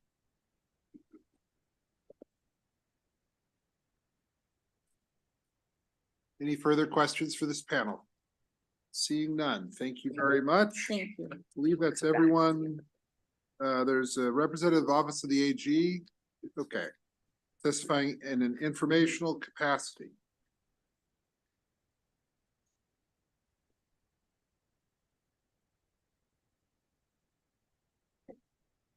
All right, go ahead, please. Thank you. Good evening or good afternoon, Chair Clippinger, members of the committee. My name is Paul Halliday.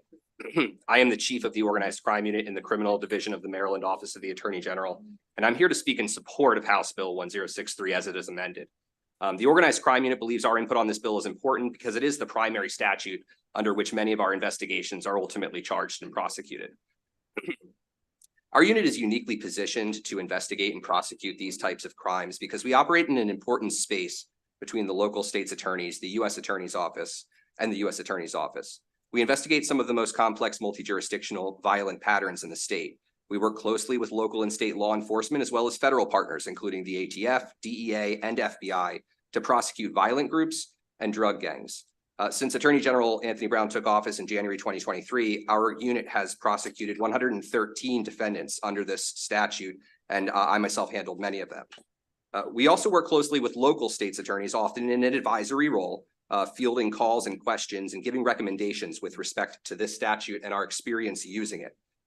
This bill adds additional offenses that can be charged under the statute, which will assist prosecutors across the state in combating organized crime. We support the amendment removing language about informal associations from the original bill because the statute already has and will continue to cover those groups as long as the remaining elements are met. I want to thank State's Attorney Braveboy and Deputy Paler for including us in conversations about the bill when they were helping to craft it prior to being submitted. We recommended additional crimes be added, including the use of a firearm in a crime of violence, as well as the prison contraband charges, as well as misconduct in office. That's because we have recently prosecuted several prison corruption cases, all of which involved some participation by state correctional employees. And we prosecuted those cases as conspiracies. However, this bill would have allowed us to prosecute under this statute. Because this will help combat organized crime in Maryland, the Organized Crime Unit of the Office of the Attorney General supports it as amended. Thank you. I'm happy to answer any questions you have about the bill or my office's use of it. Thank you. And just follow up, I'm just still trying to get some clarity on what's taking place here. The minimum age is 18 years of age. It depends on the crime that's alleged as the underlying crime that's part of the organization's underlying purpose. So if the purpose of the crime is drug distribution, then in order to be charged in adult court, it would have to be 18. However, if it's one of the enumerated offenses that can already be charged against a juvenile, if they're 16 or 17, then they could be charged under the statute. In fact, the statute as it already exists includes several references to when the charge can be used against juveniles. Okay, so a 16 or 17-year-old can be charged with organized crime? If the underlying charges that they participated in are included in that, then I believe so, yes. Thank you. Yeah.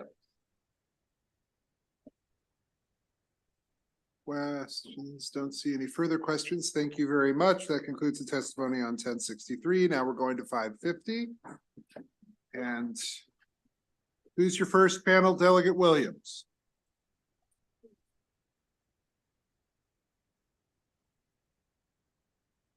See Mr. Dews. Yes. Mr. Alberts as well.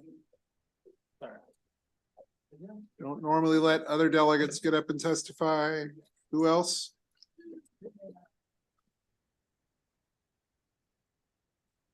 We're good.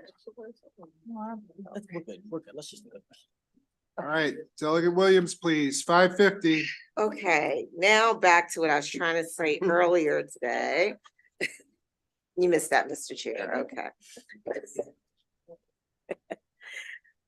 All right. All right, so I want to first start off by saying that Delegate Boucher is my co-sponsor of this legislation. It's my fault that his name was not listed, so I just wanted to say that from the very beginning. But as I mentioned earlier, it's not a senator's fault. It's not a senator's fault this time. It is totally my fault. Delegate Nicole Williams, representing District 22. You have my written testimony, so I'm not going to repeat that. But what I was saying earlier is that, you know, the purpose of this bill, it's really to help those who have seen themselves caught up in an unfortunate situation. As I was saying earlier, you know, I've had family and friends who have engaged in a number of different activities that have resulted in them going to jail, some for as simple as shoplifting, others for drug trafficking or distribution. And, you know, none of us are perfect. And this bill will help many Marylanders across the state, regardless of what county you live in. The Maryland Judiciary has come out in opposition to this bill because it will potentially result in a tremendous number of petitions for expungement. They say tens of thousands of charges that historically have not been eligible for expungement will now be eligible. And it appears that this bill is retroactive. And so my answer to them is yes, that is correct. That is the point of this bill.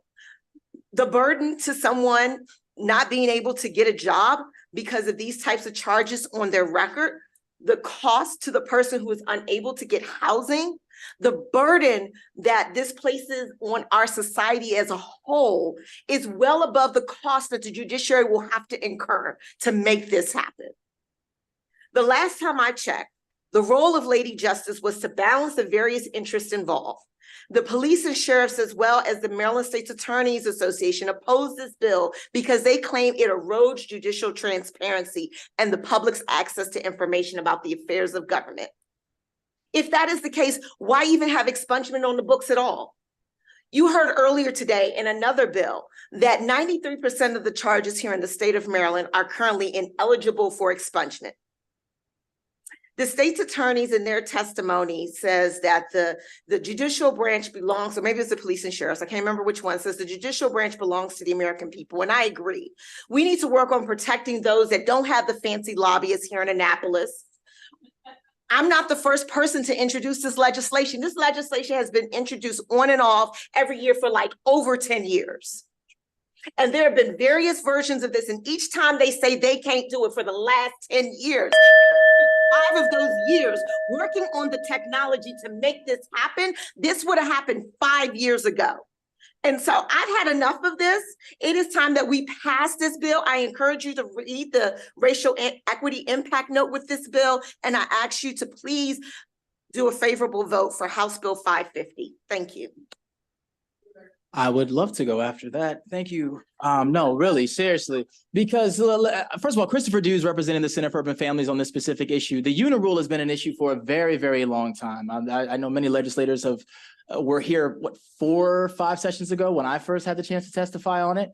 And I know that there were many legislators here way back 20 years ago when this piece of legislation was first put in. We have people here that are going to be testifying that were testifying back then as well. To be clear, just so we're all understanding what the unit rule is, it simply says that if, let's say you were hit with 5 charges, and of those 5 charges, you were not found guilty on 4, and which means that those charges should be eligible for expungement. Because 1 charge is not eligible for expungement, the other 4 charges that should be eligible are no longer eligible. And let's say that 1 charge is not on the expungement eligibility list, then those 4 non-convictions are permanently ineligible for expungement, even though you were not found guilty. And though we did successfully pass legislation about 4 years ago to remove some of those charges from case search, that was, I want to say, Delegate Barron's bill in 2020, House Bill 1336, which I'm sure there's going to be a note in your file from the opposition about that. But all that bill simply did was remove it from case search, basically. So if a person has to get a fingerprint, that still is public record, even though they were not found guilty. As a person who worked in employment, I can tell you when we did a fingerprint background check on somebody and a bunch of charges came up, acquitted, it didn't matter to us. All we saw was the rap sheet, and we just had no idea what exactly that meant. So the bottom line is, it's been 5 years. 5 years ago, we passed legislation to work on this, and there was a work group included with that to kind of figure out how we're going to make moves on this, and nothing came of that work group. And now from what I'm hearing again, the same arguments are being made. Last thing I'll highlight in my 7 seconds here is that as of May 6th, every jurisdiction will now have the same in-depth technology. So there really is no excuse at this point in time as to why we cannot pass this bill. We need to push back the implementation date, though the sponsor may not agree with that. So I apologize for saying that out loud. But if we do, then I will just say this. If that's what it takes to get it in statute, then I think we're good to go. Thank you. Who's next? Good afternoon, Chris Sweeney with Maryland Volunteer Lawyer Service. Thank you to the committee for allowing me to testify today. I represent clients through my work who are enrolled in job training and filing lots and lots of expungements. And to put it simply, the unit rule harms people's opportunities to work, to provide for their families, to maintain housing. Under the current law, and I won't go over everything that's been said, but even someone who has been found innocent of a charge leveled against them may never be able to expunge that ever for their entire life if they were also convicted of a different crime. If we can eliminate the unit rule, we would be investing in the interests of justice by freeing people from the stigma of criminal charges for which they were never even convicted in the first place. And to address some of the concerns about the technology and the cost, really, just as the sponsor said, I would urge you to consider the personal impact of this legislation. Could we really look someone in the eye who's facing this situation and say, I know it's unfair, I understand that, I know that it's stopping you from working, I know that you were never even found guilty in a court of law for doing this, and we even have a solution to fix it, but we just don't feel like paying for it. So let's allow people to move on with their lives and let's finally eliminate the unit rule. I'm really grateful for the opportunity to speak on this. Good afternoon. My name is Zachary Alberts. I'm a resident of District 46 and the Director of Advocacy at the Center for Urban Families. I'm here to support House Bill 550, which furthers the progress Maryland has already made in increasing the efficacy and availability of criminal record expungements. But I'm also here on behalf of Bobby Lewis-Colick, a Center for Urban Families client, staff member, and my friend. Many of you met her at CFUF's Advocacy Day 2 weeks ago. Bobby submitted written testimony and had planned to give oral testimony today as well, but could not be here because she is busy training a new employee in our finance department. She's training a new employee for a higher paying job that she is more than capable of doing, but cannot because she has a felony on her background that prevents her from getting her CPA license. It's a felony that can't be expunged only because of the unit rule. 30 years ago, when she was 18, she made a mistake. While she was being arrested for a felony, like lots of 18-year-olds, she got scared and she lied to the police officer and pretended to be her sister. The felony is expungible on its own. Lying to the police officer is not. So she cannot get the felony, the one thing preventing her from getting her CPA license, expunged. Passing this bill would allow Bobby and other clients like her full access to the breadth of Maryland's expungement benefits and allow them to advance their lives and their careers. As you consider your vote on this bill, I ask that you think of Bobby and please give a favorable report. Thank you. Hello, and thank you. My name is Nia Bowser. I'm a Baltimore City resident, social worker, and member of the Baltimore Metropolitan Alumni Chapter, Delta Sigma Theta Sorority Incorporated. I'll be reading testimony on behalf of our president. Dear Chairman Clippinger, Vice Chair Bartlett, and members of the committee, my name is Cynthia Horton, and I'm chapter president of Baltimore Metropolitan Alumni Chapter, Delta Sigma Theta Sorority Incorporated. BMAC was chartered on March 1st, 1987 by 36 women who sought to provide assistance to the residents of Baltimore City. Our mission is a direct reflection of the national priorities set by Delta Sigma Theta, which is to foster our commitment to service and sisterhood with compassion.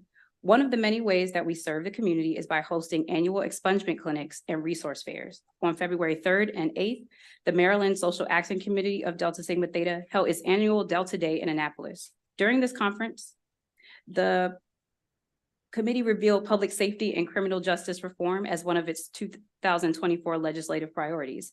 This committee supports efforts to bring about police reform and to increase support for Marylanders who interact with the criminal justice system. On February 3rd, Delegate Nicole Williams informed us of her efforts to pass House Bill 550, which will allow a person to file a petition for a partial expungement of an eligible conviction, even if the other charge or conviction arising out of the same incident, transaction, or set of facts is not eligible for expungement, otherwise known as the unit rule. To that end, BMAC supports House Bill 550 because we believe this legislation will positively impact Marylanders who interact with the criminal justice system by decreasing barriers erected after incarceration or conviction and expanding opportunities to obtain housing, gainful employment, and healthcare access. Since 2016, BMAC has partnered with Iota Phi Theta, Maryland Legal Aid, and the Maryland Office of the Public Defender, and countless other organizations to deliver expungement assistance and resources providers such as employment, mental health, and drug treatment to underserved communities. Together with our community partners, over 300 people have had expungement petitions filed on their behalf, and most complete a survey telling us how much an expungement will help them attain these items. Thank you. Delegate Simmons. Thank you. Thank you, and thank you to the panel. I just wanted to give you the opportunity to elaborate a little bit more, Delegate, if you would, on the disadvantages of this bill that's taking place in the minority communities and how it has an adverse impact on. Yeah, and like I stated near the end of my testimony, there is a racial impact note that is tied with this bill. And if you read through that, it will talk about the negative impacts that this unit rule has, especially against communities of color here in the state of Maryland. We know that our criminal justice system is disproportionately with individuals of color, even though individuals of color do not make up the majority of the residents here in the state of Maryland. And so again, these are individuals who have served their time. They have done everything that we have told them to do. They have completed their parole and probation. They have tried to move on with their lives. And but for this antiquated law that we have on our books, it is preventing them from doing simple things like becoming a CPA, from getting housing on their own, from doing the things that we say that we want our returning citizens to be able to do after they have served their time. And so that's why this bill is extremely important. We have MDEC. And for those of you who are not familiar with what MDEC is now the online judicial filing system that has been implemented over the past couple of years. Baltimore City will be the last jurisdiction to go online on MDEC this May.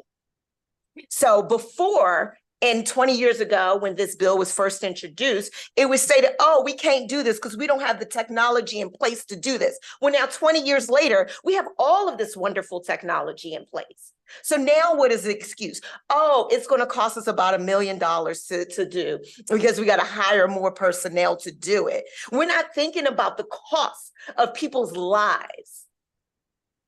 And that's what this bill is about. It's not about the $1 million that is going to cost the judiciary to hire a couple of more clerks to enter this stuff into the system. That's not what this bill is about.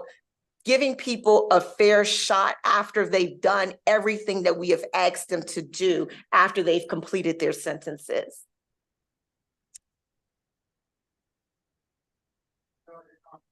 Yes, frankly, Delegate Williams, I wish you could give my sponsor testimony because you're so passionate and eloquent. But there, and you mentioned some groups that are opposed, but there is a group opposed that I do respect, and I respect the author of the testimony, Ms. Jordan. And MCUS is opposed because they say that that your bill, that victims and advocates of domestic sexual violence need time to access this information to conduct safety planning, and this process would deprive them of needed information. And it says, if the committee chooses to report favorable on this bill, MCASA urges the amendment to treat partially expunged records the same way as shielded, the same way that shielded record protective orders are. So anyway, I just wanted to know if you had any thoughts about MCASA's testimony, because you rebutted the judiciaries and the state's attorneys, but not MCASA. That is correct. And I have had numerous conversations with Ms. Jordan even before today. And so I greatly respect their concerns they have raised. And I don't know, Mr. Dews, if you wanted to elaborate on the shielding. Yeah, so one, the point of this bill is to allow for expungement. Two, I just want to say, just to be very clear for individuals in the room who may not already be aware, we already are kind of doing this for cannabis. So cannabis has been eligible for expungement regardless of if it's a part of a unit, from my understanding. So it's not like it's necessarily impossible. I know other members of the committee of the panel can speak more to that. I just also want to say that there are victims of crime that are also defendants as well. So I am willing to have, a longer conversation with that individual. But to be clear, if the charge is already eligible for expungement, this is not adding anything to the expungement list. This is just taking what's already eligible and then allowing it, if it's a part of a unit, to just be eligible through that. So you're almost creating a brand new process for a specific charge. And I just don't think that needs to be a part of this specific piece of legislation, but that's me. Mr. Chair.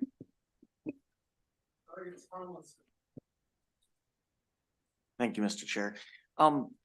I know you mentioned, I think in the beginning about how this goes beyond just we're being removed from case search. Can anybody remind us what other agencies are usually required to remove this information? The Department of Corrections is one under the CJIS system that they have. Yeah, so the four that I'm aware of, and there are members of the next panel that can speak in specificity to this, but there's, of course, MDEC. There is CJIS, which is the Criminal Justice Information System, which is, I want to say, connected to the FBI. There's just the fingerprinting side of it as well. Then there's a central repository, which is housed within the Department of Corrections. And then there's, of course, judicial case search, which is the public aspect that most people can get in contact with. I'm sorry, someone else. Oh, for probation. Whoops, okay. Well, they can speak to that. Yeah, as somebody who's gone through this process before, it is a complete nightmare. I mean, I remember having to drive in person to some of these facilities and have to, it's supposed to be mailed to you once you fill out the paperwork. And then you call, maybe you get a call back, maybe you don't, and then having to drive there and, everybody looks at you like you got 3 heads, like you're the first person to ever get something expunged. So, yeah, it's quite the experience. Thank you. Thank you, Mr. Chair. So that, and I'm a supporter of the bill, but to address some of the issues that were raised by the state's attorneys, question, unit rule applies often when a state's attorney charges, gets a conviction, now process 4 other items, right? So their argument is, these are things that would have been actually tried and the individual potentially would have been convicted of. Why would we do this? Why would we allow expungement for those items? Can you speak to that particular argument that the state's attorneys are making? I'll start. So it is true that in the plea bargaining, which is a lot of how this unit rule charge is used, in the plea bargaining process, from my understanding, the attempt is to, okay, we're going to give you 5 charges, but we're going to leverage that to get you to pick just one, which is kind of a sticky philosophical issue in general. I understand that that's how the situation currently goes, but at the end of the day, if the person did choose that one, and now they've got that charge, then the mentality would be that they were not found guilty of the other 4. So if you were not found guilty, I'm sorry, we just firmly believe that that should be eligible for expungement if the charge is eligible for expungement already, which we're not adding again with this bill. So it's just, you just want to stick yeah, I'll leave it there. I wanted to give you an opportunity to respond to that. Thank you. Seeing no further questions, thank you all very much. Mary Denise Davis, Charlotte Ahern, Ivan Bates, Lashana Kess, E. Flannery Gallagher,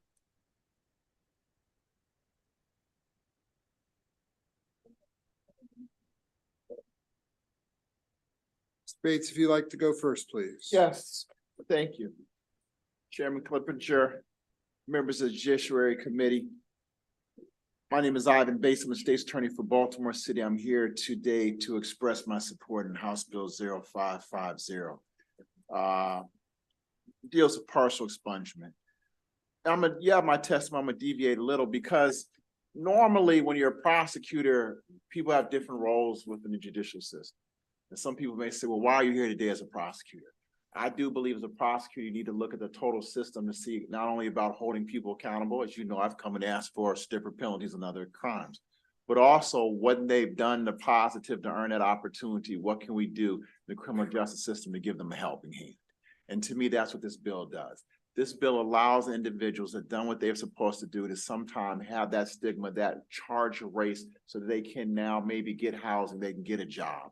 And that really is the biggest reason why I really support this bill, because I do think it is important that individuals who've worked hard, who've done their time, who've done whatever they need to do, that they have the opportunity to have this particular issue, that crime dismissed. For instance, if you pled guilty to drug possession, and now there was also charge of distribution of drugs, this would allow, and you didn't plead guilty to distribution, this would allow you then to have the dismissal, the expungement of that distribution charge. So when they look at your record and you're getting ready to get that apartment building, now they recognize you weren't just, you does say that one time you were charged with being a drug dealer, but now they can sit down and say, okay, the only thing on your record is drug possession. And that can eventually be expunged. That is one of the reasons I think it's so important to have this type of bill to give individuals that helping hand. Thank you. Yes, Mary Denise Davis. I'm with the Office of the Public Defender. I'm not necessarily going to repeat what everyone has said. I think other people have put it very eloquently. I will say that I might be one of those advocates that have been here from the very beginning when Senator Carter introduced this bill 20 years ago. And so I personally would ask that this might be the year. So this is the bill that we can put to rest. I think I have heard for 20 years that this bill is not possible because of the technology, and everything that you have heard is exactly right. Baltimore City on May 6th will, actually the courts will all be closed, but that is when they are going to finally go on the MDEC system. And I was actually one part of that committee for when Delegate Barron's unit rule created a work group. And that is what the outcome of that work group was, is like, we need the technology, we need to wait for the technology. And now that this technology is here, I don't see a reason why this cannot happen. So for all those reasons, I urge this committee to issue a favorable report. Hello, thank you. Charlotte Ahern with Maryland Legal Aid. Thank you for this opportunity. I'm not going to reiterate what everyone else has said as well. I do want to reiterate, though, that this does not, House Bill 550 does not add any additional convictions or additional crimes to the expungement statute. It is already pre-existing, otherwise eligible charges. Maryland Legal Aid supports the passing of this bill and urges a favorable report. I think most of us in this room understand that overcharging and tacking on charges and stacking charges is something that's very common throughout the United States. And Maryland is not something that's exempt from that. That's not just, God bless you. That's not just my opinion. Harvard University and the University of Maryland, they released a report in 2022 where they stated that there is a pattern of practice of overcharging and stacking on charges to be used as a tactic in plea bargaining. And then eventually, I believe the statistic was over 90% of charges are dropped or reduced in the state of Maryland, which is a significant amount. And because of this overcharging that happens initially, we need a remedy in the post-conviction world on the back end to really fix that. And House Bill 550 will do that by eliminating the unit rule. I mean, this rule, unit of prosecution, was a term that started in 1986, and that was the year that I was born. So this has been around for a very long time. And I think that expungement in general has been expanding thanks to this legislature. So we urge a favorable report, and we urge the elimination of this archaic unit rule. Thank you. Good afternoon or good evening, members of the committee. My name is Nashana Kess, the Executive Director of the Maryland NAACP, and we support House Bill 550 for these key reasons. It promotes fairness and rehabilitation. This bill recognizes that individuals should not be perpetually penalized by an expungible bill simply because it is part of a unit rule. This bill will shift our justice system towards a more rehabilitative model where people are given a second chance to contribute meaningfully to society. This also addresses racial disparities. We know that Black and Brown communities are disproportionately affected by our criminal justice system. It is important that we keep this in the forefront of our minds. Black people have historically been overcharged.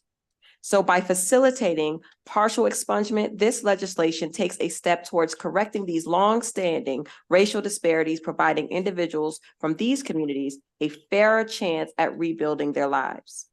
This also boosts economic opportunities. National and state data show that a criminal record significantly hampers employment prospects.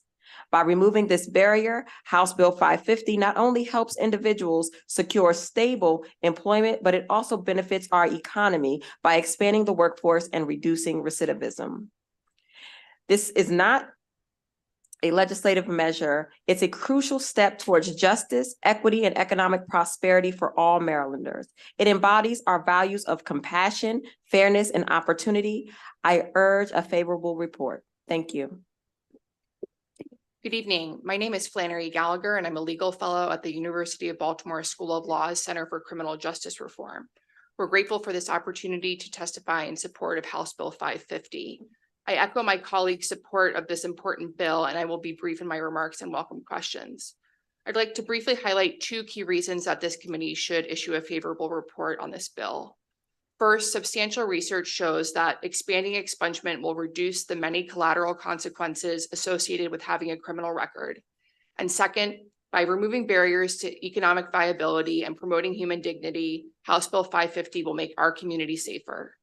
The Center fully supports this important bill as part of a broader set of efforts to remove barriers to employment, education, housing, and more for Marylanders with criminal records who have paid their debt to society. We urge a favorable report. Thank you.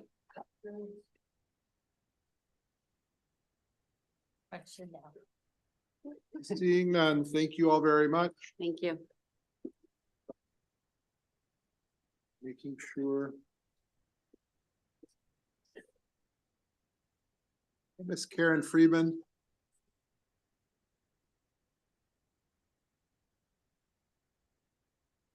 Karen Friedman.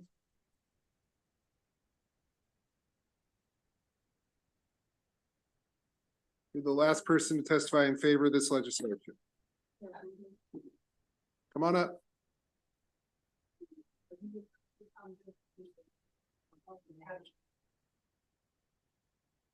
You okay, or? All right. I don't think so. Thank you very much. We'll go to the one person testifying in opposition. Mr. Cox, please.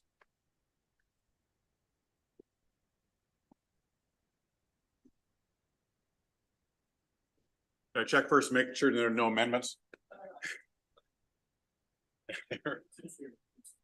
Members of the committee, I'm John Cox, again, Deputy State's Attorney for Baltimore County, and speaking on behalf of the Maryland State's Attorneys Association, asking for an unfavorable report. Some of the quotes from Delegate Williams, I think were actually from probably the judiciary, because I wrote the one from the State's Attorneys Association, didn't say what was in there, but regardless. The issues, number one, this would create almost every single case ever in the state of Maryland as eligible for expungement. And the examples that I gave, and Delegate Phillips was asking about that, was for the purpose of demonstrating that. In that, so if somebody is charged with first-degree murder and comes in and pleads guilty to first-degree murder, I certainly don't consider it overcharging that we've also charged them with the robbery deadly weapon that they did when they committed the murder and the robbery, or a burglary or whatever else it is. But if they come in and plead guilty to first-degree murder, we're going to drop the other counts. So those counts are going to be null prost. So therefore, that case is eligible for expungement. When a trial happens, if I go to trial for a first-degree murder, and I have robbery, deadly weapon, and robbery amongst the charges that could go to the jury, I'm not going to send both of those back to the jury. I'm going to null pros the robbery if I'm confident in the robbery, deadly weapon in that particular circumstance. So that case is eligible for expungement. Virtually every case ever in the state of Maryland that has had more than one count is going to be eligible for expungement, because there's going to be a circumstance where a count has been null pros as the course of the regular functioning of the system, and in an appropriate way. In addition, and I think the judiciary points this out, the ability to excise that from the rest. State's Attorney's Office is also a part of what would have to respond to an expungement. The ability to excise that is astronomical. So in the statement of charges, it's in the file, as the judiciary points out. They'd have to go in and try to find every those null pros counts. It makes it impossible. I did submit written, I'll submit otherwise on that written, ask for an unfavorable report. Questions? Delegate Card. Why can't you start charging differently so that in the future it wouldn't happen this way, where you have every single, well, you have to omit in every single line. You could just start doing it in a new way that makes it easier to be able to remove that language. So if somebody walks into a liquor store and pistol whips the passenger or the customers there, and then shoots the owner and takes all of their money, are you suggesting I only charge one count? You can charge them all, but you had indicated that it's impossible or it's technologically difficult to remove all or to, I guess, redact what you need to. Right. So if you use a different system that allows you to redact it easily because of new technologies that you could start using, wouldn't it, if technology is the issue, that shouldn't be our problem. It should be that philosophically you're opposed to doing it, which is a whole different story, and we can talk about that some other time.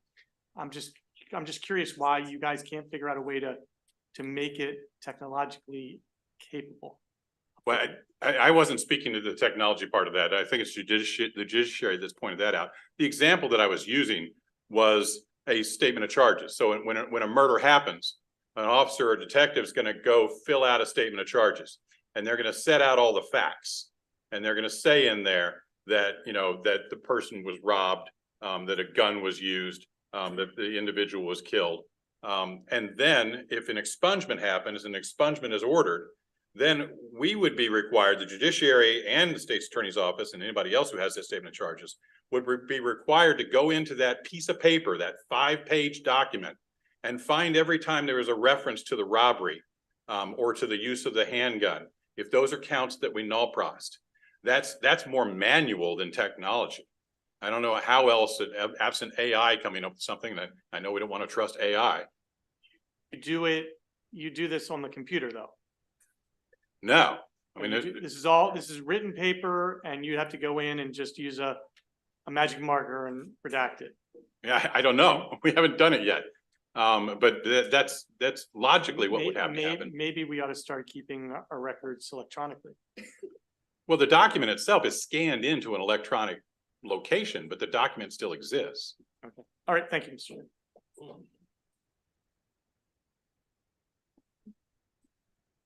So the challenge for you is that the document still exists and it is scanned into a computer.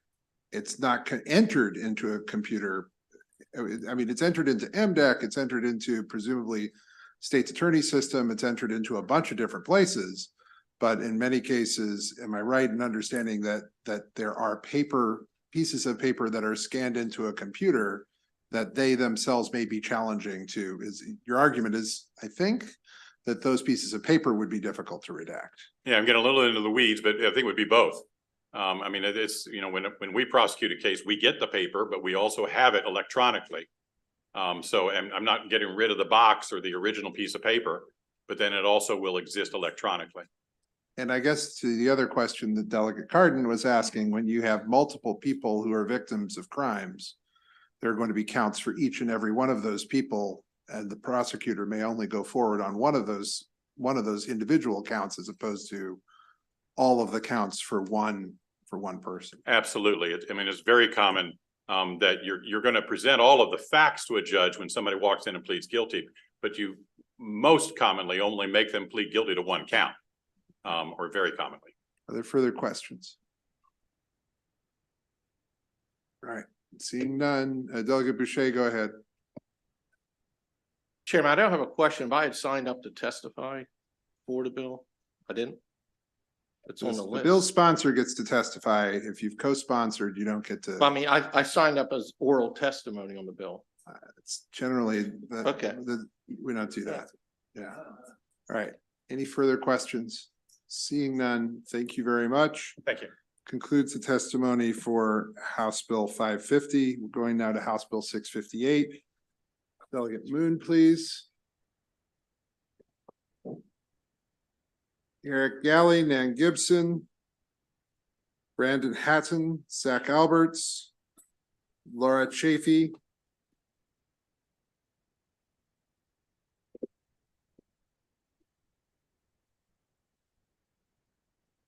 I think I've got everybody. Eric Galley. All right, go ahead, please. Good evening, colleagues. House Bill 658 is also on the topic of expungement. This is part of a national effort called the Clean Slate Initiative, which may be in Maryland, the effort might be thought more colloquially as automatic expungement or automatic record clearing.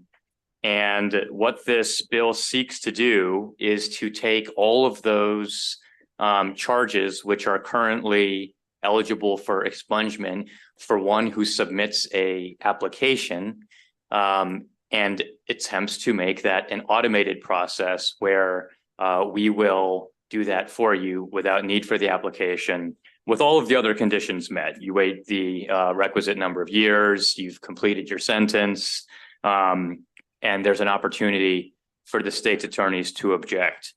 Some of the context for this bill, I will tell you, is that I thought, had a proof of concept with cannabis expungement that we could use to scale up and show that we could do this with one of the models described in the bill. I will concede to you that if you turn to page 8 of the fiscal note, you will see a very detailed discussion of this issue. And unfortunately, my belief that our cannabis expungement was ready to scale may or may not be true. So I'll again point you to that page in the fiscal note. There is a $25 or $26 million fiscal note, and it is again a technology issue associated with the fact that the Department of Corrections is currently undergoing procurement for a new database system, and it's going to take them 5 years. So I'm going to let the people sitting at the table with me here explain the purposes of this bill so that you will see why I'm going to attempt to amend this bill to deal with the procurement issue that is immediately before us, so that we do not make the mistake of procuring technology that cannot meet the goals of this bill and maybe even the prior bill. But with that, happy to answer any questions, including giving a mini update on cannabis automatic expungement, but I'll turn it over to my panel for what's actually on the bill in front of you. Hi, my name is Eric Galley, and this is my 31st session here in Annapolis, but I haven't been in, thank you very much. I haven't been in Judiciary very much lately. It's good to see you all, and I'm new to this issue, so I'm a little bright-eyed and bushy-tailed and haven't been beaten down yet. I'm sure I'll get there soon enough. And Delegate Bouchard is not on our bill, but he does like it. I did meet with him and he does like it. So anyway, Bouchard, in the fall, I was fortunate enough to attend a workshop at the Congressional Black Caucus run by the Clean Slate Initiative and sponsored by Chase Bank. Chase was far from a dormant sponsor looking for good publicity. At least 2 of their employees spoke. Nan was there. They were passionate, explaining how many people they want to hire who are currently ineligible simply because they haven't cleared a record that is eligible for clearance. We're talking about records that are eligible for expungement here, not, creating new sources for expungement. At that meeting, there was a conservative legislator from Oklahoma who had sponsored the bill successfully. There was a liberal senator from my home state of New York who had sponsored and passed the bill there. And overall, 13 states have done it. There are conservative states, there are liberal states, there are purple states. There was a liberal think tank speaking in favor, a conservative think tank as well. And the incredible thing was that they were all saying pretty much the same thing.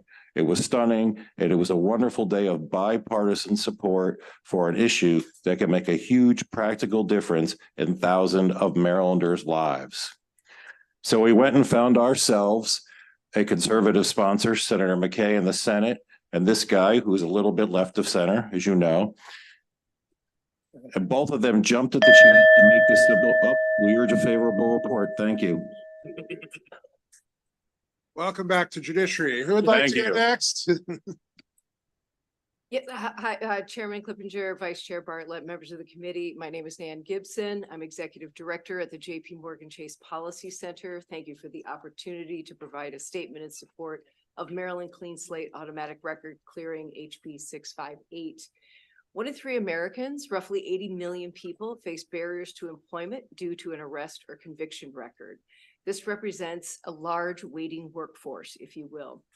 JP Morgan Chase is committed to giving people across the country a second chance. In 2022, we hired more than 4,600 people with criminal records whose history had no bearing on the requirements of the job they were seeking. That year, that was about 10% of our new hires in the US, and that's roughly the percentage of folks that we've hired the last number of years. As a founding member of the Second Chance Business Coalition, JP Morgan Chase is working with 50 large companies across multiple industries who are committed to developing best practices and tools for employers to deploy second chance hiring and advancement strategies within their firms. We believe business has a role to play in helping more people share in the benefits of economic growth.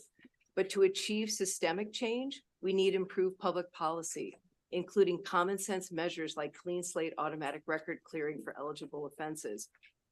I would just say in Maryland, more than 400,000 people are eligible to have their record clear, but few pursue this complex, time-consuming, and costly process.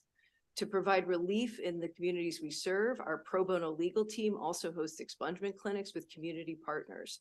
We have a presence in all 50 states, and we're always looking for top talent, and we're working to lower barriers to employment across the country. I would just say that we have a growing presence here in the state. We have 101.6 customers and we appreciate the committee's consideration and urge a favorable report of this measure. Thank you. Good evening. My name is Laura Chafee, and I'm the Legal Director of Shore Legal Access, formerly known as Midshore Pro Bono. Shore Legal Access is a civil legal service provider located on the Eastern Shore. Shore Legal Access supports House Bill 658. This bill would clean records of many Marylanders, allowing them access to employment, housing, and education. The positive impact of obtaining an expungement on our clients is huge. Clients with a clean record can obtain better jobs and make more money. This is the top reason why people seek expungements through us. Additionally, there are more housing opportunities for those with a clean record, which is particularly essential with the housing crisis with lack of affordable housing, particularly on the Eastern Shore. Even educational opportunities are more available with those with clean records. We often see clients seek expungement because they're trying to get into college or a trade school. The Clean Slate Act would eliminate the burden of navigating the complex expungement process. Without an attorney and funds to pay for filing fees, this process is difficult to complete for the average person. This process can even be complicated for attorneys at times. By automating the expungement process, eligible candidates will forego this process completely. Legal service providers such as Shore Legal Access would also benefit from the automation of the expungement process. We currently host expungement clinics throughout the Eastern Shore, and since April of 2023, we have assisted 281 clients obtain expungements. Instead of providing expungements, we could focus our work on other pressing issues that are facing low-income Marylanders, such as housing, family law, and consumer debt matters. And while I cannot speak for all prosecutors, as a former prosecutor in Dorchester County for 7 years, I personally support this bill. I think that economic stability is the key to reducing recidivism. And for these reasons, we urge the committee's support for House Bill 658. Thank you. Thank you, Mr. Chair. I have two brief ones, if that's okay. Yes, thank you very much. Mr. Galley, I was wondering, obviously, please don't read your whole testimony, but I noticed you got cut off with the timer. And so was there anything burning that you needed to tell us? Also, you mentioned something when you met with me in my office about the Chamber of Commerce supporting this bill. Did I hear that correctly? Yes, I believe you have written support from the Chamber of Commerce, from the Maryland bankers, from Business for a Responsible Government, and 2 or 3 other business groups. Thank you for that great question. And also, Delegate, you talked about how you were going to amend the bill to get the fiscal note down. Could you briefly describe your game plan? Well, I don't know if I'm going to be able to succeed at that, to be perfectly frank. Here's the issue. We've been trying to get at some of these expungement reforms for some number of years. We were waiting for MDEC rollout statewide to get some of that. And I thought on the other side of it, if we did what we did in cannabis expungement, the expungement by application traditionally means full record obliteration, as judges have told us. They have to go search through stacks and contact every agency. But for cannabis, we stripped it down to case search and CJIS. So just telling people we'll take them out of 2 places and we'll do that automatically. And we thought if we limited just a single charge cases, so we're not dealing with the unit rule, this would be achievable. In the cannabis expungement, when I met with the corrections folks to prep for this bill hearing to see how it was going, what they told me is it's automated to a point, but it turns out their current system still requires manual intervention, even to do just automatic expungement of simple possession of cannabis only from CJIS, as we put out in our cannabis legalization bill. So they're doing it, but they're doing it with a lot of manual staff hours involved. And again, I can't check their math on this, but apparently that's going to remain the case until they procure a new system to the tune of $26 million.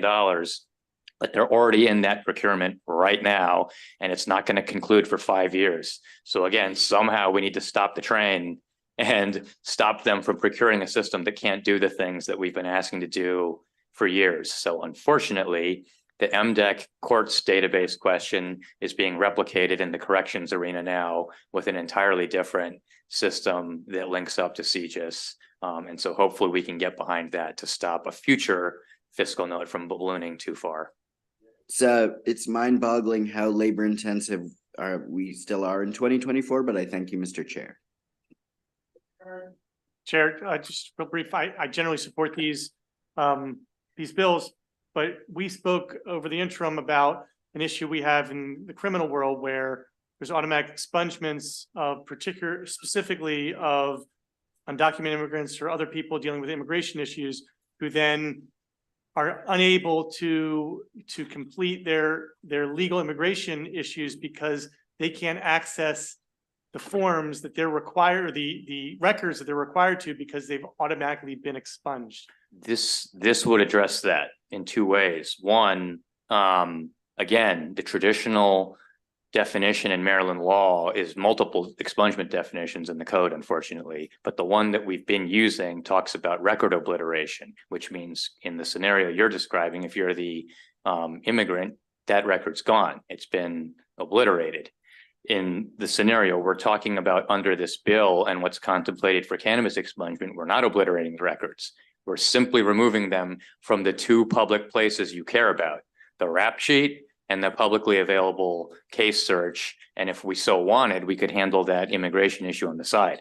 The text of this bill contemplates that there's a way for one to obtain their own records. So again, if we start heading down this path and really making the expungement definition more efficient and simple and less laborious, we can start to solve some of these other issues. Seeing no other questions, thank you all very much. Lashana Kess, E. Flannery Gallagher. We'll go ahead and bring up Megan McDermott, Mary Denise Davis as well.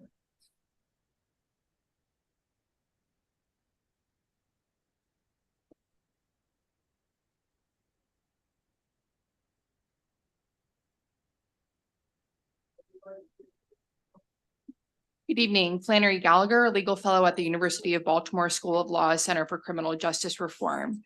We are grateful for this opportunity to testify in support of House Bill 658, the Clean Slate Act. Maryland has the opportunity to join a growing number of states that are passing clean slate legislation. Since 2018, more than 20 states have enacted some form of automatic expungement. I want to draw the committee's attention to a first of its kind empirical study focused on Michigan's then petition-based expungement landscape that was published in the Harvard Law Review in 2020. Researchers there made 3 key findings.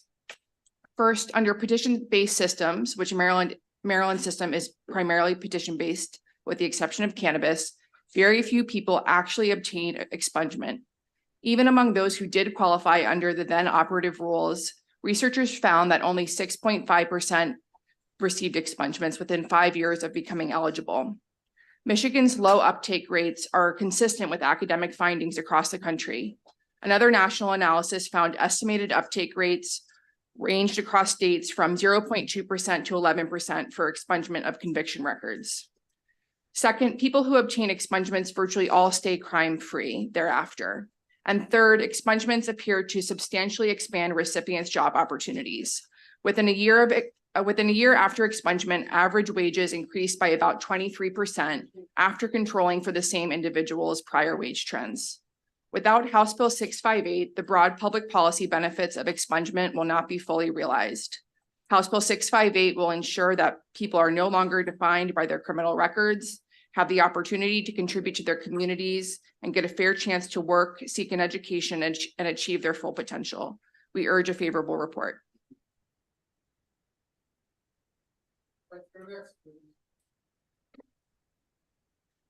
Good evening.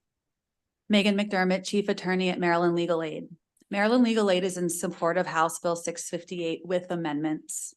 Legal Aid supports the idea of automatic expungements. You've heard from the proponents of the bill about the great things that the bill does. Auto expungement would help many Marylanders who don't realize they are eligible for expungements or who are too intimidated to go through a court process.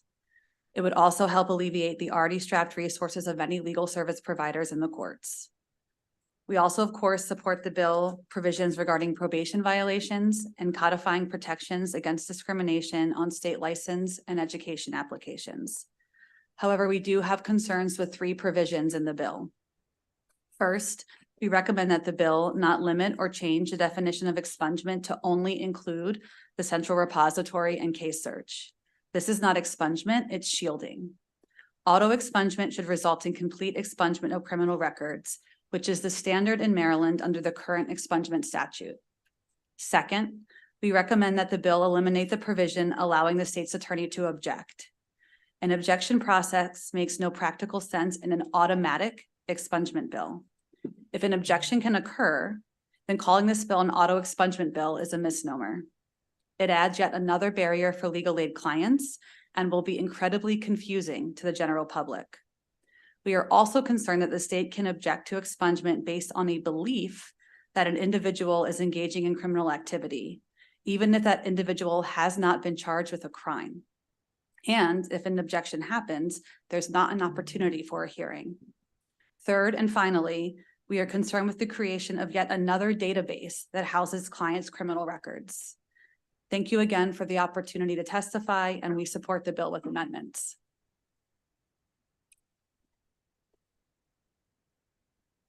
Good evening. My name is Nishana Kess. I'm the Executive Director for the Maryland NAACP.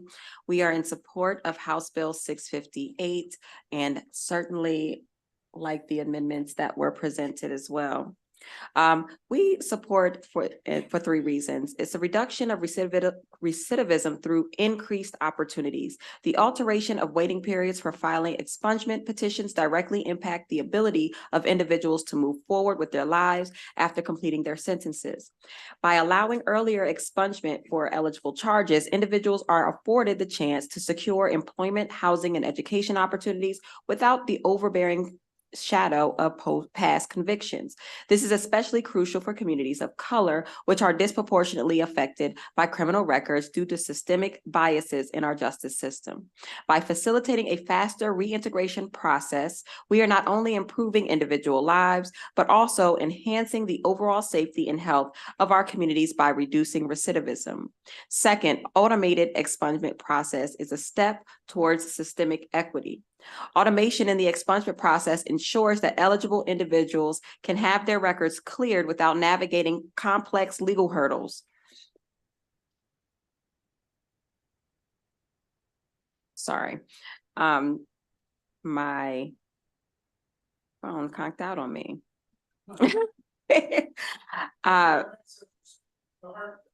Awesome. Yes, thank you so much. Well, I have had the opportunity to work with individuals in the expungement process.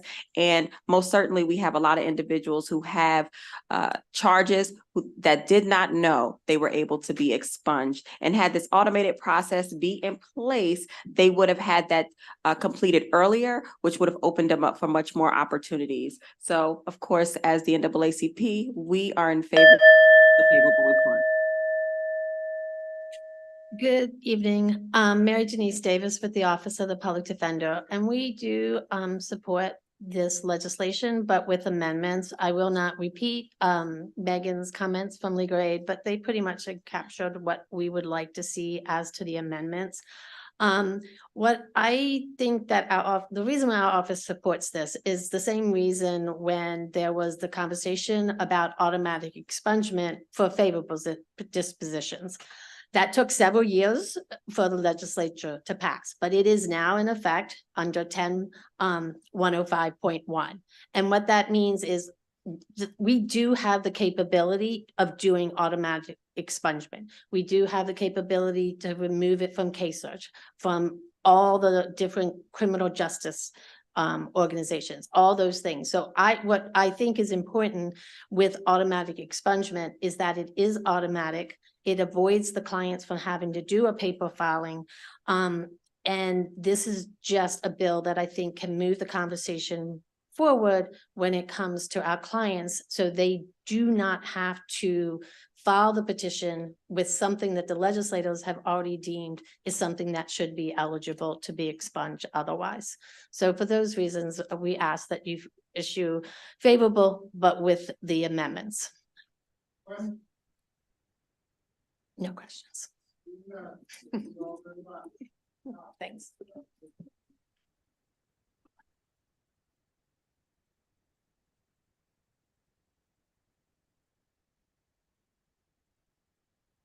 Thank you again, John Cox, Deputy State's Attorney for Baltimore County, and speaking on behalf of the Maryland State Attorneys Association, asking for an unfavorable report. I did submit written, which has a lot of other details. I'm not going to have the full 2 minutes to be able to explain all of that. I want to get to the core of one of the major problems here. And there's a suggested amendment that we remove the state's attorney from being able to object. So if we do a record check and find out the person's been convicted repeatedly since then, we can't try to stop this, apparently, if that amendment goes through. But more importantly, the legislature, when you enacted 10-110 and you gave the ability to expunge a large number of convictions, you set up a structure for a good reason, and that was it doesn't make sense that everything can be expunged that's in that category. I used in my written example of a CEO who steals millions of dollars from his shareholders, or a highly placed government official who steals millions of dollars from the citizens of Baltimore County and gets convicted of felony theft. This is basically saying that even if they ignore their probation, if they never pay any restitution back, in 7 years, it is going away. But you set up a structure to address that in where we exist right now, and that is that a state's attorney or a victim can object to a petition for expungement eligible under 10-110, and the court should be making a finding that, number one, the person's eligible, and number two, that because of the nature of the crime, the history of the character of the person is not a risk to public safety, and that an expungement would be in the interest of justice, because there are times when it is not. And this structure would mean it was going to happen, and there's nothing that anybody can do about it.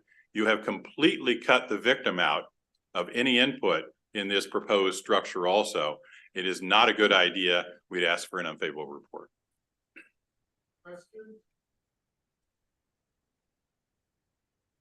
All right, thank you very much. That concludes the testimony on House Bill 658. We're going now to House Bill 1429 with Delegate Amprey.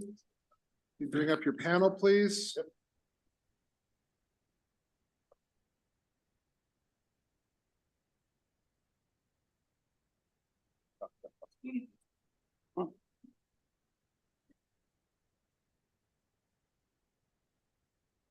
I think we have a couple people on the panel who are virtual. Eric Nielsen, please.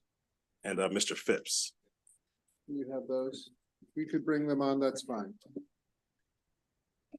All right. Please begin. All right. For the record, Delegate Marlon Amprey here in support of House Bill 1429, the PACE Act. The PACE Act seeks to protect artistic expression from being used improperly as evidence in criminal procedure. There has been an increasing trend of the use of creative expression and especially lyrics as evidence. You will hear today from legal and music experts as to how the use of creative expression evidence often leads to misinterpretation and rampant bias based on race. House Bill 1429 will not eliminate all circumstances where creative expression can be used in criminal proceedings. However, it will establish a reasonable threshold for the state to meet in order to introduce that creative expression as evidence. Our goal with this legislation is to ensure we protect creative expression, but if the expression goes too far, it can be considered a confession or can provide critical information to hold someone accountable for crime, this law will allow the state to pursue that evidence. House Bill 1429 seeks to limit the admissibility of creative expression as evidence by providing that in any criminal proceeding or juvenile proceeding, the creative expression of a defendant or respondent cannot be used against them unless the state can find that the defendant intended the creative expression to be literal, the creative expression refers to specific facts of the alleged offense, the creative expression is relevant to this disputed issue of fact, and the creative expression is probative value that cannot be provided by other admissible evidence. California was the first state to enact a legislation of this time in 2022. Louisiana followed in 2023. New York, Missouri, Georgia, and a few other states have proposed legislation and passed similar legislation in at least one of their chambers.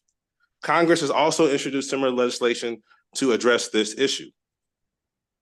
Today, Maryland now has the opportunity to lead on this issue. We can be the first state on the East Coast to take this law to the finish line and ensure that creative expression is not improperly used as criminal evidence. We have led in police reform. Thank you to this committee for all the hard work you've done there. We've led in juvenile justice reform. Thank you for all the hard work you've done there. And more recently, I think we've done a better job of introducing more laws to help the reentry community and prison reform.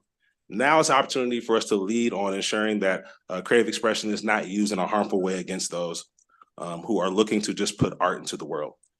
Just wanted to clarify some of the differences between this bill and last year's bill. We have removed some of the language around strong indication on the third requirement in order to make sure that the evidence is fair. We've also provided a more clear definition of what creative expression is. I just want to say that I really hope that we all have a really rich discussion on why we need this legislation and why it's important that we continue to protect art. Again, urge a favorable report on House Bill 1429.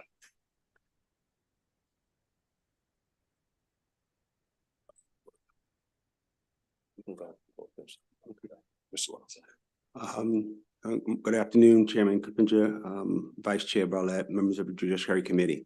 My name is Kevin Lyles. For some of you who don't know me, I was born and raised on the west side of Baltimore in 1968. Many of you know what that means, coming from a city where at 16, you're supposed to be dead in jail on drugs.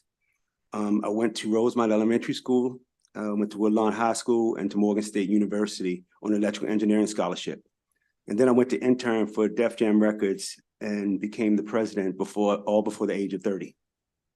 Also never stopped giving back. And I believe music provides me to live a life of service. I've chaired the Morgan State University $254 million capital campaign. I've led and curated Preakness for the last 3 years. I host annual giveaways constantly to be philanthropic. I also care about law enforcement and public safety. For the past 3 years, I've worked at the highest levels at the FBI to lead their engagement with 100 HBCUs around the country, lending my credibility to further the tie between higher law enforcement and the African-American community. I'm here to protect our culture that saved my life. I'm here to protect the kids like me who were born with a rusted spoon in their mouth. There's a number of speakers and they'll detail arguments in their own way, but I'm asking you members of the committee to hear me.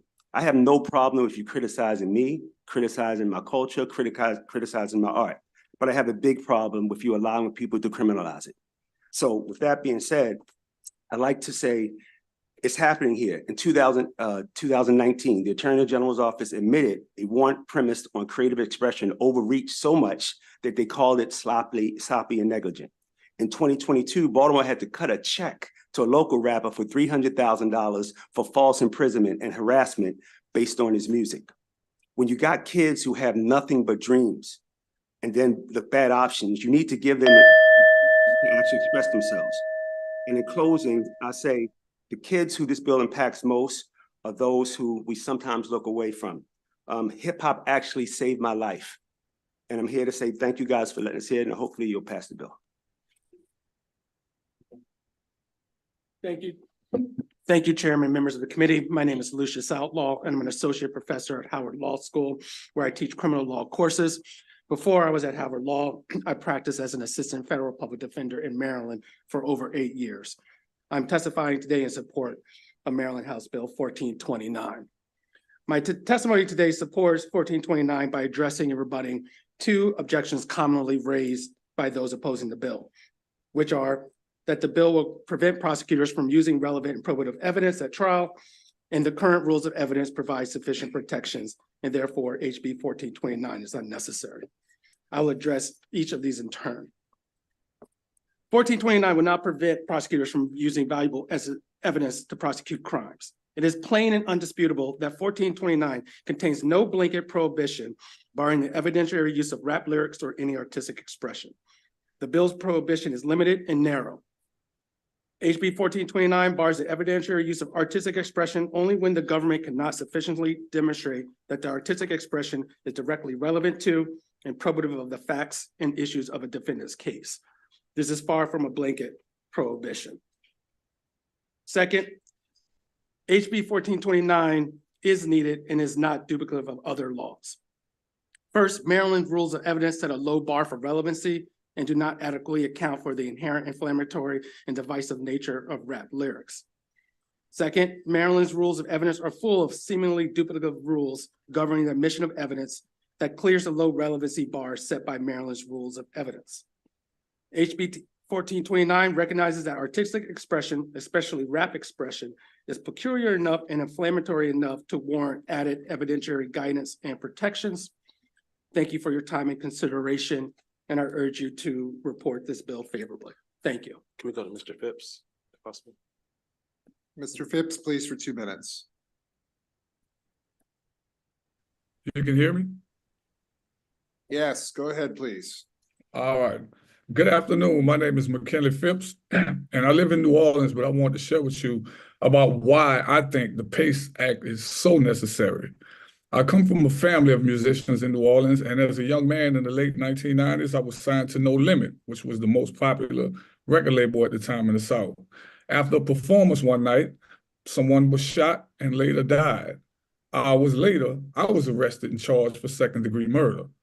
Up until that moment, my criminal record was non-existent except for a few traffic violations. 10 days later, the actual shooter felt so much guilt that he showed up to the police station and confessed with his pastor.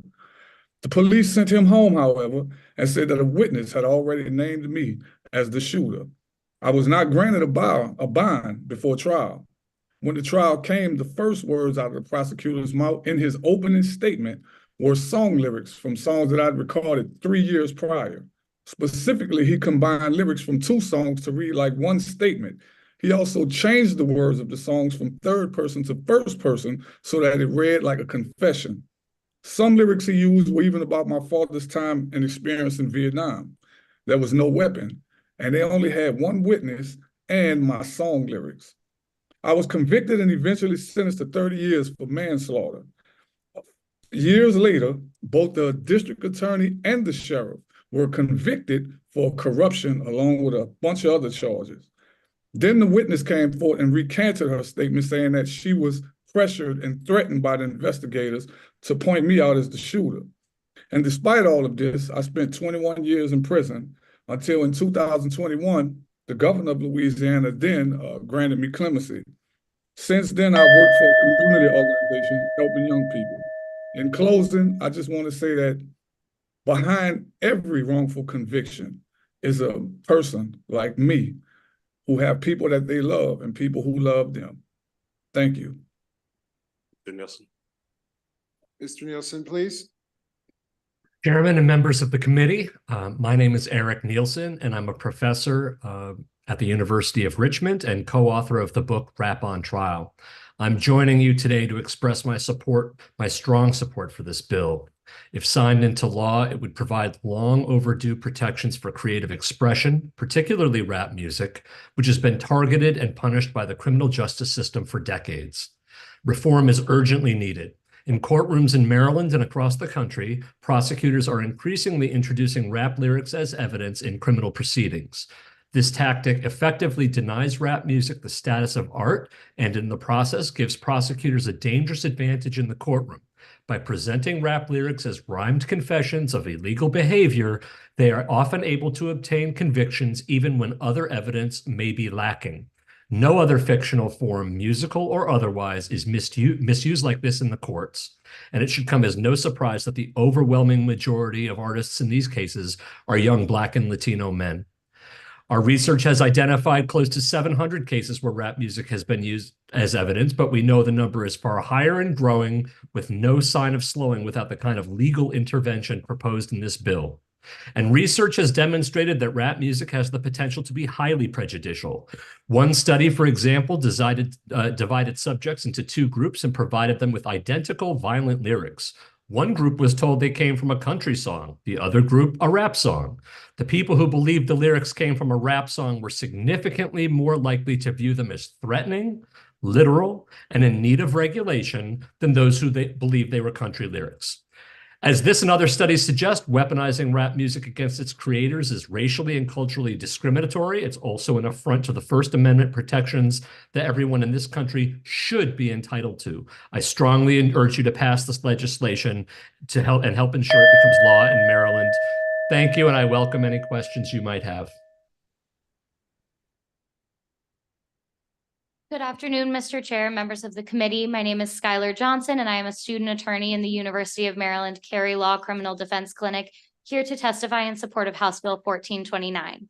I will focus my time on two important reasons to support this bill, which will bring the rules of evidence in line with the First Amendment and address the disproportionate impact admission of creative expression evidence has on people of color, especially Black men.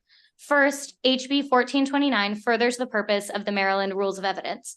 Maryland Rule 5-102 explains that one of the purposes of the rules of evidence is to promote justice and fairness. However, expert research has indicated that the rules don't always serve their intended purpose when it comes to certain types of expression. Introducing a creative work that is not autobiographical or factual against a person as though it is literal truth is not just or fair. HB 1429 strikes an important balance by allowing admission of incriminating statements when demonstrated to be truthful, but screening out fiction. Second, HB 1429 ensures evidence is relevant. As the committee may know, relevance is the cornerstone of evidence law. HB 1429 provides much needed guidance for evaluating creative expression evidence. By requiring additional considerations about the underlying meaning and intentions of a given creative work, it makes sure that the work is actually relevant before it is admitted as evidence and put in front of a jury. This is important because without context, a jury may assume a given creative work is meant to be literal or factual, even if it was entirely fictional. This requires defendants to try and provide context in their case, which can be costly and difficult, especially for those with limited resources. HB 1429 fills an important gap in the rules of evidence. It adds a tool to the judiciary's tool belt to ensure due process. In conclusion, HB 1429 formalizes and guarantees a process to ensure relevance and promote justice and fairness, and the Criminal Defense Clinic strongly voices our support. Thank you. Good afternoon, Mr. Chairman, Madam Vice Chair, and members of the committee. I am the Reverend Kobe Little. I'm president of the Maryland NAACP. We're grateful to Delegate Ampry for sponsoring this important legislation. The NAACP does urge a favorable report on this legislation, and we have four reasons why we're taking a position on this legislation and why we think it's necessary. The first is that this is a racial justice issue.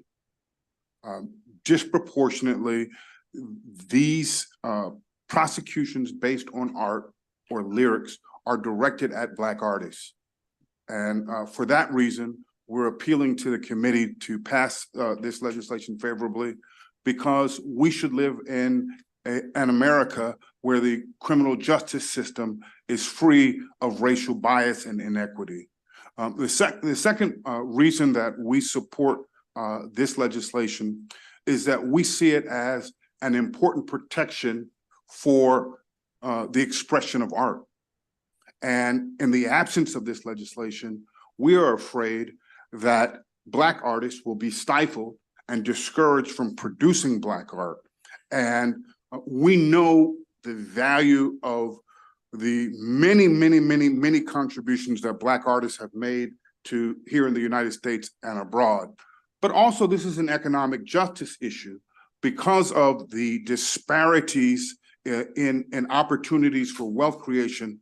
Art is a pathway to economic security for African Americans that's not available in other disciplines. The third point that we'd like to make is that this is a justice issue. In other words, we need to see prosecutors and judges who are concerned with fairness and who are concerned with, I'm sorry, I've lost my way here a little bit, more concerned with justice. That we need prosecutors and judges who are more concerned with justice than they are convictions. And finally, Mr. Chairman, as I close, we think that this law is important to protect the constitutional rights embodied in freedom of speech and freedom of expression. And the absence of this law dampens the protections around those freedoms. Thank you. We urge a favorable report.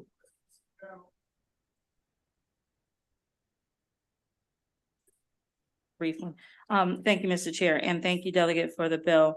Real briefly, I just wanted to get a little bit better understanding of the local rapper that you referenced in Baltimore City that got the $300,000 restitution. Excuse me. The other part to that, if you don't want to speak about that one in particular, but are there other cases in other states where this law has occurred, and just trying to see the analogies and the metaphors that are used, how difficult it was to arrive at the point of ruling in favor of the defendant. I can speak on the Baltimore because it was a kid that I was mentoring, and because of the place that he was in and the people that he was around, he sometimes was seen as not just an artist, but that's truly what he was. And what they did is they wanted to target the actual group of people that was around him. And so they started to follow him and started to use his lyrics, started to lock him up on things. And when they knew they had other people around them, they would lock him up. So he started to get in trouble with just being around the wrong people. The reason why it was important to bring it up, because they realized it was really corruption and was really targeted at this young kid and similar to like we call a RICO case, one that I'm going through right now down in Atlanta with Jeffrey Williams. I plead to you guys because yes, we passed the bill in Los Angeles, and yes, in California, I'm sorry, and yes, actual case was just overturned. Even today in Georgia, a murder case got overturned because of the false use of lyrics. And so these things are happening, and I think Maryland should lead on it. And I like to just end with this. From the town of Lincoln, Nebraska, with a sawed-off on my lap, through the Badlands of Wyoming, I killed everything in my path. I can't say I'm sorry for the things I've done, but at least for a little while, me and her were having fun. That's Bruce Springsteen. You'll never have him in a court over lyrics. Never have him in court. I shot the sheriff, but I did not shoot the deputy. I shot a man in Reno, saw him die. Never happens. You know, so to me, I just, again, I know what's happening. I just want to be a favorable, whatever the term is y'all use. Your favorite report. Thank you, Mr. Chair. This is to Mr. Lyles, and I want to thank you for your body of work and your efforts, particularly in the Baltimore area. So having been an English teacher, high school for many years in that same area, and used rap and the lyrics to teach so many students who could have otherwise cared less about the tragedies of Shakespeare or anything of that ilk, but they did, and they learned it. So when we talk about critical thinking, to change those words into rap, which they very often did, was a feat in and of itself and showed just the depth of their thinking. So my question to you is, how do artists feel, particularly our young artists who are able to do that, to use that critical thinking? How are they feeling about seeing what is happening now, where their words are used against them? And I that's an important question for me. I think, listen, we're raising young men and women that we hopefully will that will contribute to society. I can again give you example after example of people who have transformed their neighborhoods because they become successful. They become a beacon of light. I see them sponsoring football teams and cookouts and all these things. And when you talk about the power of our music, which is the #1 most consumed music and culture in the world right now, what other opportunity can a young kid that's right on the edge, he's not sure, he can't go to loan for $500,000. He can't go, but we are a seed investor into his dream.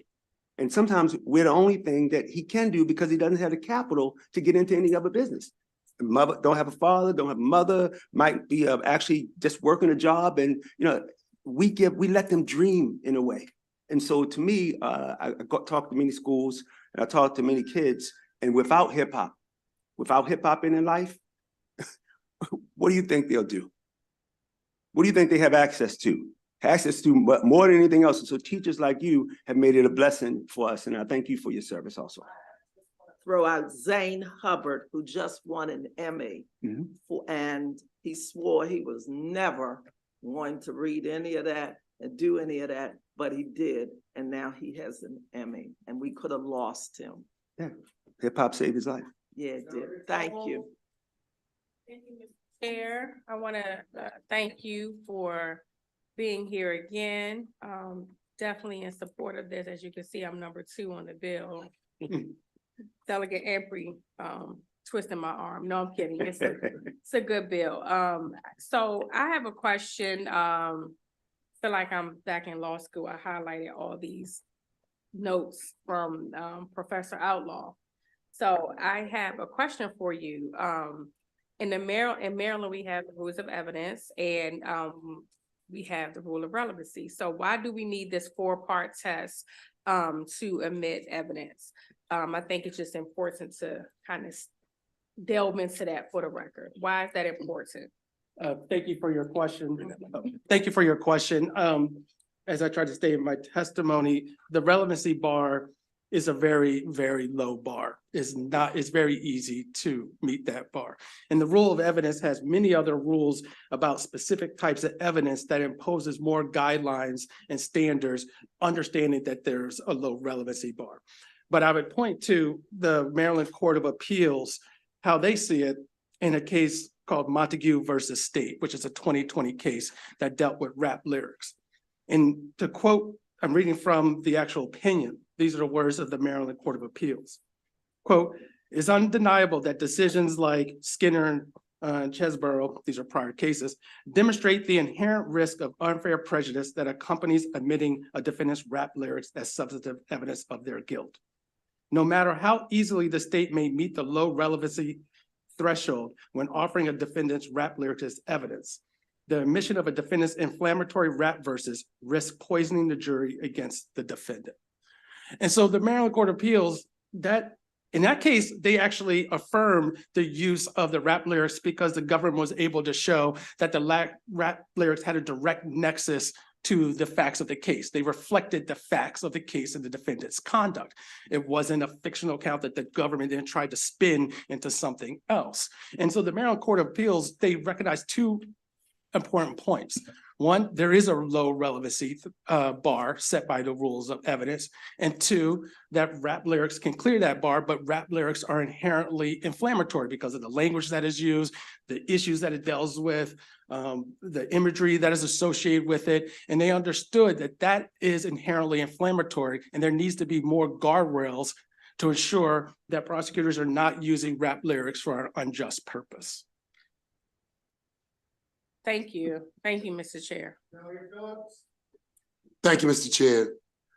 First, I have to commend my fellow Woodlawn warrior, whom our stadium is named after because of his wonderful largesse and support.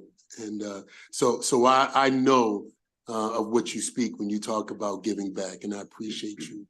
And I'm going to say Kevin. Thank you, sir. Why is this necessary, right? And so I really want to understand this based on national and local data. How prevalent is it? How frequent is it that prosecutors use this to prosecute our children? I think Mr. Nielsen would be the best. Eric. Yes, thank you for that question. Well, in our research, we've identified roughly 700 cases. I think I said that in my opening statements.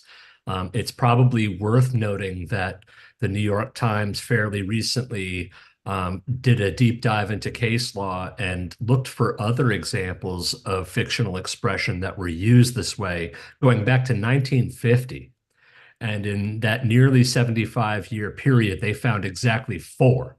So we've got 700, and about half the time they found 4, and all of them were either overturned or dismissed. To answer your question beyond that, the 700 that we've found are definitely just a drop in the bucket, the tip of the iceberg. They come from trial data, usually appellate trial data. So if you think about all of the cases that go to a plea bargain, which is going to be the vast majority, that maybe involve indictments which are sealed, juvenile records which are sealed, we don't have access to any of that information. So we know that the 700 we've found should probably be followed by at least 1 or 2 zeros. And so it's absolutely it's everywhere. It's omnipresent. I've even talked to attorneys who will say that they've walked down the court hallway and they've looked in and watched the same video being used to indict one person in a video after the next, after the next, after the next. It is there are countless young men, usually young men and women whose art is being deployed against them, weaponized against them in the criminal justice system.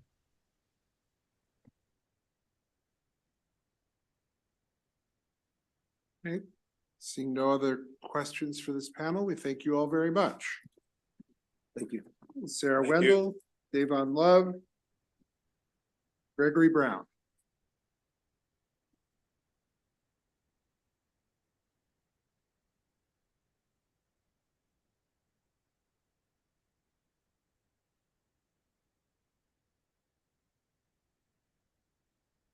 I'll be brief. I don't want to repeat any thing anyone has already said up here. For the record, my name is Gregory Brown with the ACLU of Maryland.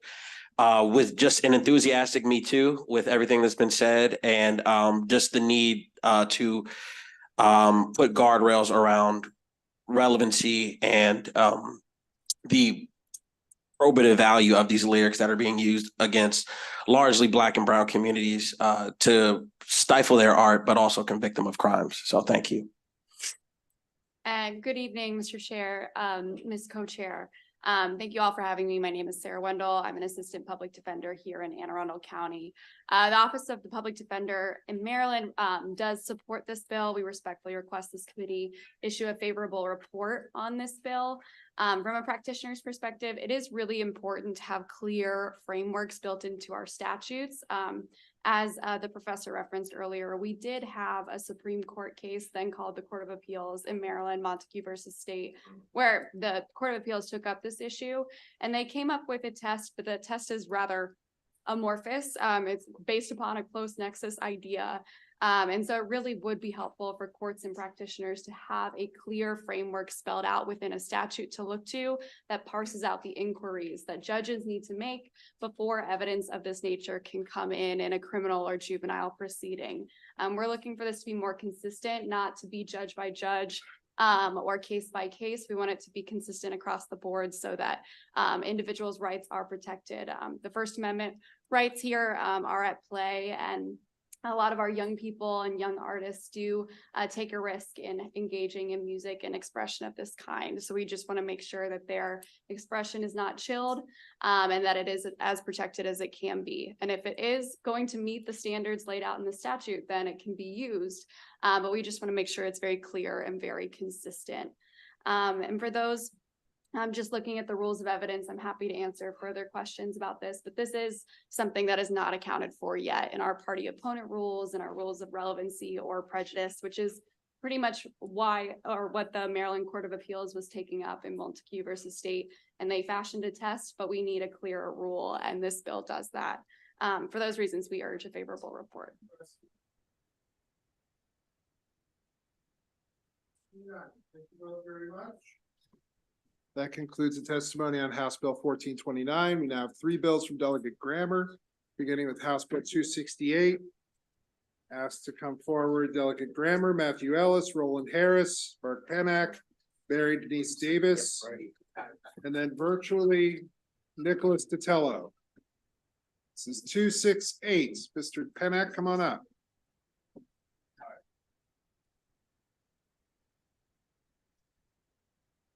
Start with your permission. Go ahead. Thank you, Mr. Chair, Madam Vice Chair, members of the committee. For the record, Delegate Robin Grammer to present House Bill 268. House Bill 268 redefines expungement in statute. I'm joined by Roland Harris, who serves in assisting Marylanders to achieve expungements for folks whose records stand in the way of their employment or growth. And what we've found is that due to the definition of expungement in our statute, there are some who cannot achieve an expungement of their record even though their charges are on Maryland's list of offenses which may be expunged. This is a very technical bill, and I would yield to Mr. Harris to expand on why this bill is necessary. Thanks for the opportunity to present House Bill 268. Happy to take questions, ask for a favorable. All right, I'll go ahead and start. I'm Roland Harris. I've been an attorney in the state of Maryland for about 17 years. I started with the Office of the Public Defender, actually working with Mary Denise, who's seated beside me. During that time, I've always told all of my clients that you get an expungement, it's like it never even happened. Earlier, we were listening to Mr. John Cox, and he was talking about an expungement, and he was saying that, you know, it was like the conviction never existed. There was a discussion, I think there was a question from the delegate earlier about how in immigration situations, if they do an automatic expungement, we obliterate the record and the record no longer exists. But actually, come to find out, the federal government does not call us a true expungement state. Apparently, here in the state of Maryland, we do not have a federally recognizable form of expungement. And the reason why is because in our expungement statute, when we're talking about 10-101, the definition section, we actually define expungement to mean to remove information from public inspection in accordance with this subtitle. And when you look at the 10-101, I guess this is E, it says to remove the record from public inspection. And their argument is that what we do when we do an expungement is we just take it away from the public. Okay? And that somewhere in some place that none of us know about, we keep all expunged records and they're accessible by law enforcement. And as a result, we do not have true expungements. Now, in the state of Maryland, we had a discussion about what happens when you get an expungement. We're talking about obliteration, and that completely destroys the record. So taking out those two words will clarify the definition of an expungement and make it as we know it to be. Hi, Mary Denise. Hi, Mary Denise Davis with the Office of the Public Defender. I would say ditto. Roland has been working on this issue for quite a while, and he's obviously very passionate. And if the removal of that language of public inspection strengthens expungement, the Office of the Public Defender clearly would support that. Because the same what Roland is saying, our clients believe once they receive an expungement, it's not available. But as Roland has pointed out, sometimes it comes back, and removing that might just do the trick. The second thing is that another bill of Delegate Grammer's is 269, which is expanding the inability not to provide a permit, a license to an individual simply because they do not disclose that the record has been expunged. The more protection we can give individuals, the better. And finally, the Office of the Public Defender is always in support of any additional convictions that can be eligible under 10-110. When you look at the broad range of the criminal law article and all the other articles, there's not many charges and convictions that can actually be expunged. So we would support each of these bills. Thank you. Thank you, Mr. Chair. Mark Pennick, President of Maryland Show Issue. The bill, I will say, dealt with all the existing testimony. I've worked with Mr. Harris on this issue as well. The remarkable position of the federal government is that because the Maryland statute is worded the way it is, the expungements don't exist for purposes of federal statutes that otherwise would give the expungement complete effect, and that includes for firearms disabilities. Under current federal law, expungement is given conclusive effect if a state does an expungement, but the federal government has decided that these expungements don't count. And thus, if the conviction is entered into the NICS database, the person's firearms rights are continue to be extinguished. And this affects marijuana users. Until 2012, conviction of the mere possession of any amount of marijuana, cannabis these days, was a disqualifying offense because it was punishable by more than 4 years. Every one of those convictions was probably entered into the NICS database if it occurred after 1996.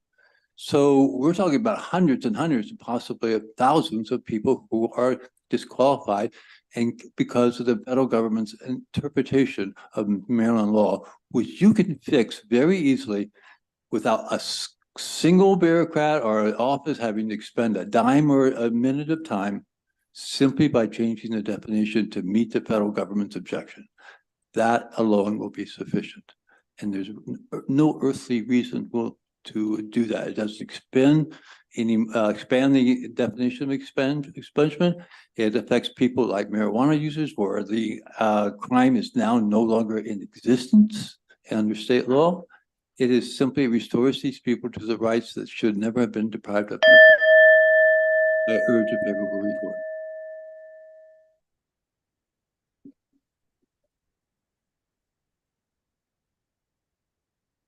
Honorable members of Congress, thank you for the opportunity again to speak today. My name's Matthew Ellis, and I'm a resident of District 34A. I stand before you to express my unwavering support of House Bill 268, simple yet profound. This nuanced change in definition is a gateway to new beginnings for countless individuals who have been entangled in the criminal justice system. The importance of this bill cannot be overstated. By refining the process and criteria for expungement, we acknowledge the capacity for changing individuals and offer a path to redemption. This legislation recognizes that people are more than their past mistakes, and that access to expungement can fundamentally transform lives by opening doors to employment, education, and civic participation that were previously closed.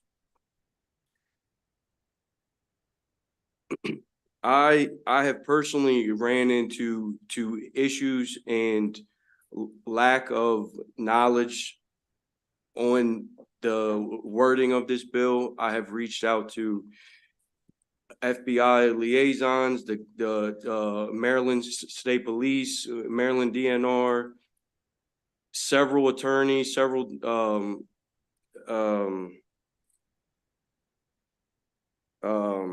I'm sorry, court officials, no one seems to understand this as it's currently written. And I've gotten the advice to attempt to buy a firearm and see what happens and call if I have an issue.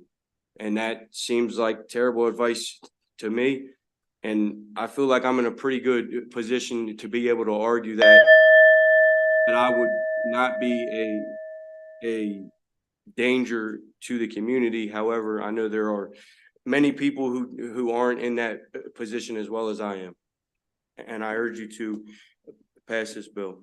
Thank you. Nicholas Tatello, please. Who's virtual?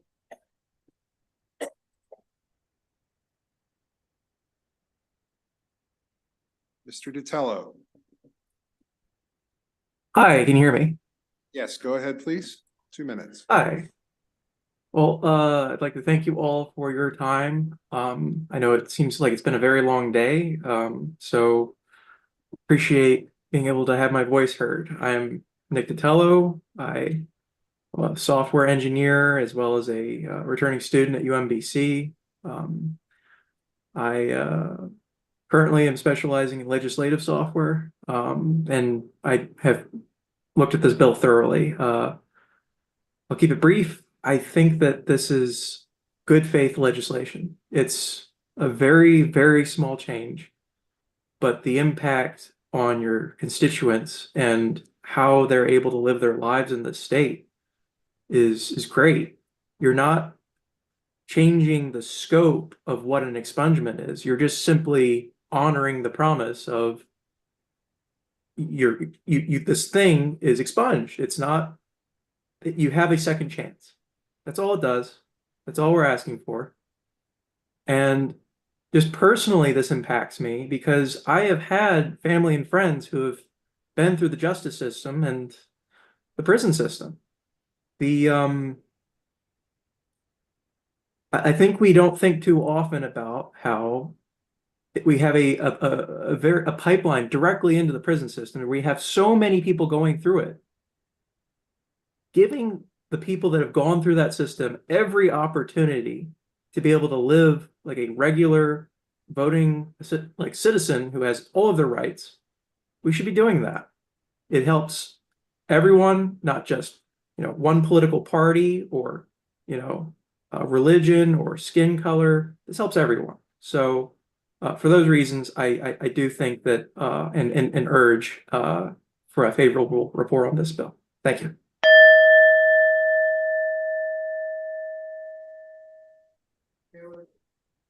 Mr. Chair, and thank you, Delegate Grammer, for bringing this bill. You mentioned that Maryland is a state that has this definition. Do other states define expungement in the same way?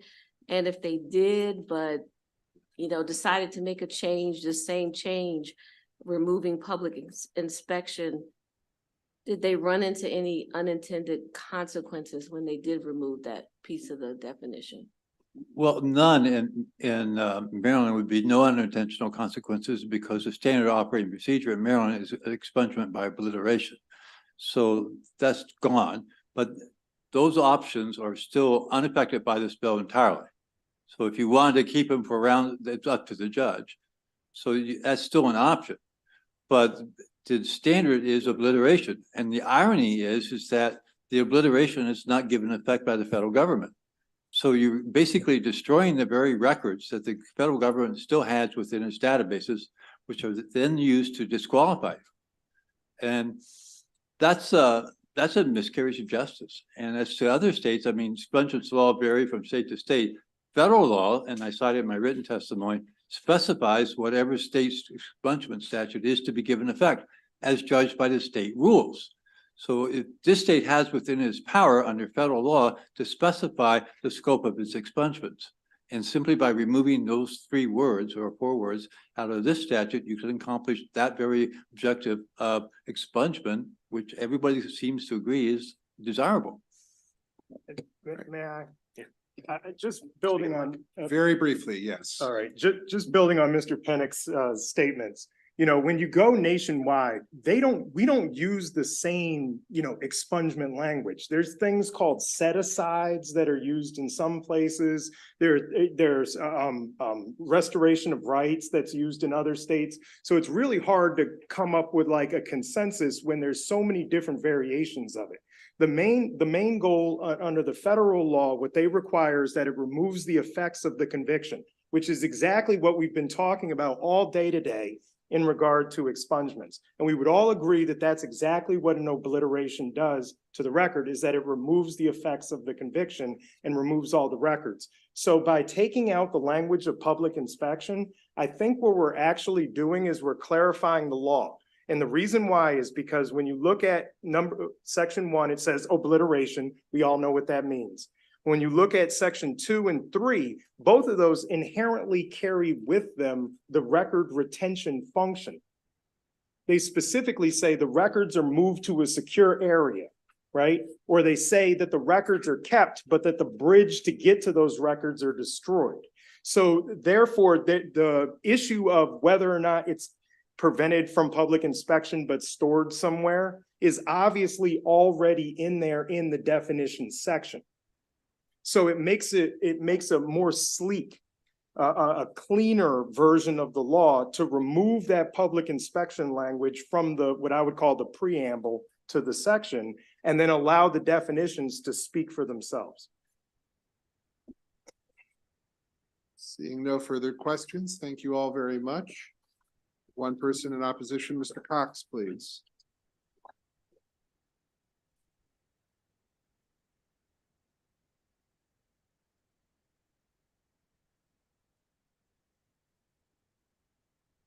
Thank you, Mr. Chair, Madam Vice Chair, members of the committee. Again, John Cox, Deputy State's Attorney for Baltimore County, and speaking on the Maryland State's Attorneys Association.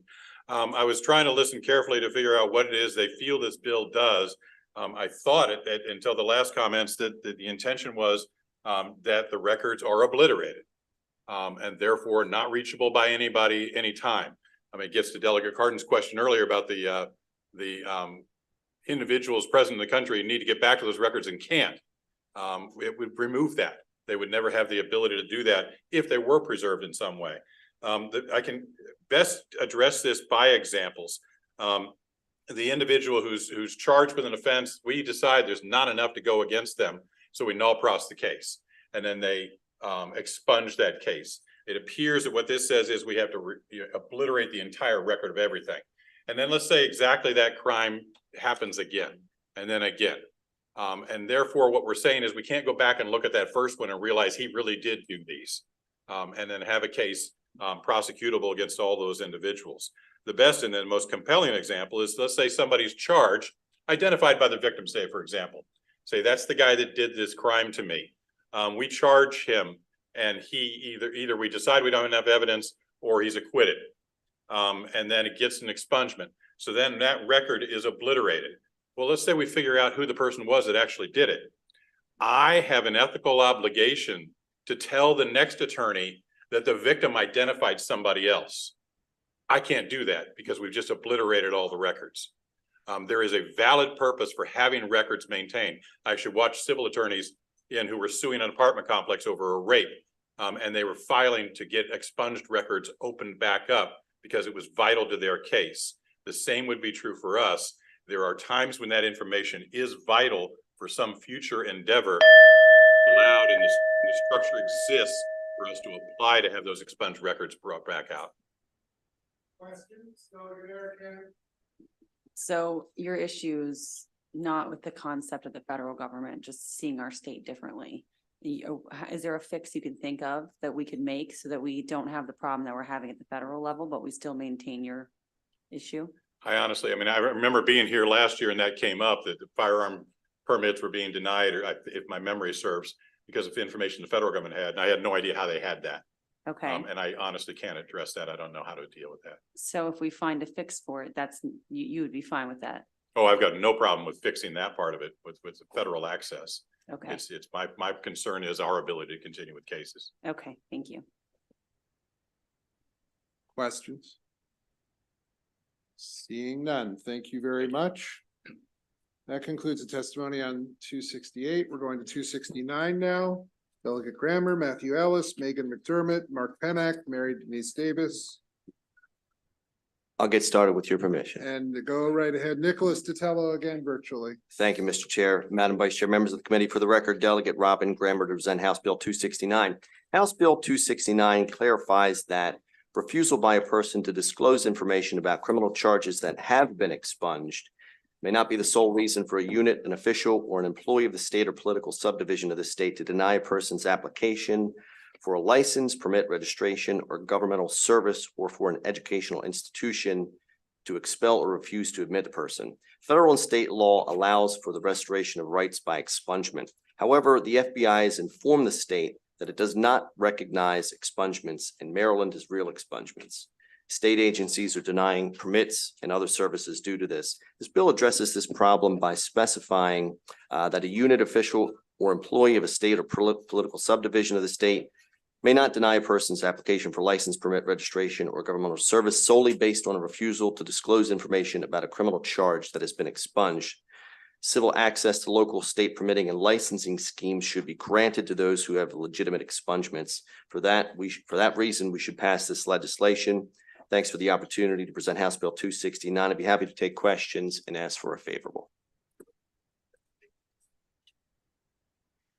Good evening, Megan McDermott, Maryland Legal Aid. Maryland Legal Aid is in favor of House Bill 269. House Bill 269 prohibits state agencies, educational institutions, and other government entities from denying licenses, permits, and access to education based on an applicant's expunged record. Criminal Procedure Article 10-109 already contains ban-the-box legislation that prohibits the state and employers from requiring applicants to disclose expunged information on applications. This bill extends these protections beyond just job applications to state-granted licenses and education. This statute has real teeth because it imposes criminal penalties for any violations, and those protections will extend to the new provisions contained in House Bill 269. This will help legal aid clients. Many want expungements to increase their job and earning potential, but often they can't get a job because they are denied access to the educational programs or licenses that are required as a first step before applying. In the last year, we've seen an uptick in clients who've been denied occupational licenses because of expunged records. Expungement exists to give folks second chances, but if expunged records can still have civil implications, the expungement statute has no real effect. And expungement does not always create a clean slate. Private background check services, the challenges surrounding destroying records, and the internet all contribute to the prospect that expunged information can be found and used against individuals. House Bill 269 requires that, for the purposes of licensure and education, expunged records are treated by the state and schools as though they never existed, which is, of course, the reason for expungement in the first place. Thanks again for your time, and Legal Aid urges a favorable report on House Bill 269. Thank you, Mr. Chair. Mark Pennock, President of Maryland, show issue. This issue in the Second Amendment context comes up with the context of the Maryland State Police checking the NICS database maintained by the federal government. And it does so whenever it does approves a purchase of or transfer of a handgun, whenever it approves the issuance of the handgun qualification license, or approves the issuance of a wear and carry permit. Whenever it does that, it checks the NICS database. And whenever they get a hit, like for a former marijuana conviction, which was disqualifying for many years, it will deny the permit. It will deny the transfer, and thereby deprive these individuals of their exercise of their constitutional rights. So they feel like they're bound by whatever the federal government says. So when the federal government says this, we have a hit on our NICS database, we're going to deny what we see. Now, if it's not in the NICS database, the state police will proceed. But if it is in the NICS database, the state won't proceed. So what this bill does is it directs the Maryland State Police to essentially do what they're supposed to do already, and that is issue whatever is otherwise appropriate. This is a companion bill to 268, and thus should be seen as a part of the same package, because it makes clear what 268 means. It means that you still have to go forward regardless of what the NICS database is. If 268 is enacted, it won't be a problem anymore because you will have obliteration for purposes of the federal expungement, and NICS will no longer list that. But if you don't enact 268, you should at least act 269, because that will give effect to Maryland's expungement as a matter of state law and for purposes of Maryland permits and issues and transfers. I'd be happy to answer any questions. Again, I'm Matthew Ellis, a resident of District 34A. Come before you to voice my unwavering support for House Bill 269. This bill represents a pivotal step towards fairness, equality, and the much needed reform in our approach to individuals seeking a second chance at life. When charges are expunged from an individual's record, it signifies that they have fulfilled their obligations to society and that they have earned a fresh start. However, the shadow of past mistakes often creates a barrier to opportunities that are essential for rebuilding one life. Personally, it's affected me with coaching my son's sports and mentoring in my old high school as well. By supporting House Bill 269, it sends a clear message that our society believes in redemption and in giving individuals the tools they need to contribute positively to their communities. Denying someone the chance to pursue education, obtain a license, or access governmental services based solely on their refusal to disclose expunged charges is not only counterproductive, but also unjust. It contradicts the very essence of expungement and rehabilitation. Let us remember that the path to a better society is paved with laws that uphold justice, promote rehabilitation, and offer a second chance. By passing House Bill 269, we take a significant step toward creating a more inclusive, understanding, fair community.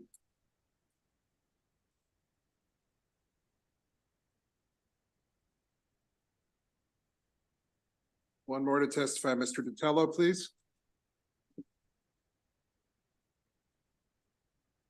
Hi again. I'll keep it quick. I just want to reiterate that this bill, just as the last bill, to my understanding, should be agreeable to everyone here. You are not changing the process. And expungement still goes through the same legal standards and nothing there changes. Just give people a second chance. I think I've heard this often among this very legislature, that we need to be giving people more chances, and we need to stop making it to where it just seems like everyone's going to prison and losing their rights. So when they have that second chance and they did get an expungement, let's just make sure that it counts. Thank you, and please find this bill favorable. Delegate Conaway, then Kaufman. In bringing this bill. On page 2, line 16 and 17, could you discuss a little bit about what this is talking about? An educational institution to expel or refuse to admit the person?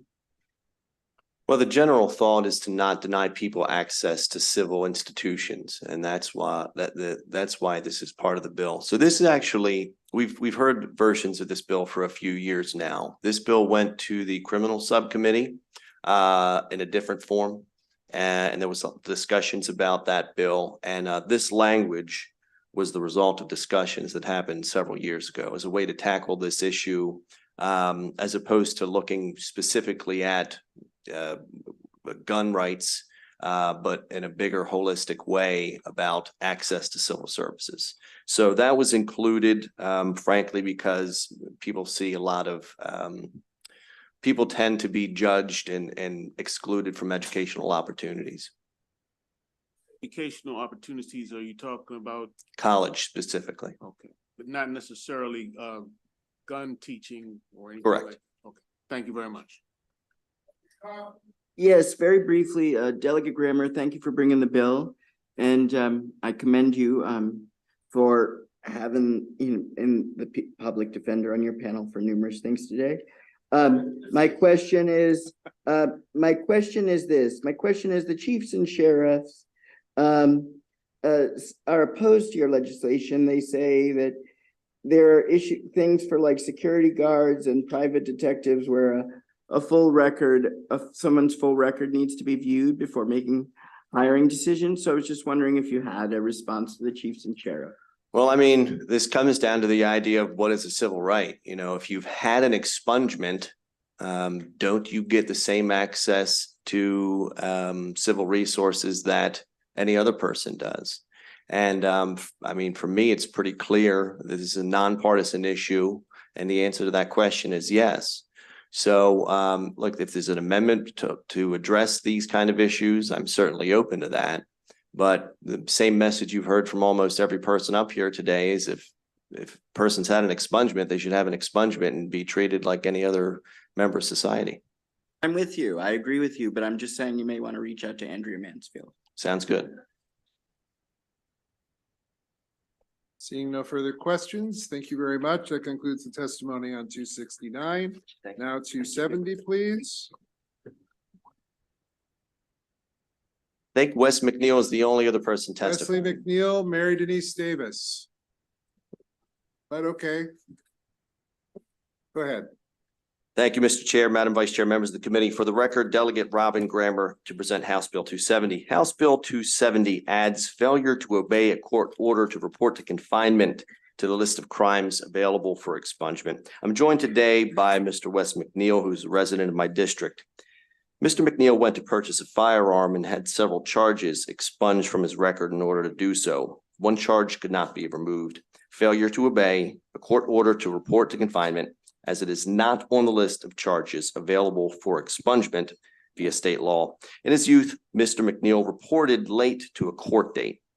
Although he was only late, this still resulted in a criminal charge and continues to be on his record. I know Mr. McNeil personally as a man of trustworthiness and character, and I consider him to be a person for which the expungement process was designed for.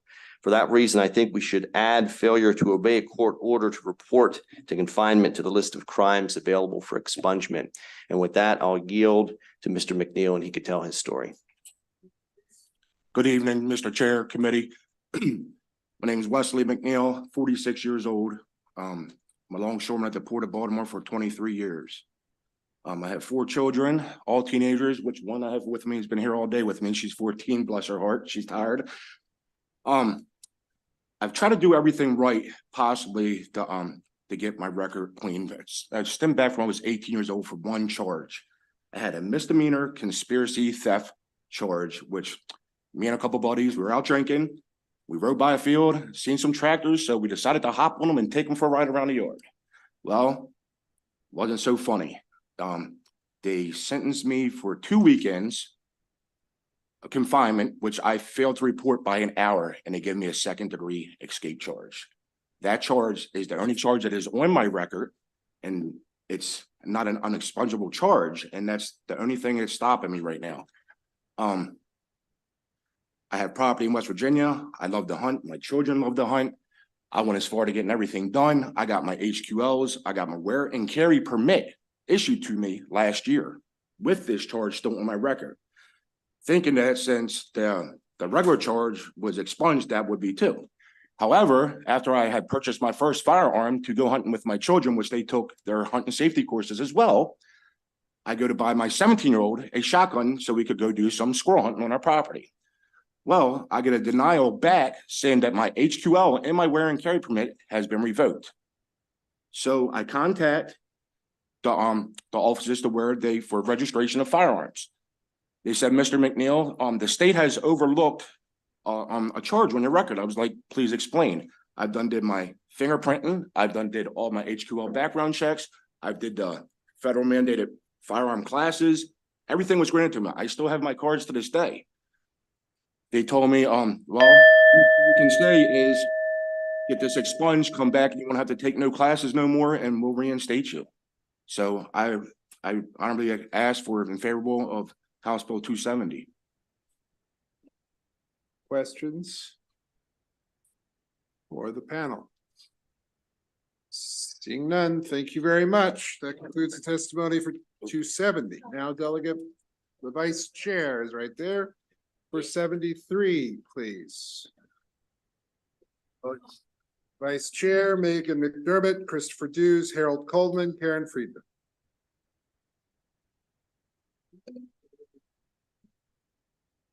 Okay. Thank you, Mr. Chair. I'm ready. Okay, all right. Good evening, members. I'm here to present House Bill 73, Sandy Bartlett, District 32, Anne Arundel County, for the record. The bill deals with expungement. Imagine that. So here's the thing. We passed last year an expungement bill known as Redeem Act. That bill was great and is still great. We want to make a change to the law. So instead of stating satisfactorily completed the sentence, we are defining completion of sentence, period. So we are stating that instead of defining or having to make the court define what satisfactorily means. So keep in mind that the petition for expungement includes a waiting period. So that waiting period begins and ends at various times based on the charge, but one has to complete the waiting period before one can even file for the petition to have the record expunged. So the bill offers this provision once you complete your sentence. Some cases it's 3 years, 5 years, 7 years. So I urge you to read the racial equity impact note, and note that this bill will positively impact individuals who have had a criminal record, who are eligible for expungement, who are ready for employment, who can bring economic security to their families. And we have some folks who are going to testify to that fact today. Yes, it will probably most likely benefit Black individuals and Latino individuals the most.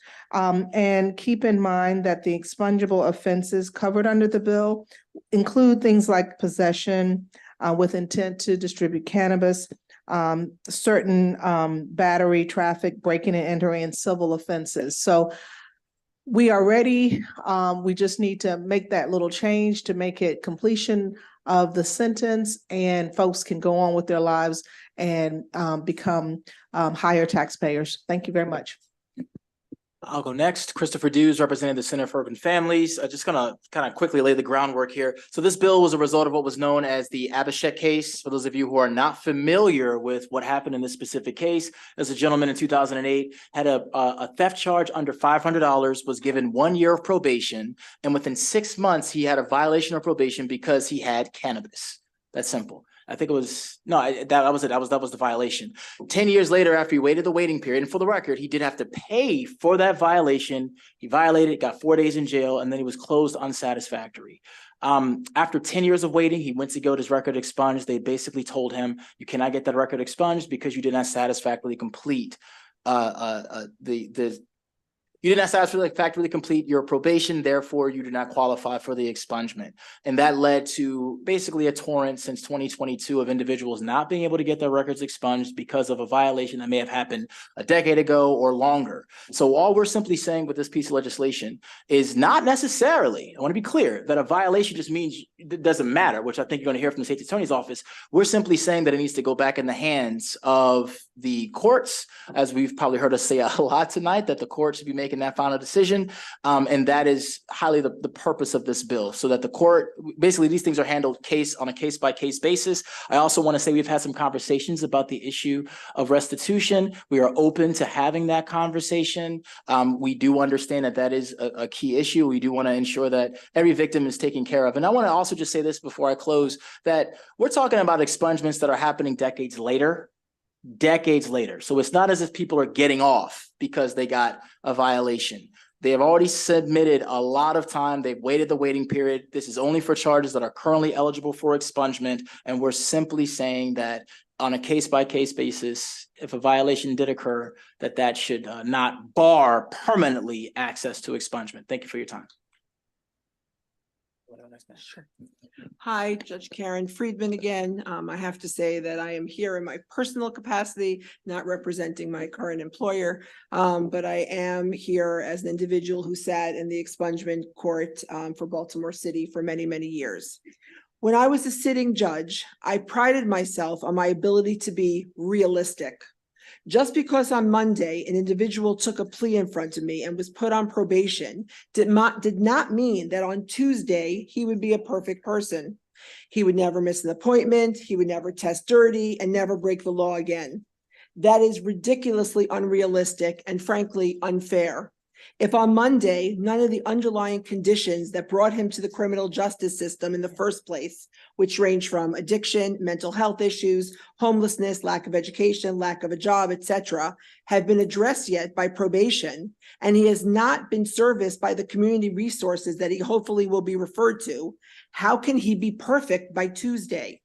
And if we acknowledge that this is an impossibility, then how can not allowing someone to expunge an otherwise expungible offense because he violated his probation on Tuesday be just? Frankly, even if it was not Tuesday, but maybe it was a few months later or a year down the road, that truth remains the same. Probation is not a panacea. It is not a cure-all. If a person is lucky, he has an agent that doesn't have scores of other individuals being supervised and lives in the community with adequate resources. And then still, it's an effort to reverse years of learned behavior in communities where our society and safety nets have failed. It should therefore not be surprising to anyone that there will be stumbles along the way. Violations are those stumbles. And since when have we become a society where we punish stumbling when ultimately someone is now coming to ask us to help them find straight? Thank you, and I hope you will support this bill. Good evening, Megan McDermott, Maryland Legal Aid. We urge a favorable report on House Bill 73. This bill simply clarifies that a person's criminal sentence ends when their contact with the courts, correctional facility, or parole and probation ends. It does not limit prosecutorial discretion. The expungement statute allows the state to object and the court to set in a hearing, where the court may order or deny an expungement based on the nature of the crime, the history and character of the person's success at rehabilitation, whether the person is a risk to public safety, and whether the expungement would be in the interest of justice. Legal Aid is an expungement court several times a month across the state, and the state can and does object to expungements for probation violations and many other reasons. Sometimes the judge rules in Legal Aid's favor and sometimes they don't, just like in any other case. The expungement statute also addresses recidivism. Individuals who've been convicted cannot apply for expungement in most cases for 5 to 10 years after their sentence ends. If during that time they are convicted of another offense, the clock restarts. They cannot apply for expungement until that second charge becomes eligible. These provisions mean that serial recidivists are not ever going to be eligible for expungement. That said, happily, most individuals with therapy and time and self-determination are able to make changes. Often the last step in that change is an expungement.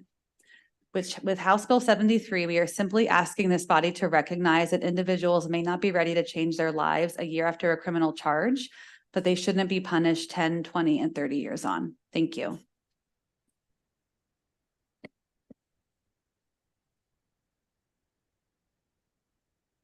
Good evening.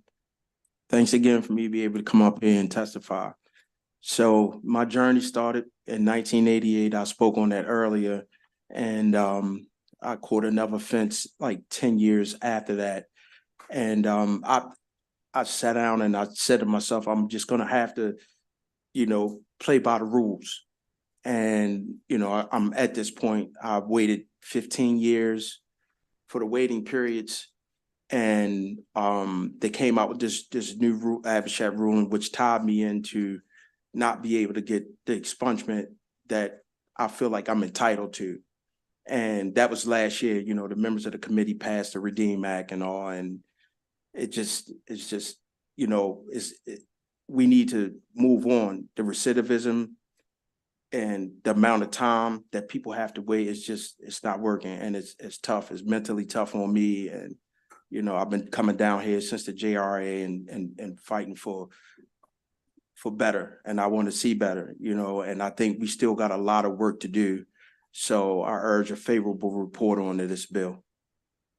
Thank you. Questions for the panel? All right, seeing none, thank you all very much. Thank you. Thank you. Mary Denise Davis, Jessica Emerson, Lauren Fleming, virtually Crystal Sanders, Colin Willett, and Laura Chafee.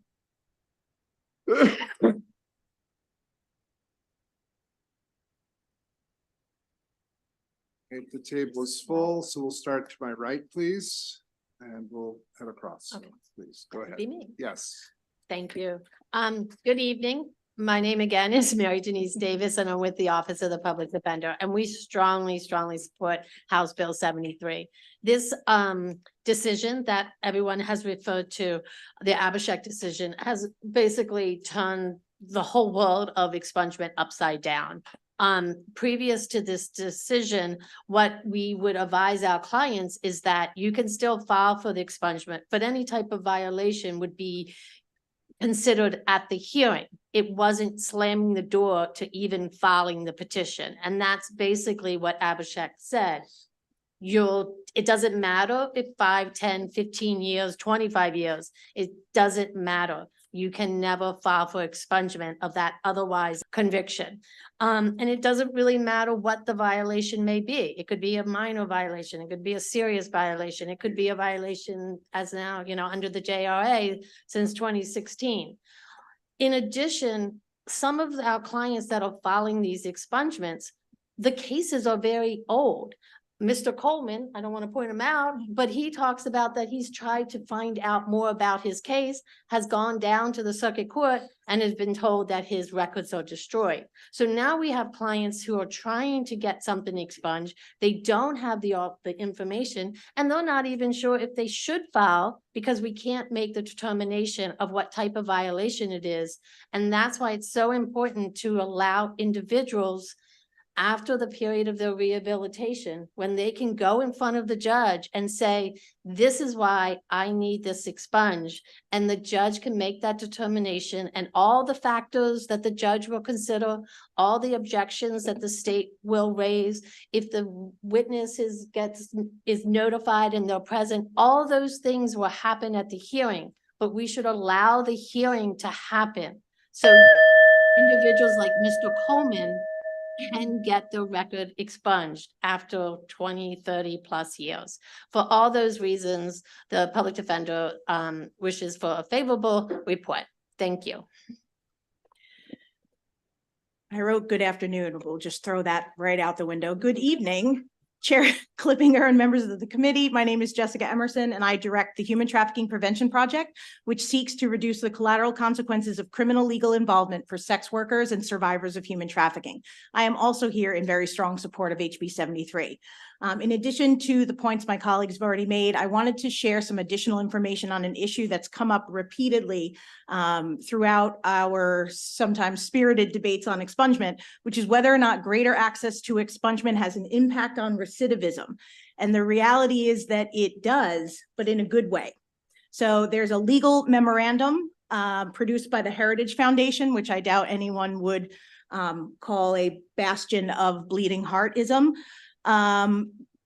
Highlights research stating that jurisdictions with heavy restrictions for ex-offenders have seen higher levels of recidivism than have states with fewer restrictions.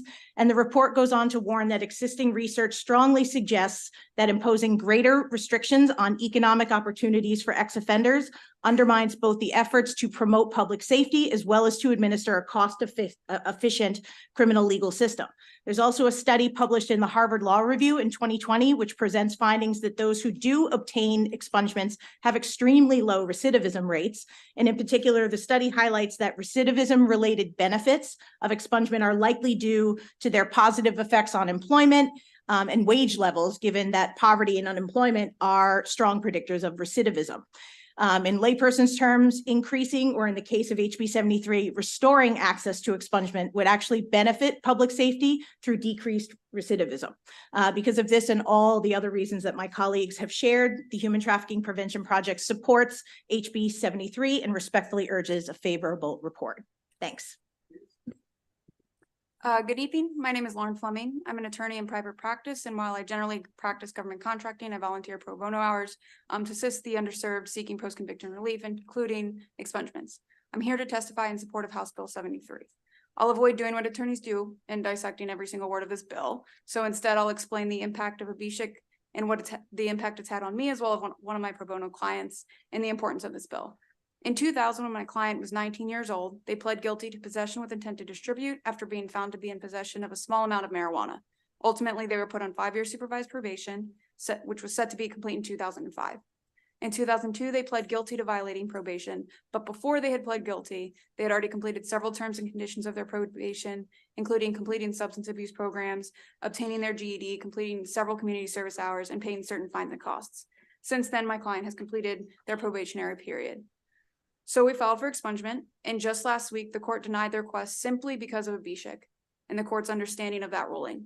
It made no difference that there's no actual documented evidence that my client's probation was closed unsatisfactorily.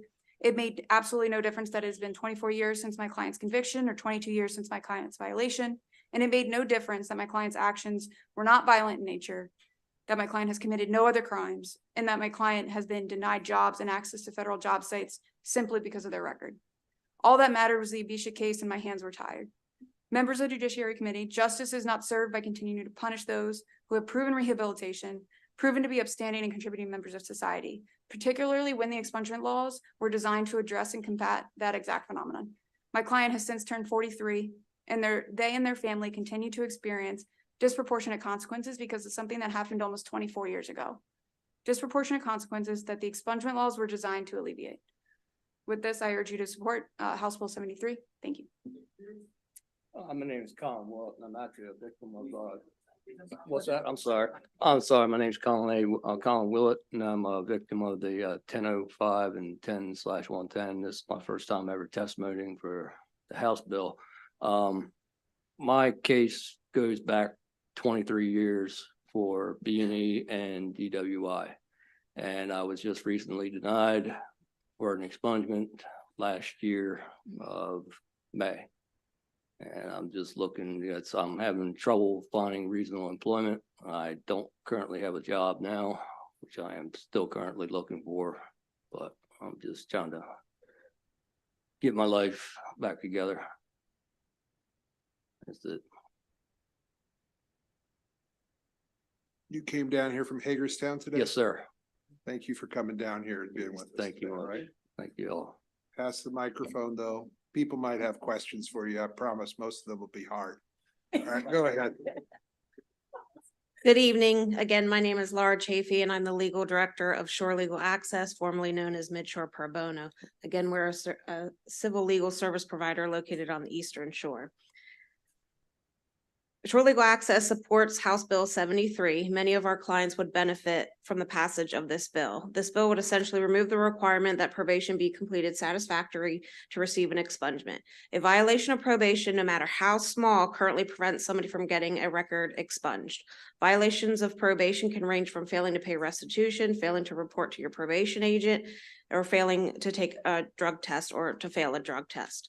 Probationers with limited financial means may not have the ability to pay back restitution at the rate that the court orders, or may not have transportation to get to their meeting for the probation agent.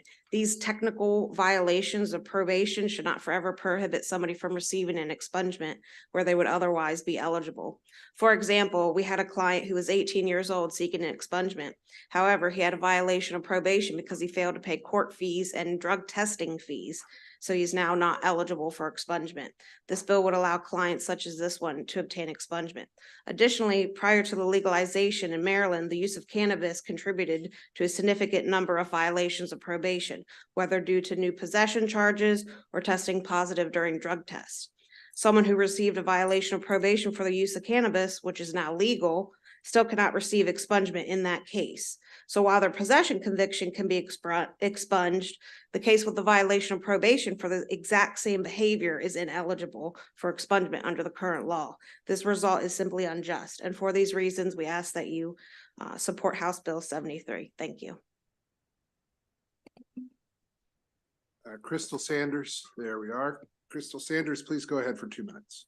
Yes, my name is Crystal Sanders. I am an attorney here in the state of Maryland, and I'm in good company today. My former professor, Jessica Emerson, is also on this panel.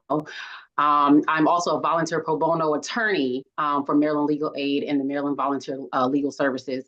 And just having had lots of interactions with clients who are seeking expungements, I believe that there's a gap in this law because a lot of the clients, while they're eligible, their current conviction is eligible, they are then having to be turned away at these clinics and they essentially become ineligible for the expungement due to the violation of probation.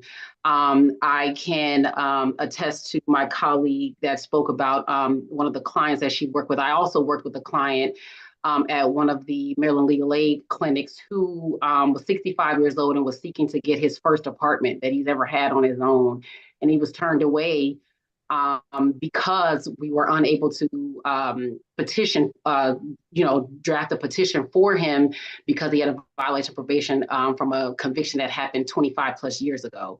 And so it is people that, we interact with on a daily basis as we go to these clinics and even take on, cases where we aren't able to help them because of this gap in the statute.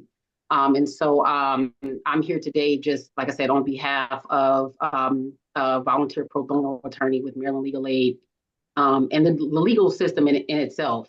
And I'm in support of House Bill 73. Thank you. Delegate Williams. Yes, thank you, Mr. Chair. I just had a question for the attorney from the Eastern Shore. You mentioned you had a client who was unsuccessfully able to complete probation because of outstanding fines and fees. Do you know why he was unable to satisfy the fines and fees? The exact reason why he was unable to pay for those fines and fees, I'm not aware of. These were they were imposed. Court costs and drug testing fees. Drug testing fees. Correct. Wow.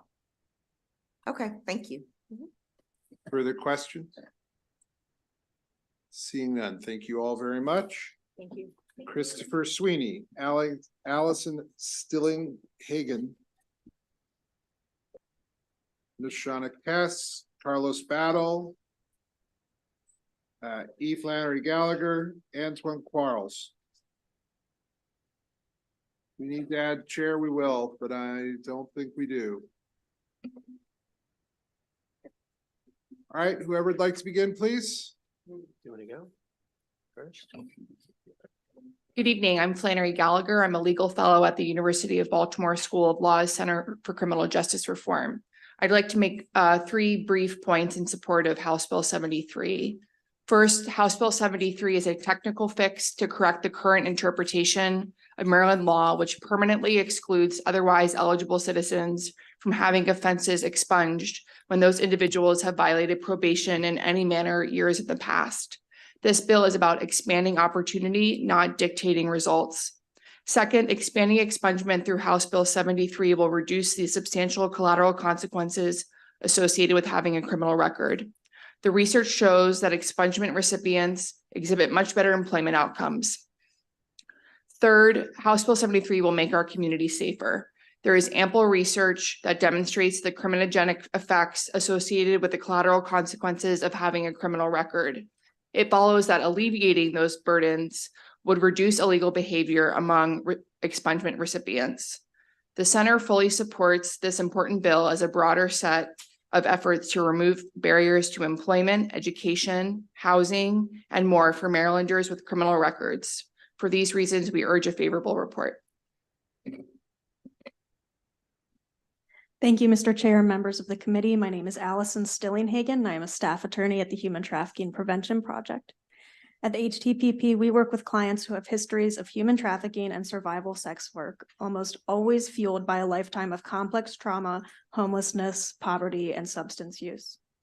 All too often, these experiences lead to involvement in the criminal legal system, and because recovery from both trauma and addiction is rarely, if ever, a linear process, often results in probation violations in the form of a failed drug test or failure to complete mandatory drug treatment. Following the Abhishek ruling, these common and expected challenges now permanently bar these clients from criminal record relief when a charge would otherwise be expungable. One of the people who will be denied the option of expungement as a result of this decision is one of our HTPP clients called E, who was arrested as a result of crimes she committed when she was struggling with substance use and homelessness. As part of her probation, she was instructed by the court to complete drug treatment, but as is common and frankly expected for many people who struggle with substance use disorder, E relapsed while she was in treatment and she failed to complete rehab, which then led to a violation of her probation.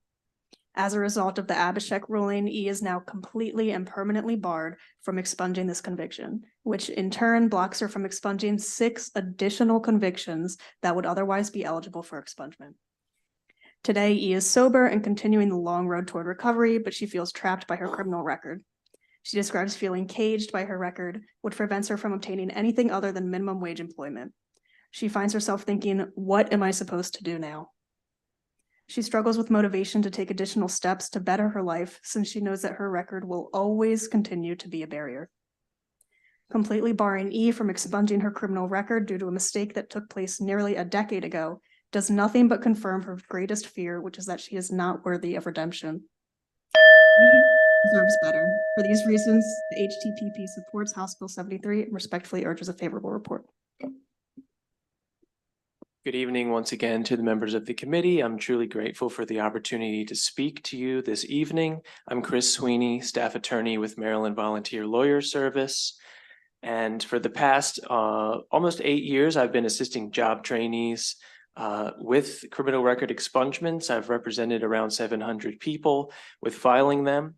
And during the time I've been doing that, this legislative body has made a lot of great strides towards improving our expungement laws, most notably with last year's REDEEM Act. Unfortunately, the appellate decision at issue in this bill tonight prevents about half of Marylanders who would benefit from the REDEEM Act from ever seeking expungement relief. So after years of great progress toward more just expungement laws, we once again find ourselves in a situation where people are stuck with a lifelong criminal record for minor offenses. Without this bill passing, someone who misses the bus on the way to their probation appointment could end up with a permanent criminal record. Someone who's being evicted and has to move on very short notice and forgets to tell the court could end up with a permanent criminal record. And it's not only technical violations like that that can cause a case to be closed unsatisfactorily. Mr. Abhishek himself in the appellate decision, it was a non-technical violation for marijuana possession. So this leaves us in a situation where people would have been better off sitting in jail to begin with than they would have to accept probation and risk violating it. Unfortunately, without passage of this bill, the promise of last year's REDEEM Act is going to fall flat, because I can tell you that many of my clients have been waiting years and years for something like REDEEM Act to go through, only to find out that they're not eligible after all. And the effect of that has been devastating. So I'm urging a favorable report on this bill so that people will no longer be stuck with permanent records for the rest of their lives for misdemeanor offenses.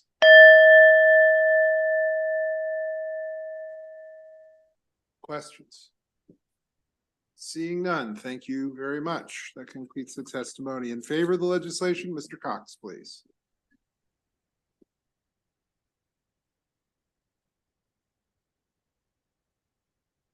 I want the record to reflect that I didn't get up to oppose the last 2 expungement bills.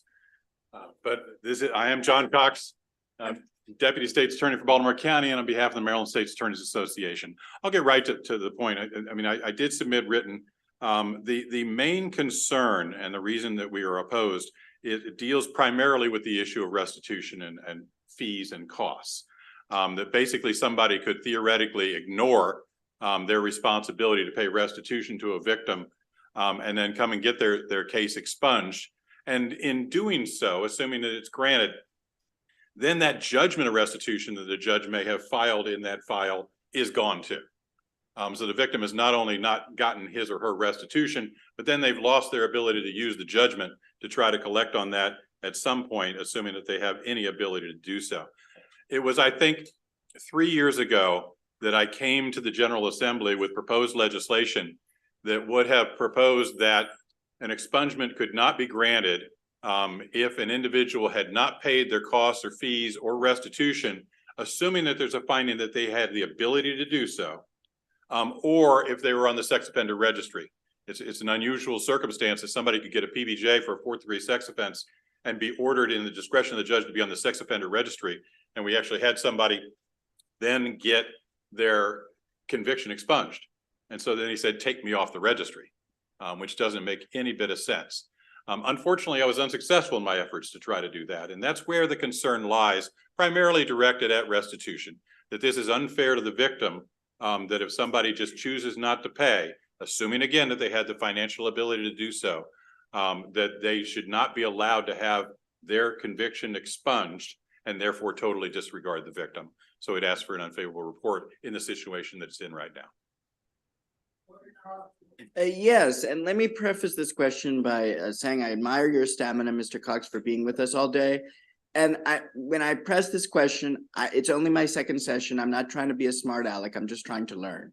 My question is, you testified today against I think about 6 different expungements bills, and I can't remember a representative of MSAA in my 2 years here supporting an expungement bill. So does MSAA have a blanket policy to oppose all expungement bills? That's my question. We do not. I told you there were 2 expungement bills today that we didn't oppose.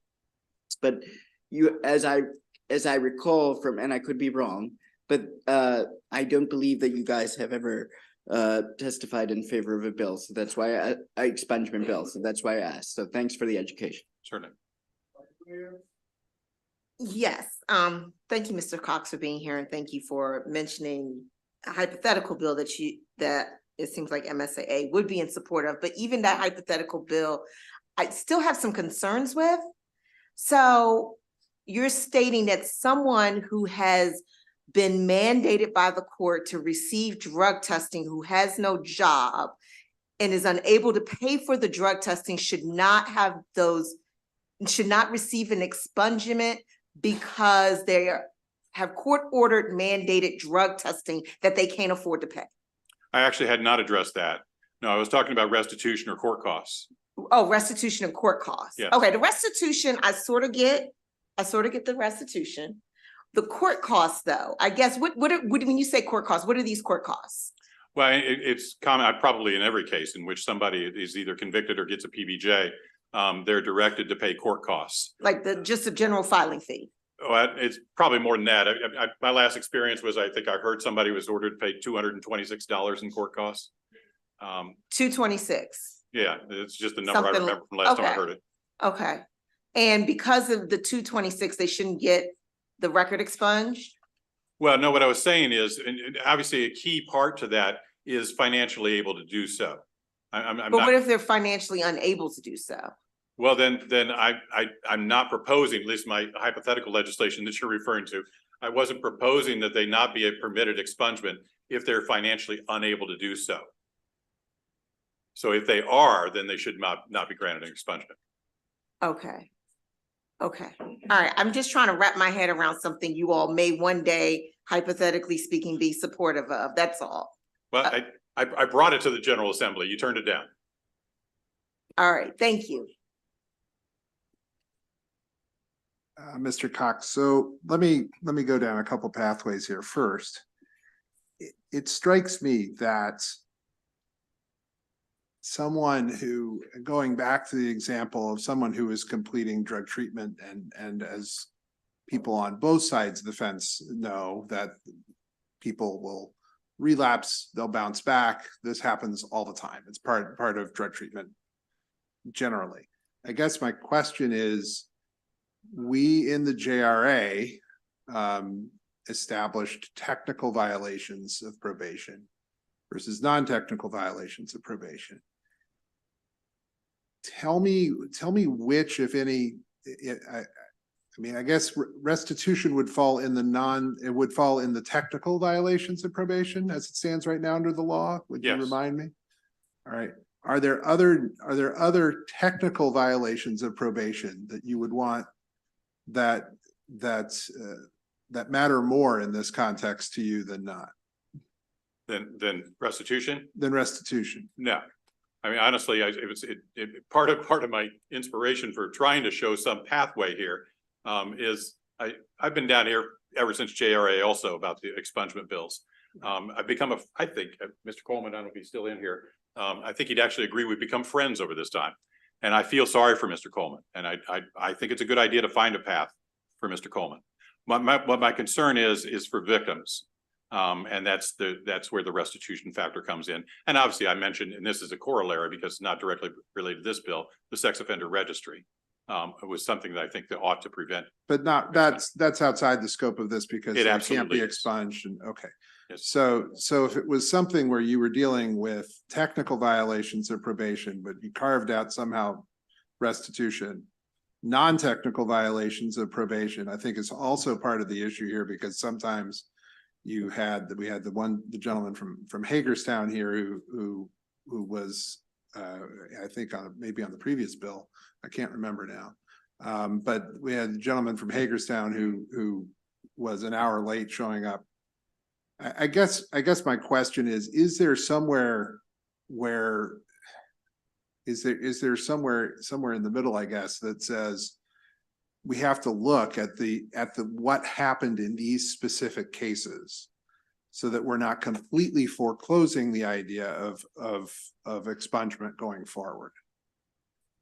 I agree with that.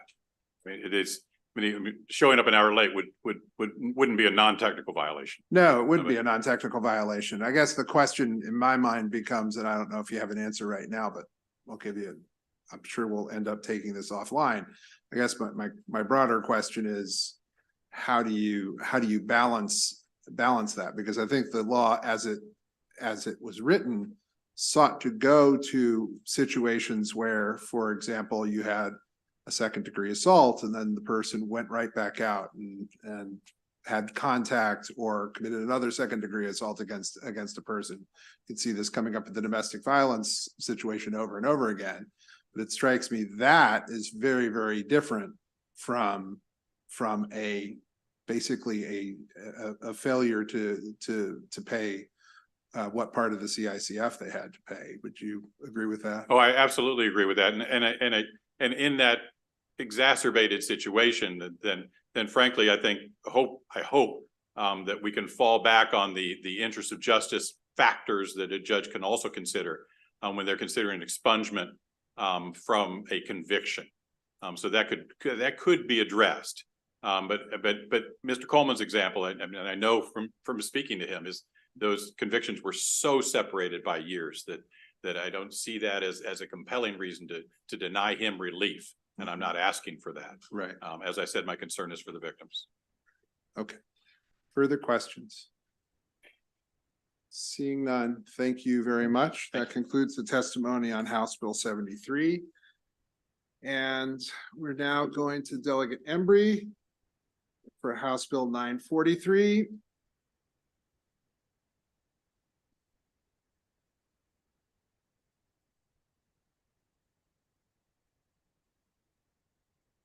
And you have do you have anybody? Just me, I believe. Just you? We will witness the bill.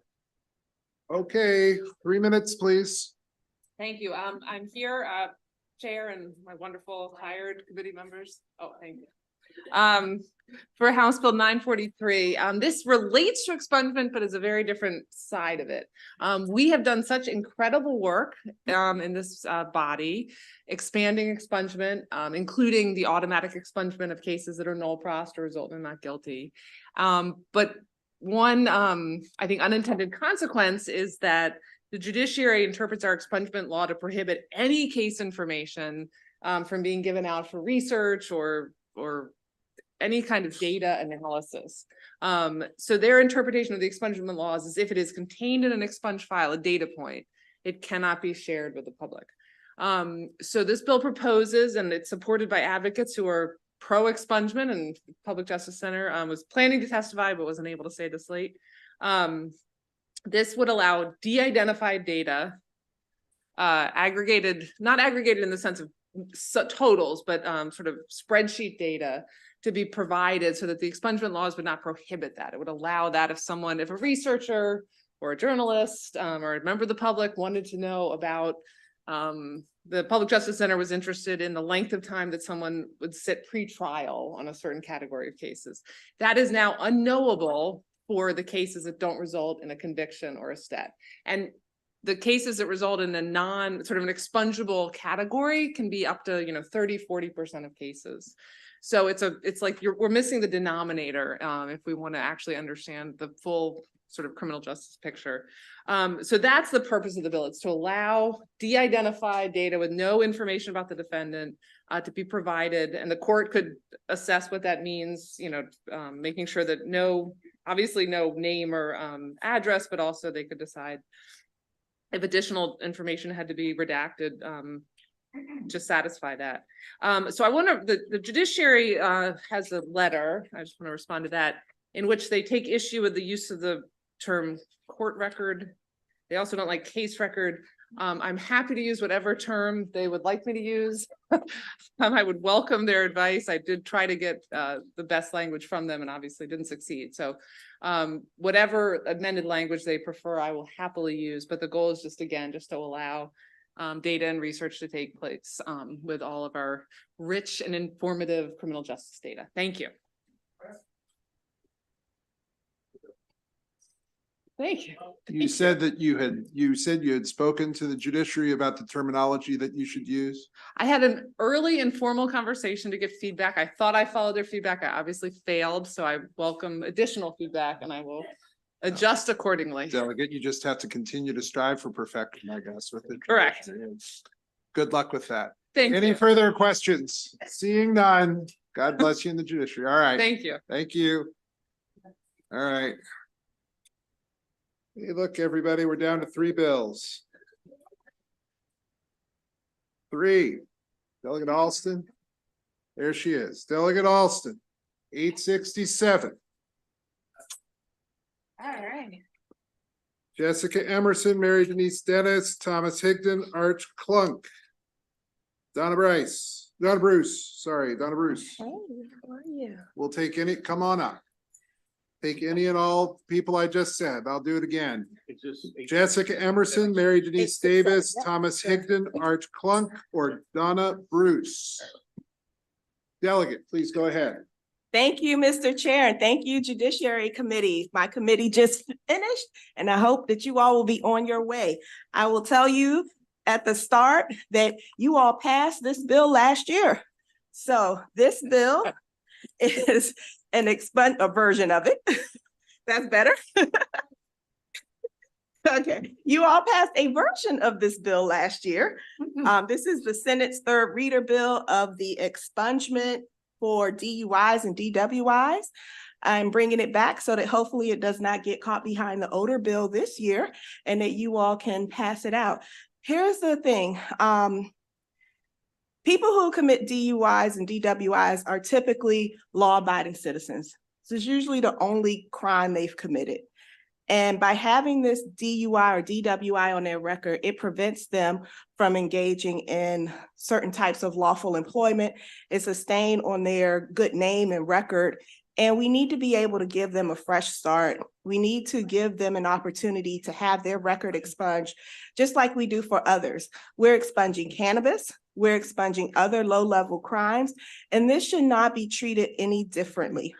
I know that the opponents have concerns about being able to see these things when they're going in for sentencing. And what I will say is that under the bill, I believe there's a 10-year waiting period. That is a very long time to wait to have something expunged. So they would still be able to see it.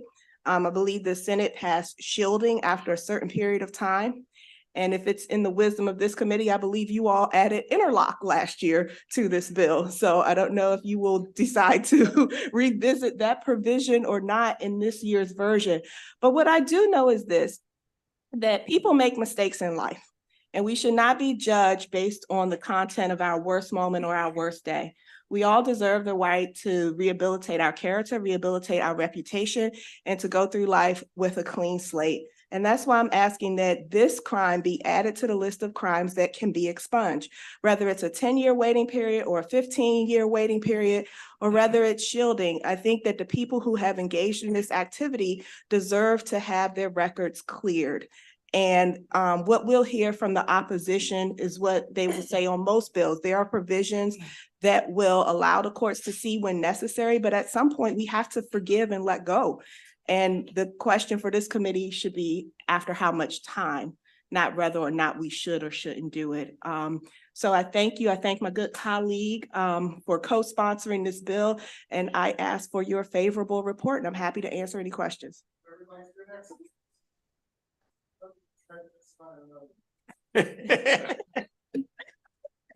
Place is familiar all of a sudden. I've been here since noon. All right, is that it? Okay. My name is Art Klunk. I'm a resident of District 11, Baltimore County, and passionately support Bill 876 for one reason: my son. 3 years ago, my son, who works for the Anne Arundel County Fire Department, went out to dinner down here in Annapolis with his best friends to celebrate the announcement of his engagement with his girlfriend. On his drive home, after 2 drinks, it says it was actually 3, he was pulled over by law enforcement for speeding. He received a DWI. He called me and my wife, utterly appalled at the situation, and took full responsibility for his actions. I told him, "You made a mistake, son. We all make mistakes. The trick is to learn from that mistake." I thought he could move on from this, only to discover that this charge is not eligible for expungement. At the time, my son had been working in the department for over 5 years. During that 5 years, he was decorated twice for rescuing 2 people from a house fire in Anne Arundel County. He thought he's on his way to a great career. He still is, but this incident left his career at risk. The chief of fire department pulled him from his assignment and allowed my son to work as an EMT or answer phones, since he could no longer drive until his case was settled. I am grateful he has a stellar reputation. That way, he had people that were backing him up in high places. He was given a PBJ, which to my understanding, a PBJ means not convicted, with 2 years probation at the trial, which he completed. He lost 96 hours of pay, had to get tested for drugs and alcohol for 1 year. His chief pushed him to go back to school because he's a college graduate at Towson University to be a paramedic, which he had just graduated last June. He's now a full-fledged national registered paramedic aiming to becoming a lieutenant. That's his dream.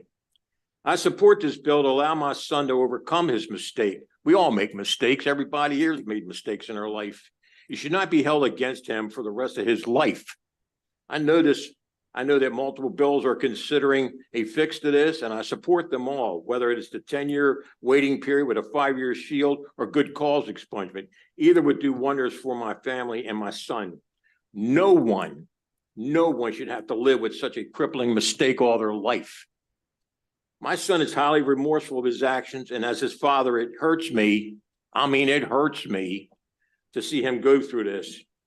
He is soon to get married to the young lady he was engaged to that night in Scotland. So hope he's going to have a good life. Please support this bill. Thank you very much. Who would like to go next? All right. Hello. My name is Thomas Higdon. I live in Reisterstown in District 42. Thank you, Chairman and Vice Chair and members of the committee for giving me an opportunity to testify in support of this bill. As some of you may recall from my previous testimony on other bills, I am a person in recovery, and today I appear as a volunteer member of the Recovery Advocacy Project. RAP is a network of people in recovery and impacted family members who are advocating for policies that support recovery from substance use disorder. As I've shared with this committee in the past on other bills, my addiction led me all the way to homelessness. And I used a variety of resources, as many people in recovery do, to enter and sustain my recovery. Treatment, individual therapy, peer support, mindfulness apps, really anything that I could try. But there's one tool that was particularly effective in helping me maintain my recovery, and that was expungement. I've had cases where I've had rental applications denied because of a record. I've had instances where job offers in writing had been retracted because of things on my record. But currently, the tool of expungement is not available for DUI and DWI. Now, obviously, these are very serious matters, and the risk of recidivism is real. And so I understand that there must be more caution around allowing expungement of these types of offenses, which is why we at the Recovery Advocacy Project pulled data from Maryland Judiciary database. And by the way, it was very difficult to get. Delegate Embry, thank you for your bill. And what we found was we analyzed data going back all the way to 1990. And we found that only 13% of individuals who get a DUI go on to get a second DUI, or more than one. And of those who reoffend, 90% of the reoffending occurs within 7 years. And if we expand that to the 10-year limit in this bill, it's 96% of all reoffending. Obviously, there need to be consequences for an offense as serious as DUI. However, once a person with substance use disorder has gotten their life together, has moved on, and a decade without any reoffending, we believe that they deserve a fresh start. And for that reason, we urge you to support this bill. Please go ahead. Good evening again, Chair Clippinger and members of the committee. My name is still Jessica Emerson, and I still direct the Human Trafficking Prevention Project. As you've heard, we work with clients who have histories of human trafficking and survival sex work, almost always fueled by a lifetime of complex trauma, homelessness, and poverty. As a result, some of our clients, the majority of our clients, also self-medicate using drugs and alcohol to cope with the trauma symptoms that so often plague them as a result of these experiences. Unfortunately, some of those clients make the poor choice to get behind the wheel of a car, putting their lives and the lives of others at risk.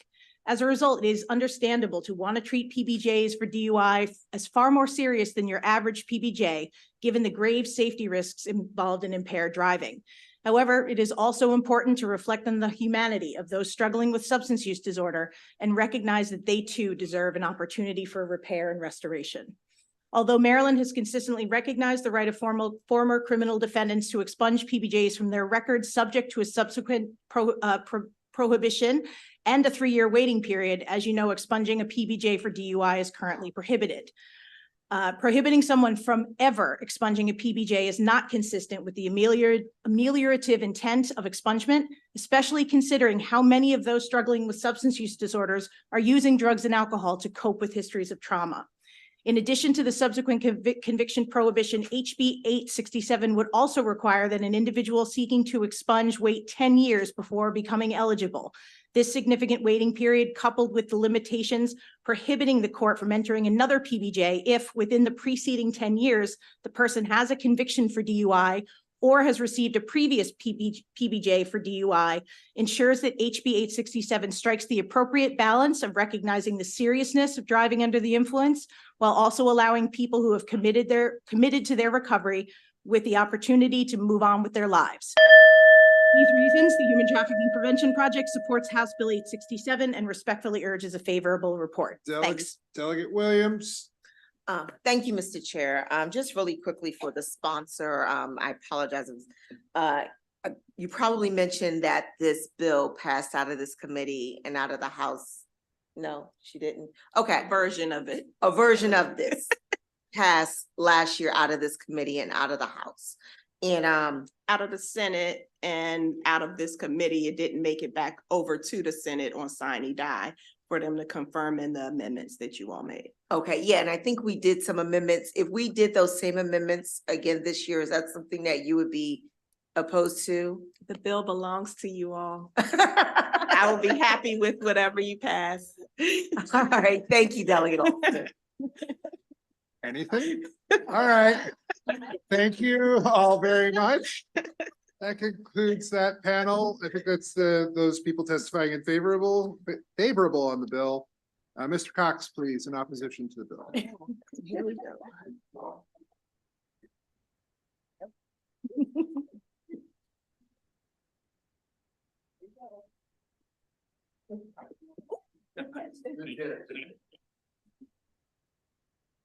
Last time, John Cox, Deputy State's Attorney for Baltimore County, and also on behalf of the Maryland State's Attorneys Association, asking for an unfavorable report.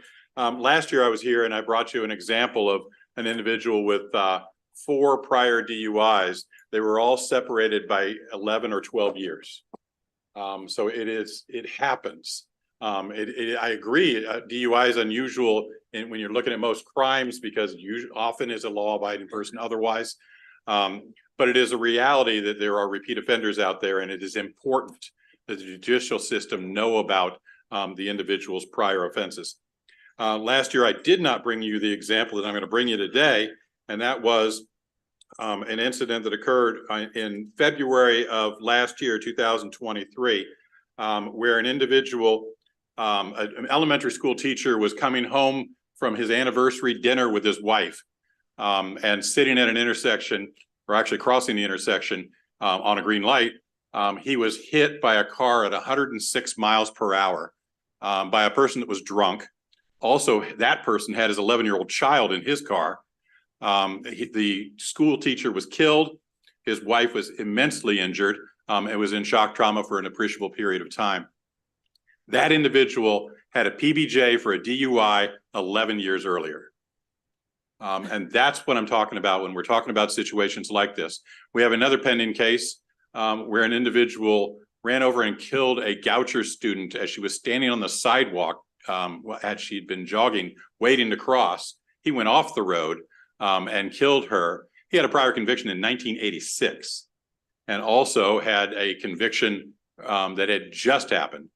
So in between 1986 and 2022 were the variances between his DUIs. That is incredibly important that the judicial system know about that. We'd ask for an unfavorable report. Seeing none, thank you very much. Thank you. That concludes the testimony on House Bill 867, 1093, an Anne Arundel County local bill. And she's here. Delegate Bagnall. Do you have a letter? Yes, it should be in the. Okay, I didn't feel like opening the file. And so I just wanted to ask. Delegate Bagnall. Thank you. Good evening, Mr. Chair, Madam Vice Chair, members of the Judiciary Committee. For the record, I'm Delegate Heather Bagnall, District 33C, Anne Arundel County, also Chair of the Anne Arundel County Delegation, here on behalf of House Bill 1093, Anne Arundel County Human Relations Commission subpoena enforcement. This is a local bill requested by the Anne Arundel County Executive's Office to grant the Human Relations Commission of Anne Arundel County the same subpoena authority as the commission on which it was modeled.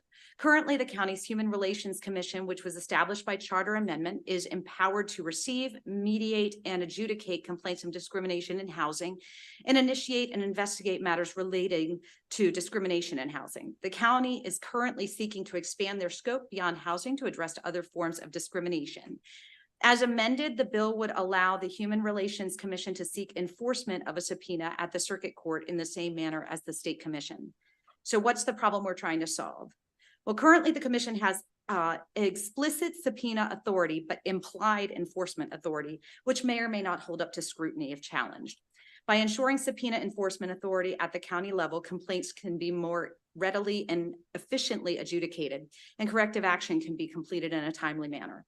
I did consult with the Office of the Attorney General to ensure we were accomplishing the intent of the legislation and following the correct pathway to hold up to constitutional scrutiny, and confirmed that the state cannot provide the subpoena authority, which, as I stated previously, was conveyed to the county through charter amendment, but that the state can convey the enforcement authority, which is all this bill as amended seeks to do. And with that, I ask for a favorable report on House Bill 1093. Thank you, Mr. Chairman, members of the committee, Ethan Hunt for the Anne Arundel County Administration. I just want to thank Delegate Bagnall for sponsoring this bill and the folks from the Attorney General's office who worked to get the language correct. Delegate Bagnall did a great job summarizing the bill. It gives us the same authority that the State Human Relations Commission has. So I will say a quick me too. I'm joined by Asha Smith, the Director of our Office of Equity and Human Rights, and Greg Swain, our County Attorney, who can answer any questions. That's it. Do you have an amendment? I'm sorry, council was asking, is there an amendment? It should have been in the packet, but I'll make sure that, if you don't have it. Yeah. If you would please give it to council and we'll be sure to send it around to the committee as well. But again, you have a letter from the Anne Arundel delegation, Yeah, correct? and it should be on the floor system, but I'll make sure that. All right. Any further questions? Thanks. Thanks for watching our show tonight. All right. House Bill 1429, Delegate, or no, 1419. Delegate Amprey is not here, but his chief of staff is. Yeah. And so Please be so kind, committee. he has sent him here. Yes, indeed. Yeah. We'll hold some judgment, but we'll be nice. All right. Thank you. All right. Please go ahead. All right. Good evening, everybody. Chair Clippinger, Vice Chair Bartlett, members of the Judiciary Committee. For the record, Ian Genovi, Chief of Staff for the Office of Delegate Marlon Amprey. Thank you for the time to speak today. House Bill 1419 is being introduced to prohibit the intentional fraudulent sales, conveyance, lease, or attempted sales, conveyance, or lease of real property by someone who does not own the property, which is also known as home title fraud. Home title fraud combines two crimes, identity theft and mortgage fraud, where in this case, an individual finds a property and steals the homeowner's identity, and they use that stolen identity information to create a forged deed. Now, a forged deed is then typically sent to a county clerk's office and recorded in county public records. Often the county clerk's office verifies documents are completed correctly, but does not have the system in place to verify if the sale of the property is accurate. Once a criminal takes ownership of the property, they can sell the home or take out home equity line of credit, all without the knowledge of the true homeowners. Increasingly, first-time homeowners, people of color, and elderly individuals are taken advantage of by complex crimes such as home title fraud. Victims of deed fraud are too often required to enter expensive and time-intensive legal process to reclaim their deed and absolve themselves from debt that has been attached to their property. Now, in specific, House Bill 1419 would establish the definition of deed fraud, establish associated fines, misdemeanor, and felony charges for crimes related to deed fraud. Also require the Department of State Police to aggregate certain data collected from the Uniform Crime Report and create the Deed Fraud Prevention Act to assist law enforcement with tracking and combating deed fraud and to support legal services for victims and strengthen protections for homeowners against fraudulent deeds. I do want to note that in New York, they passed a similar bill back recently as of November 2023, or if not earlier in that year. But overall, this bill is important to support Maryland homeowners from financial destructive crimes. For these reasons, we ask for a favorable support. Thank you. Thank you, Chairman Clippinger, members of the House Judiciary Committee. My name is Karen Morgan. I'm here with AARP Maryland as a member of the Executive Council in support of House Bill 1419. I remember vividly a time last summer when I happened to be scrolling through my news feed only to find that there was a leading story from WUSA 9 about a couple who'd bought a home through the foreclosure process, and they went to look at their new home only to be surprised at a moving truck and people moving into their house. And, you know, they called the police and the police went and knocked on the door. By that time, the people involved had put up no trespassing and beware of dog signs, had all the doors locked. And when the police asked them, they said, well, you know, my uncle leased this place. And the police said, well, what's your uncle's name? And he's like, well, his name is John, I think, but I can't remember his last name. But here's the lease. And it's legitimate or whatever. So clearly this was not legitimate. Clearly these people were squatters. Eventually they did leave the home, but only after a lot of news coverage and a lot of consternation over what to do, because it wasn't clear that there was the right type of criminal charge to impose on these people other than trespassing or maybe forgery, maybe identity theft.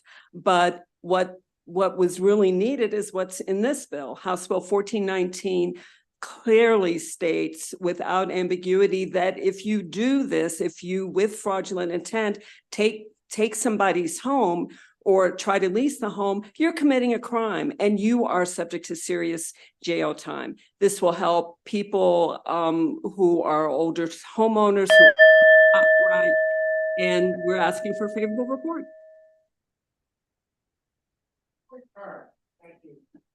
Is Delegate Amfrey, thank you for coming and testifying. Is Delegate Amfrey gonna work with the realtors to add the word knowingly so that they don't catch the Realtors Association up with possibly assistance of in assistance coming?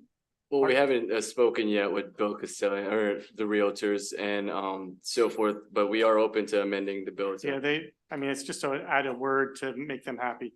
Yeah, we could definitely have that conversation, try to put it in there. Yeah. All right, stop torturing the poor chief of staff. But thank you very much. And thank you very much for being here all day. The chief of staff has to be here all day, but thank you very much for being with us today. All right, seeing no further questions, that concludes the testimony on House Bill 1419 and concludes the testimony for the Judiciary Committee today. Tomorrow, 80 witnesses, maybe a few more than that. So we'll see how long that goes, but thank you all very much. We'll see you tomorrow at or about 1.